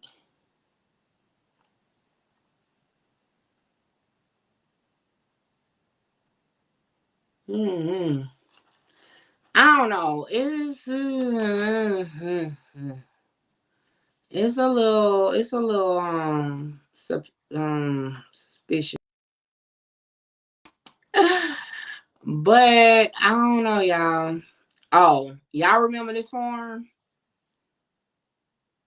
And if y'all go back and look at my live from February, this weirded me out too. Because individual known to the state that are subject of potential criminal investigations, Jamie King, Andrea Scott, Jameson Francos. Andrea Scott is Track's wife, and Jameson Francos is Track. And then Jamie King is YNW Melly's mom. So, I don't know about that one.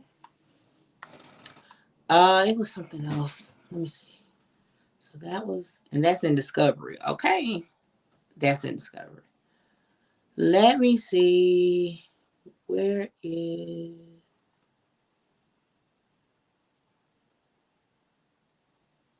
And then I noticed something just now. Like, I probably noticed it back then, but it's just coming to me. That when Jamie King went for her deposition, it doesn't show up on Bortland's record. It only shows up on Melly's record. Is that weird or not? You know? I don't know. But like his file is just so like it's not even as long as Melly's. Like, I don't know. This is just strange. Like, what is this?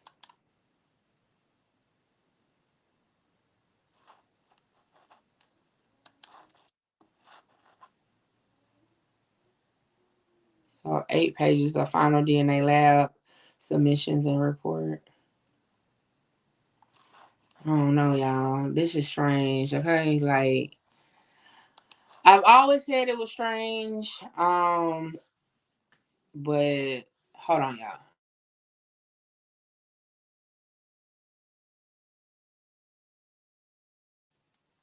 Yeah, I always said it was strange, but it's like it's even stranger, more and more. And see, that's what I was telling y'all right there. That motion to seal or remove. Trial order. What is that? All right, and this weird too. Because he had a trial order, meaning he was supposed to like start trial. Oh no. He's gonna go to trial in September.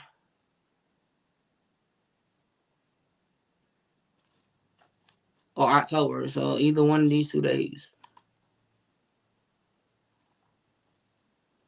All right. So I just learned that because I wasn't aware of that. So he does have a trial date set for October 2nd of this year.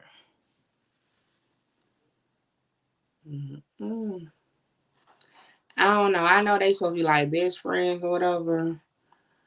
And I hope he's solid, right? But I ain't gonna lie. I'm kind of raising my eyebrow, okay, to Shawty a little bit. I'm just saying. Oh yeah, definitely somebody telling. And I will say this: one of the guys, and this is in the paperwork, and I broke it down on my live in February. One of the guys that was in the other car that left the studio gave a statement.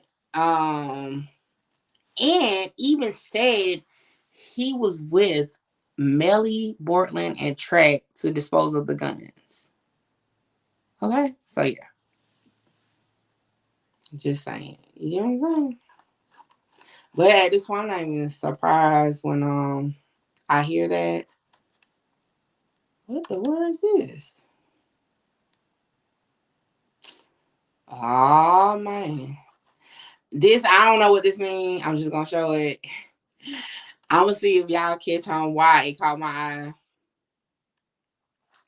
Does anybody know why this particularly caught my eye?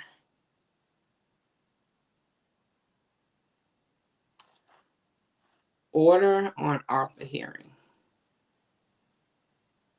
Yeah, they never found no guns. Mm-mm. All right. So if you see here, right, it says, having carefully reviewed the documents presented by the state of Florida, including the incident reports from Miramar Police Department, incident report from the crime scene unit, statement of defendant Courtland Henry, sworn statement of Mariah Hamilton, sworn statement of Nakia Bagley, sworn statement of Trayvon Glass, sworn statement of Kanisha McCarter, sworn statement of Andrea Scott, which is Track's wife, crime scene photos, vehicle, and Courtland Henry at hospital. Crime lab processing report of Courtland Henry's clothing. Crime scene photos, trajectory search warrant, RJ Lee group gunshot residue test results, BSO crime lab ballistics report, surveillance videos from recording studio, Suncell Lakes Monastery School, Snapchat records of Jamal Demons, crime scene photos, US 27 and Pembroke Road, jail calls of Courtland Henry, Houston, Texas, cell phone extraction, Jamal Demons, crime scene photos, processing evidence from vehicle, BSO lab, crime lab, DNA report, cell call data recording mapping, cell data records, T-Mobile, Jamal Demons, and Anthony Williams, having read the defendant's response to state's Arthur hearing, having read the transcript of the Arthur hearing, having set a status hearing to obtain additional information necessary to review documents and recording presented by the state in the Arthur packet, have her argument of counsel for the defendant, having her argument of counsel for the state, having reviewed the applicable law, and otherwise being duly advised in the premises. The state of Florida has not met its burden of proof, evident, presumption, great, based off all evidence presented at the hearing, and the documents and other information submitted to the court as to the charge of first-degree murder at charge and indictment. Accordingly, the court shall hold a hearing. Okay. So, that was a lot of evidence, right? And is this saying that that evidence was not enough? Or is it saying it's too much? That was kind of like a lot to read.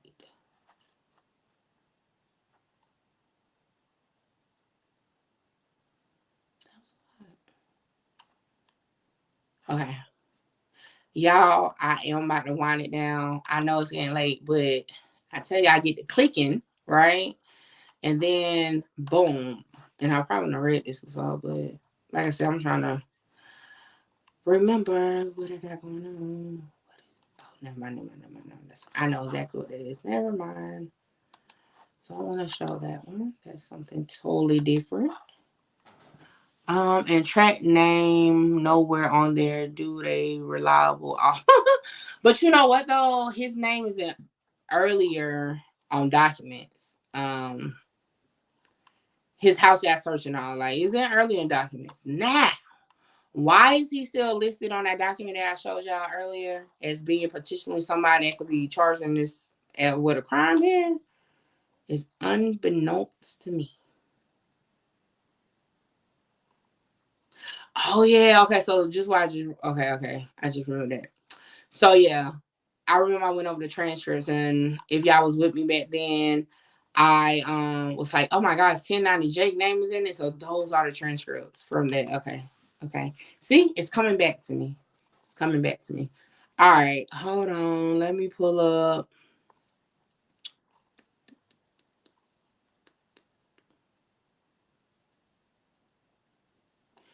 Oh shoot, is this new? Hey, oh no.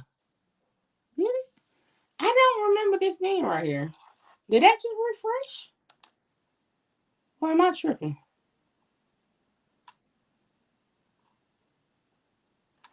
All right, so let's go over this real quick. So it says order denying defendant's motion to compel better address or in the alternate exclude. So it does say here that at the hearing held on June 7, 2023, having considered defendant's motion, arguments of counsel, defendant alleged that he has been unable to serve state A witness Mariah Hamilton, Felicia Holmes, Jacoby Mills, and Trayvon Glass for deposition. Defendant moves this court to compel the state to provide better addresses for these witnesses. If the state is unable to do so, defendant moves this court to exclude these witnesses from testifying at trial. The state has represented that it has provided all known addresses for the witnesses in question. Furthermore, there is an outstanding writ of bodily attachment for Ms. Hamilton. The state has represented that the United States Marshal Service is, and then it says at the bottom that they withdrew it because she has since been had the deposition. We just went over that.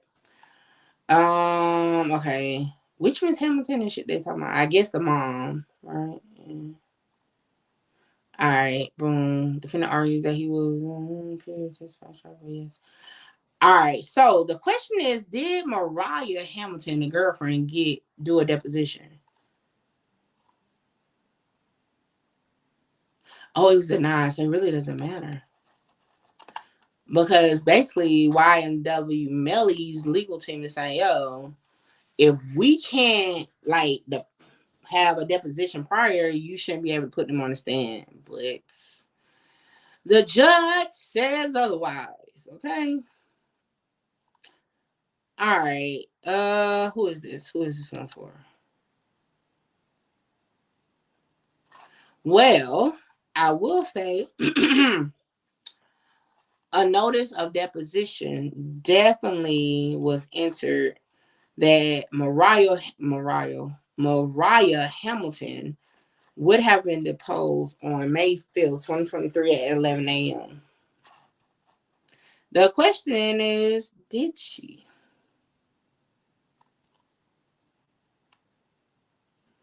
I don't know. Let's see. Was it entered into evidence anywhere? I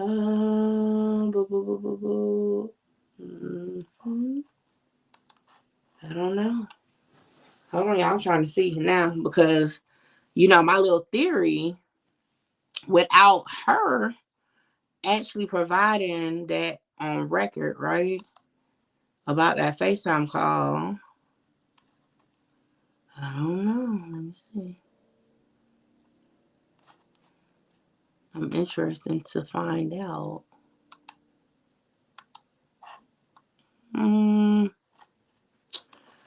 I don't see where it's any transcripts or anything for her. Oh, maybe it's like, it doesn't even say if she actually showed up. So I don't know. I guess we'll have to wait to see if she is called because I don't know. That's a little weird. But she was supposed to have deposition back in May.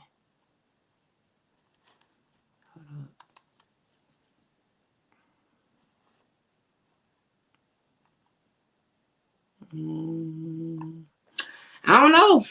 I don't know if she ever showed up. That's wild though. In this case, it's gonna be going on for a long time. So okay, let me clarify something because I did say I was gonna go live every day, but I see a notice in here that like trial's supposed to be going on in July too. Like I ain't going live every day, even in July, but at least for this week, okay? And then we'll kind of take this thing week by week. I think that's about it. Oh, let me look at. I want to read the thing about mom one more time. That had to be. I think that was like the end of last year.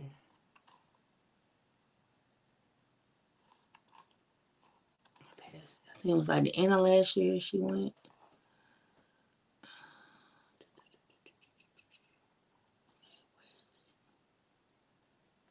Plus one, it was the end of last year.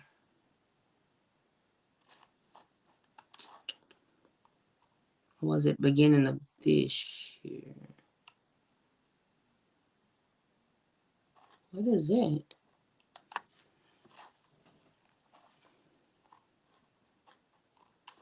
I think this is for the mom.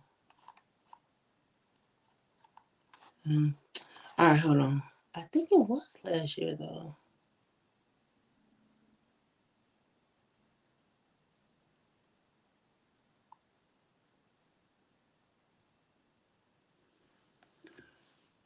Let me see. What was the date for that phone? I saw this last year. Hold up. You know what? I know what to look at. Go down, go down. The mom, the mom, the mom, the mom. The mom, the mom, the mom, the mom. Jamie King. All right. It was earlier this year. So let me go back up. Go back. All right. So it should be somewhere around up in here. Okay, so that's that.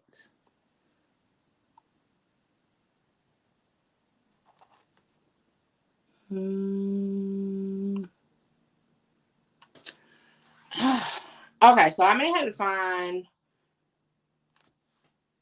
what document was it where it talks about her immunity. That's what I was looking for. I wanted to read it again. I know I can do it real quick. Let me just look at my live method.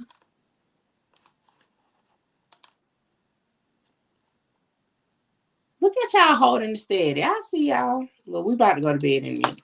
I don't even know what time is it. Oh, it's only 11. I don't know why it was like, I felt like we were in the wee hours of the morning. All right, hold on.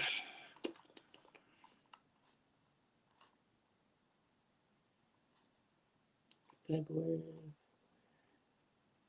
What was the name of that live?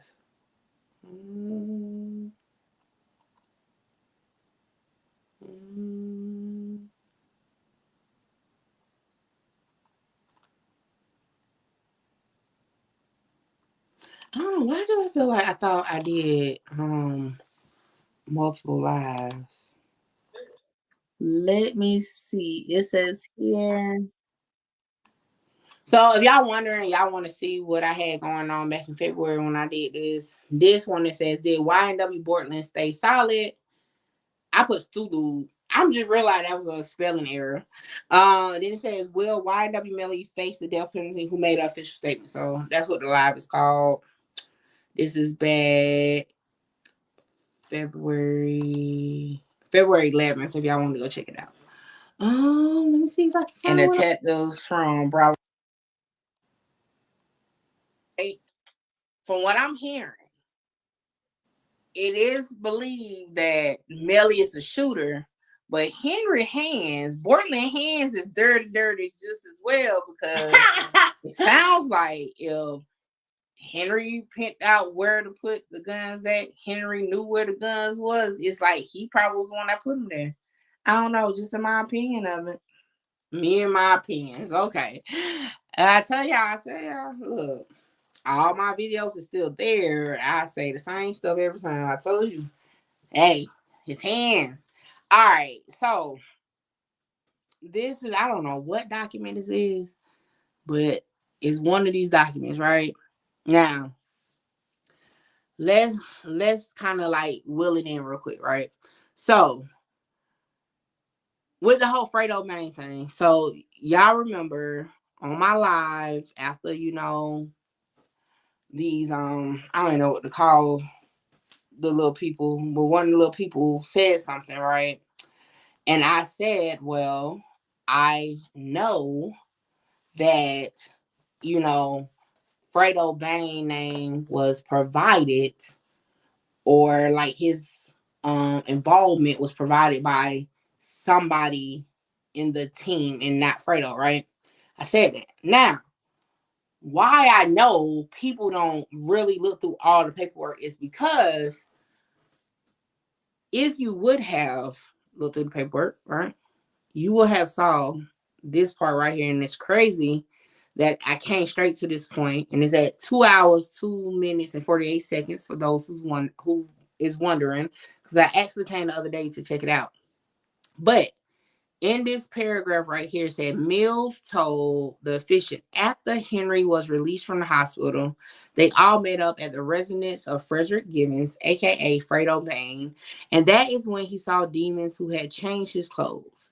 Mills said Demons was acting strange and pretending to be crying, but it didn't seem to be sincere. Mills asked Demons repeatedly who shot at him, and Demons never gave an answer. Mills then departed the residence with Henry, Demons, and Jameson Franco, which is the manager, aka Track. They drove to an unknown wooded location that was identified by Henry. They all exited the vehicle to search for the two guns.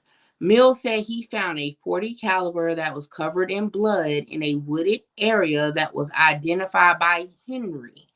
It should be noted, .40 caliber was the projectile that was recovered from the bodies of the victims.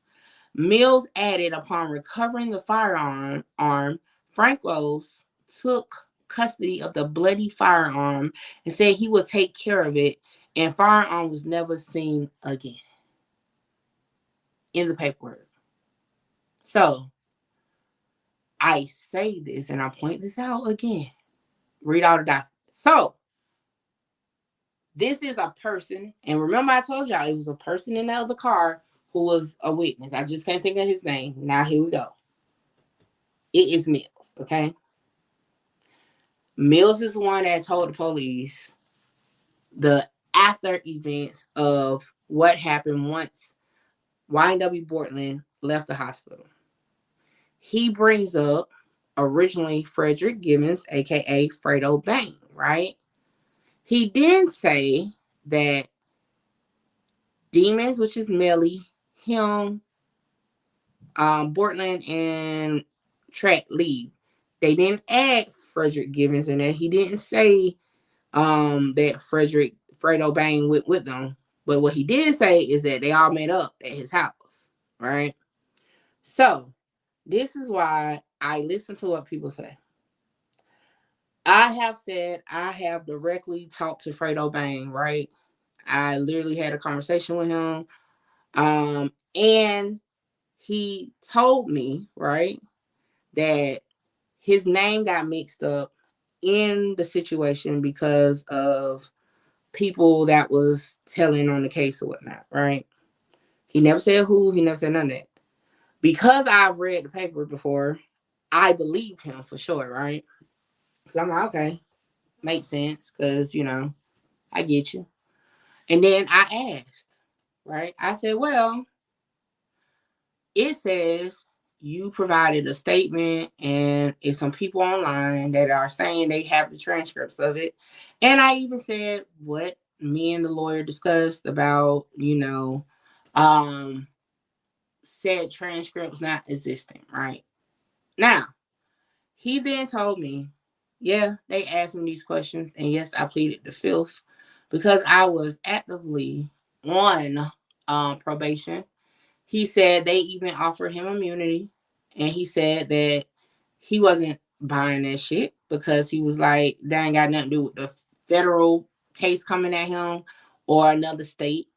And he said, and this is unquote because I can't remember exactly all his wording, but he basically said he had so much love for Melly, he would never try to jeopardize nothing when it comes to Melly in his case that could even potentially harm him in this case. So he wouldn't care what anybody online says at this point. He would take that instead of speaking on it and it becoming an issue where it could harm Melly's case. Now, I said that, I mean, a couple of y'all that was on my live already heard me say I spoke to Fredo Bang.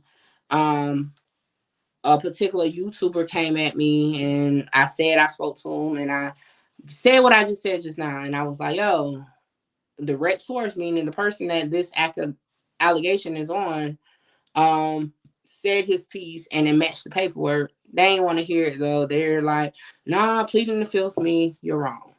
And I'm a street this and I'm a street that. Well, you know, I just take it as it makes sense, right? Because admitting, right, that yeah, I did indeed receive the location, or I did, you know what I'm saying, whatever, right? You are now confirming allegations that the prosecutor is gonna try to use against him, right?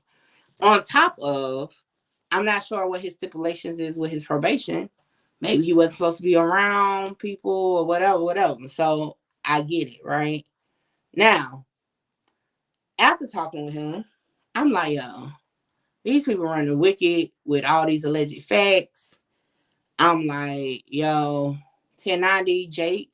I'm like, I think we should do content because this is just crazy. Like, to put that jacket on somebody or put the allegation on somebody. And this is why I said the allegation, right? Let me elaborate for those that may not get it. The allegation to me would have been, you're saying that a person is a part of a crime, accessory after the fact, because if he indeed picked up Melly, he would be accessory after the fact. Fredo Bang has not been charged in the case.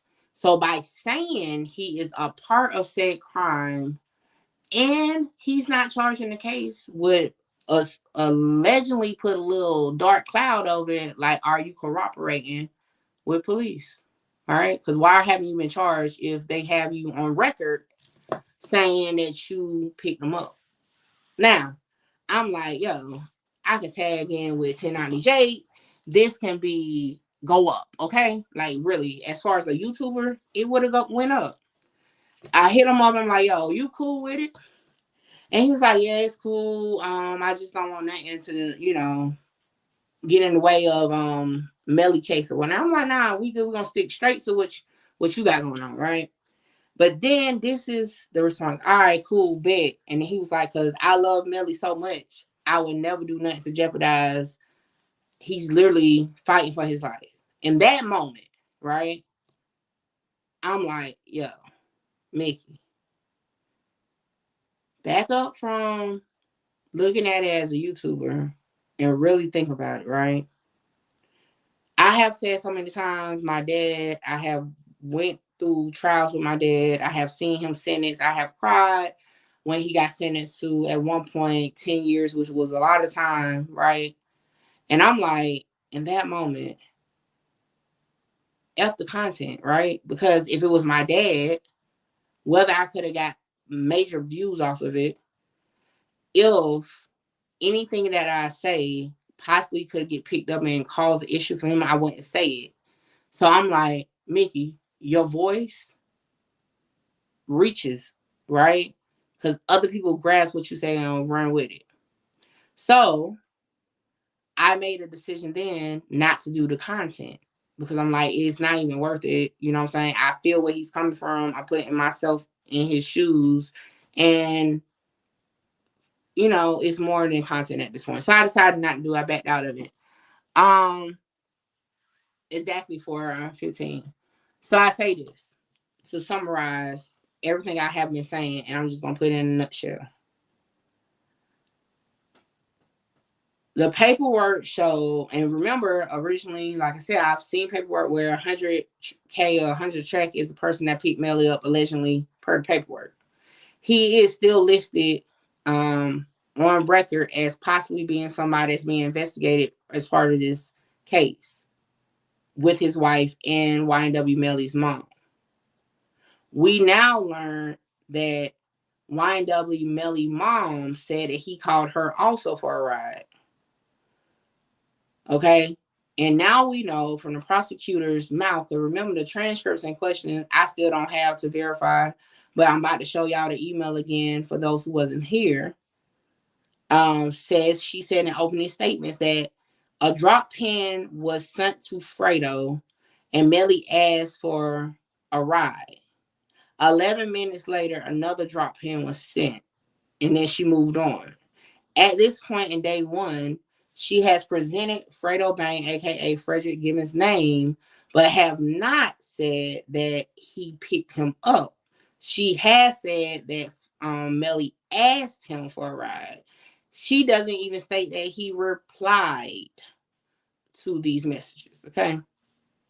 Now, for my people that like to use context clues, is no way that you can piece together from what the prosecutor said in opening statements that he indeed picked up Melly. Is no way. That's no way a context clue. What you can say, he was asked to. That's a fact at this moment based on what prosecutors say, right? She said that she even has, the receipts to show that it was signed. But she hasn't said that no response from Fredo Bang was given or none of that. All right. Now, to the documents. And I hope this gets to who it needs to get to, because, like I said, I'm going to clip this part. That's why I'm going over it one more time. And I'm going to put it out solo so it can be accessible. All right.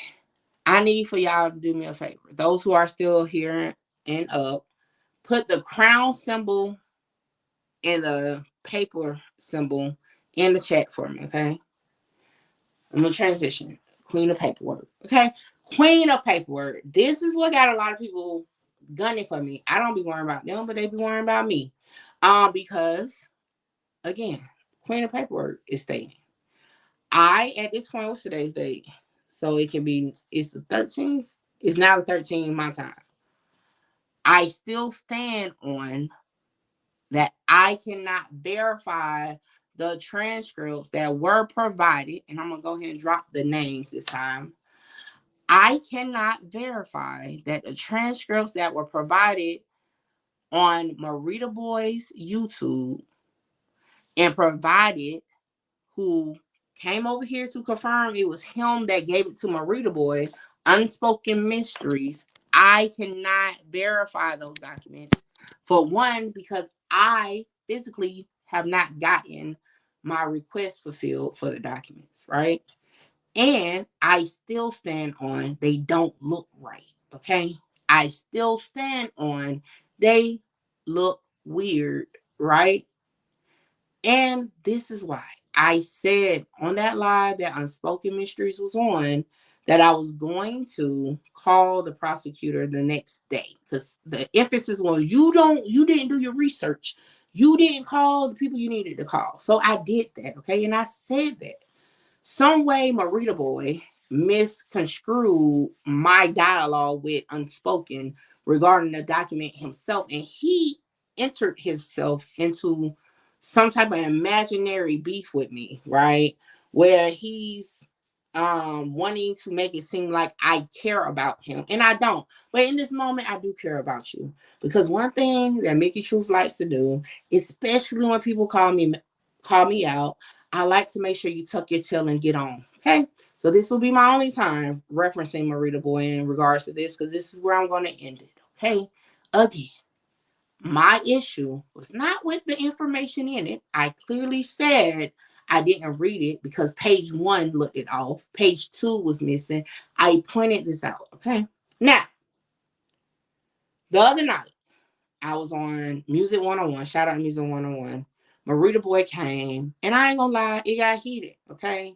And I eventually snapped, but you know, it is what it is. I stand on that too. But during all the mouthingness he was doing, Marita Boy that is, he basically said that I'm basically stepping on his brand. I'm not the queen of paperwork. I'm not doing my job because I never did another video to say anything about the transcripts that he presented to his audience. Now, I don't know if some of y'all maneuver over there or not, but you know, most of us YouTubers that do this, we share audience to a certain extent, okay? My stance was, it's not for me to prove nothing. If you presented something to your audience, then you need to do it. You should request them yourself to verify, right? Because over here on the truth team, if I present something to my audience and something comes up not right, I'm going to go figure it out for them. I'm not going to depend on somebody else to go do it. And I said then, that's why we're not in the same field, okay? And he took that I was trying to throw shade at him and that I'm like on this high horse and stuff. And no. And I said, we're not in the same field because you're waiting for me to pull documents. I don't wait, I go get them. Period. So we're not in the same field. So again, for clarification, for those lurking in the backgrounds to go tell them, I did request the documents. I haven't got them yet. But what I did get is an email from the prosecutor, Christine Bradley, which you can see on the screen right now. And it says, in regard, Frederick Givens. Now, follow along with me. Good morning. I can confirm that a statement was taken of Frederick Givens on April 22nd, 2022, and a transcript was generated. I'm going to pause right there.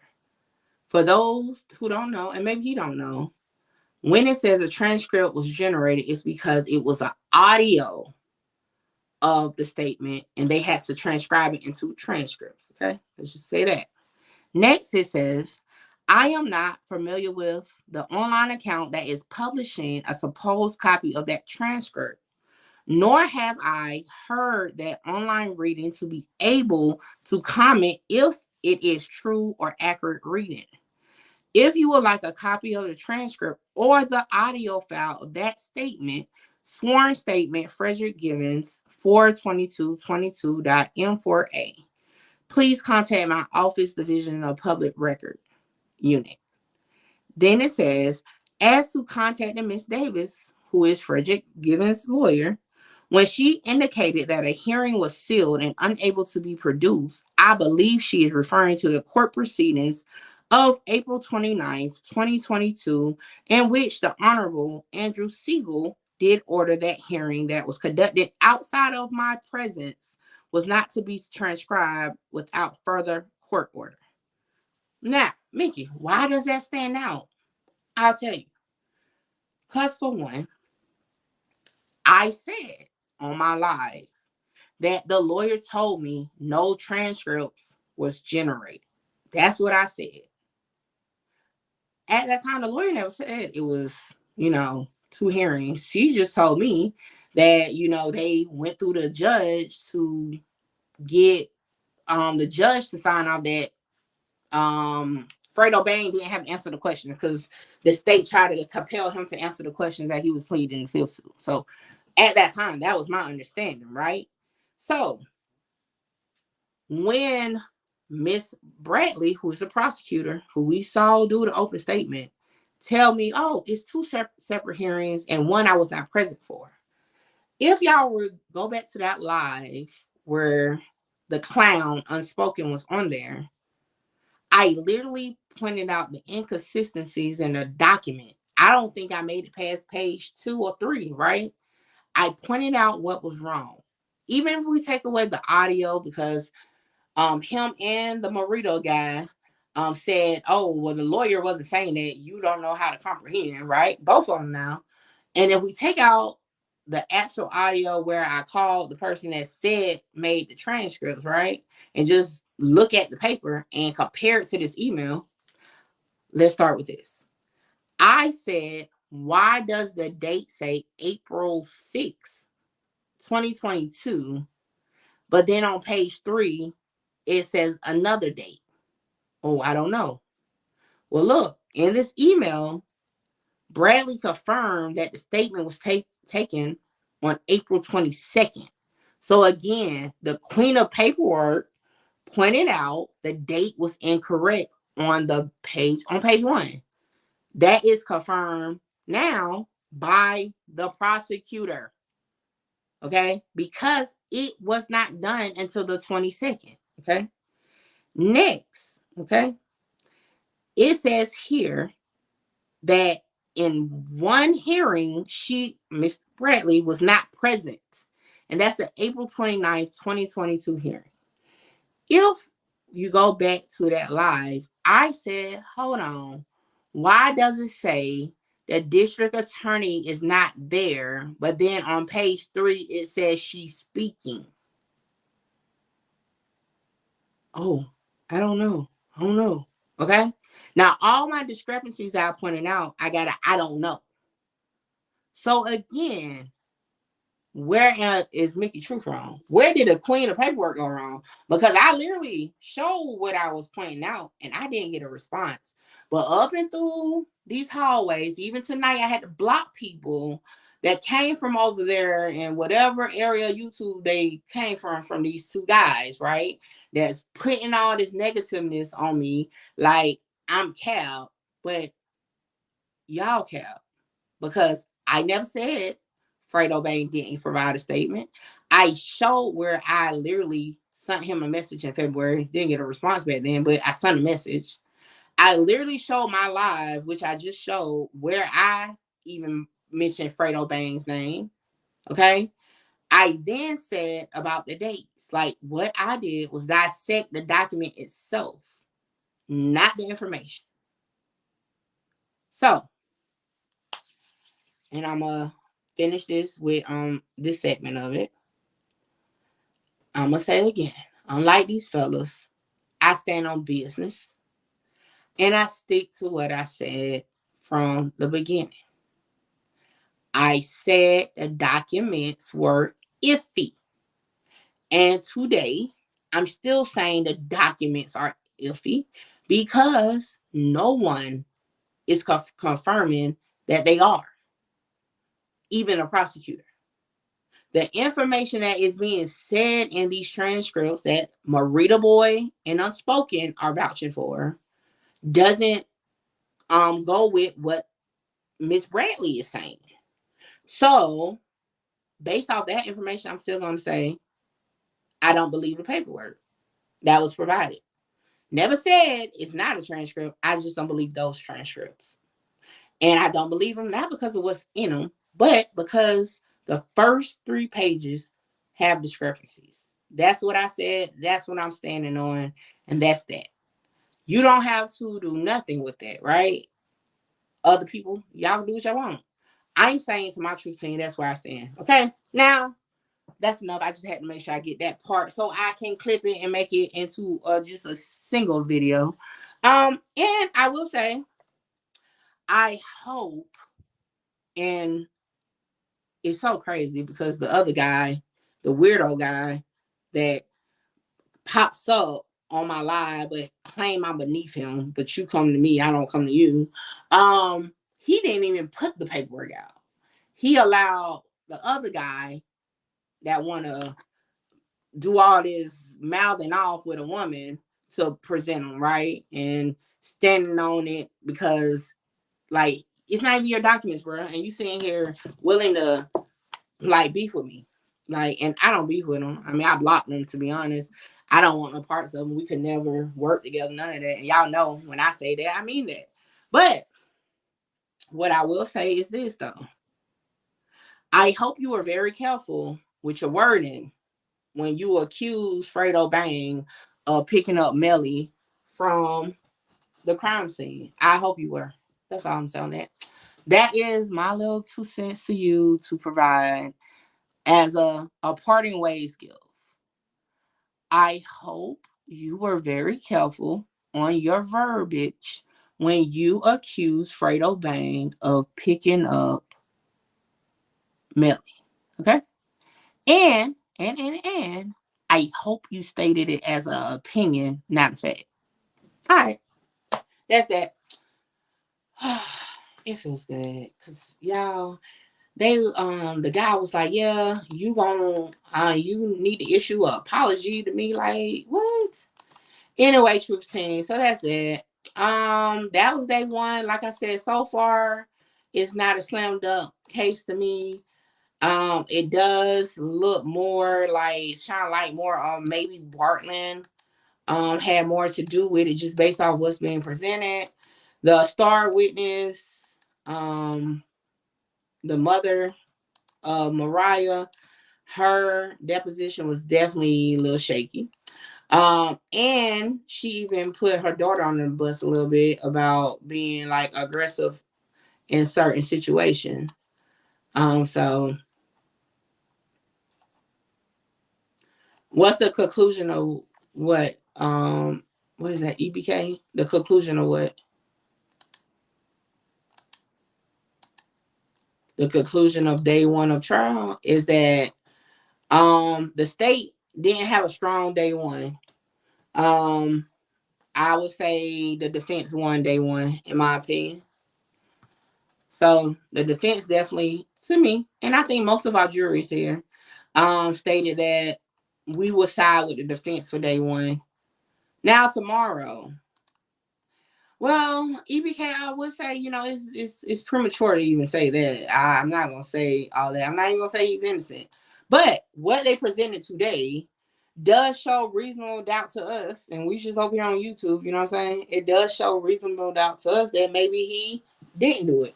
Maybe, and I even gave my own little made up fairy tale of to possibly why it could have been Bartley, right? It's very shaky. I'm gonna say that. Now, I will say possibly maybe a star witness hasn't been revealed yet. That's gonna shape the whole case, and maybe that's why they were fighting so hard for this death penalty. I will put that out there, so I don't know, but I do hope that Bartland is solid because I know there are friends, like best friends. I really hope, ain't no shaky stuff. Like this is his IG right now. You know what I'm saying? So like I really hope not, because I mean that would be something. I hope that, he's solid. All right, y'all, hold on. I'm trying to make sure. So like I said, I don't know. As of today or yesterday, I don't feel like, his fate is sealed. I will say I think it's definitely up in the air at this moment. I will be live tomorrow, probably about the same time. We're going to go over day 2.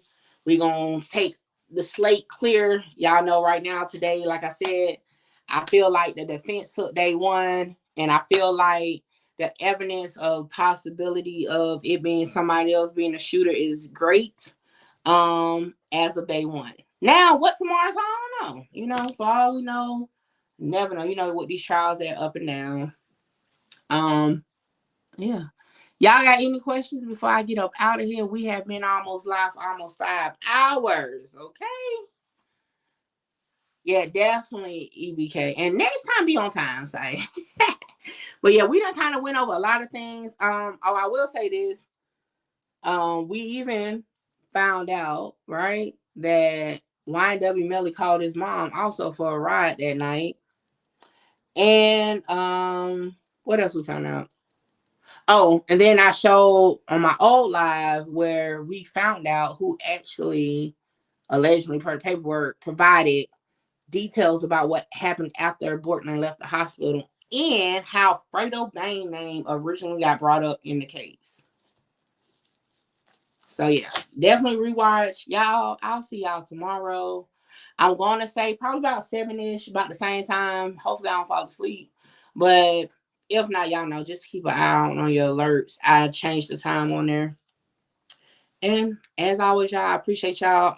Y'all keep rocking with me. I'll rock with y'all. Like, comment, share, subscribe. Tell a friend to pull up. But ops are not allowed.